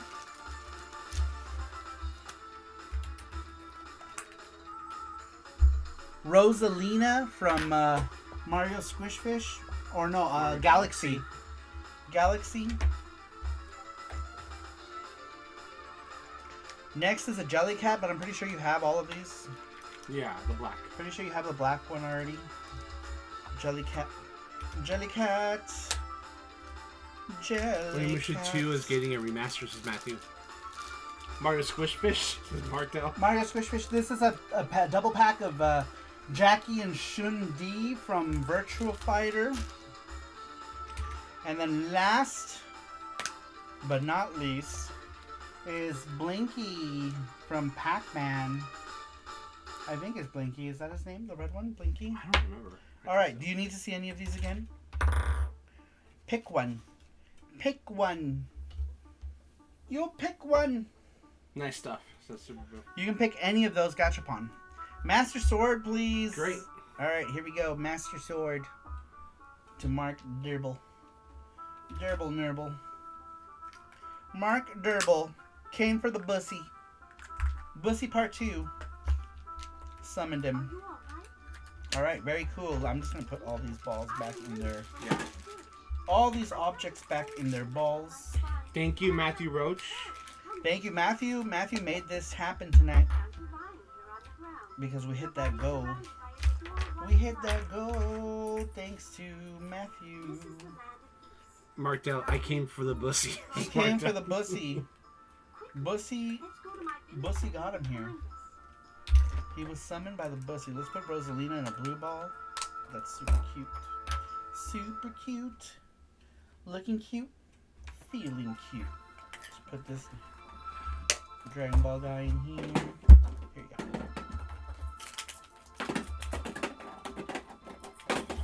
Dragon Ball. Some pins.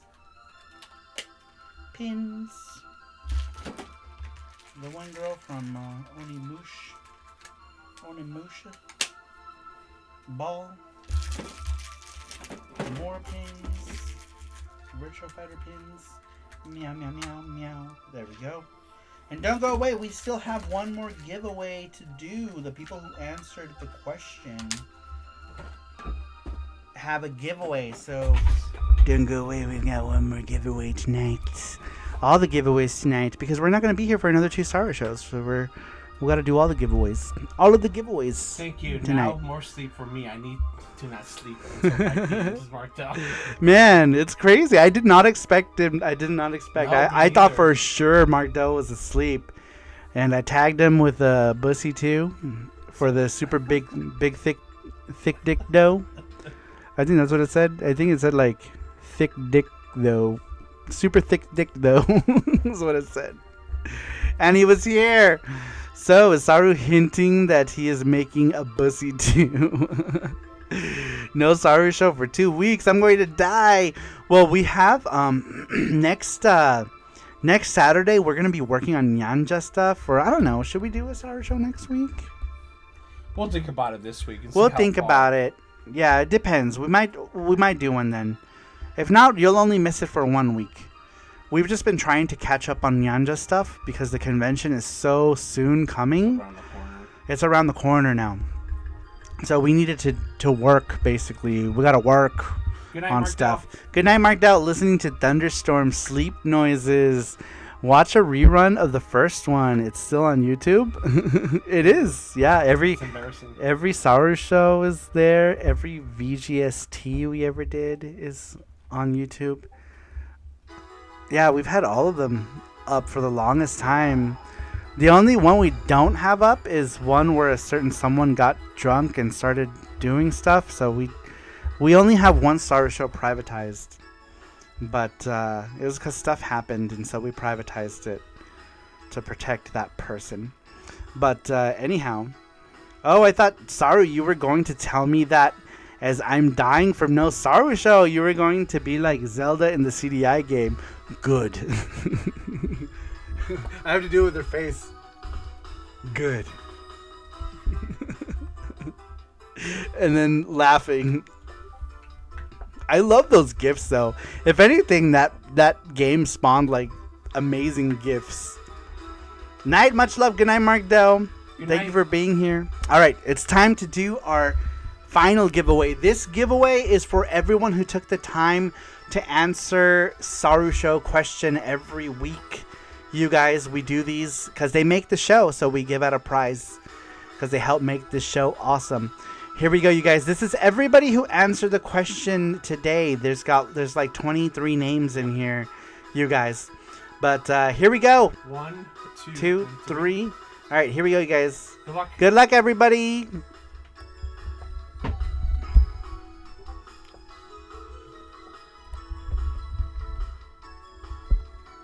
Screw the net. Screw the net. You are the winner. Screw the net. Didn't you win one already? Yeah, And we- we never got we an did. answer. Oh, we did? We did. Yeah, he told me. Oh, good. Okay, screw the net. You have won again. Screw the net. Congratulations. You get to pick you can pick any prize. It could be a charm from our acrylic charms if you want an acrylic charm, or the sticker set, or a game from the game giveaway. You can pick any of those things. I picked one like 2 or 3 weeks ago. Don't forget about my pick before. Okay, Yes. good. Okay, I wasn't aware. He didn't tell me. Yeah. So I just didn't know. So thank you I for already have picking it. something, which is good because now we have another thing to send you that makes it better for us when we ship stuff. It's just cheaper to ship multiple items at once. So very cool. Congratulations, Screw the Net. You are the winner. Thank you for taking the time to answer the question, and you did an actual answer. So thank you for that. I really appreciate it. All right, you guys. We're going to go ahead and end it here. SaruShow maybe next week. It depends on how quickly we get to catch up on everything. But thank you, everybody, for being here. Thank you, Mark Dell. Thank you, Matthew, for making it an awesome show. Matthew, thank you for the donations. I really appreciate it. Russ, thank you so much for the donations as well. You guys are awesome. Matthew, for gifting so many gift subs today. You guys are awesome. Yay, I earned it. You did. You totally earned it. 100%. Grats to the winners. Yes, congratulations to the winners. Screw the Net, Mark Dell. Who else won today? What did we do? The Gachapon. Who won the Famicom? Was it Famicom? Who won? Yeah, Famicom. Famicom won the wheel, and then somebody won the Gachapon, right? GT Beakerman. Yeah. So congratulations to GT Beakerman, Famicom Collecting, Screw the Net, and Mark Dell for you guys all winning prizes. And big thanks to Matthew for making that last prize happen because we hit the donation goal. Thanks to Matthew. Thank you. And Russ as well. Thank you, you guys. You guys are awesome. Today was a really good show. Hopefully, if I get to catch up with the work that we're supposed to do, there might be SaruShow next week. But if not, it'll be the weekend right after we come back from Game On. We will do a SaruShow as soon as we get back. Also, Print Club stuff is going to start going out as soon as we get back from Game On. What we might do from Game On, though, is we might do a game hunt, actually. Maybe that's what we can do. We can do a game hunt since we're not going to do a SaruShow. Are you guys interested in us doing a game hunt for elite people?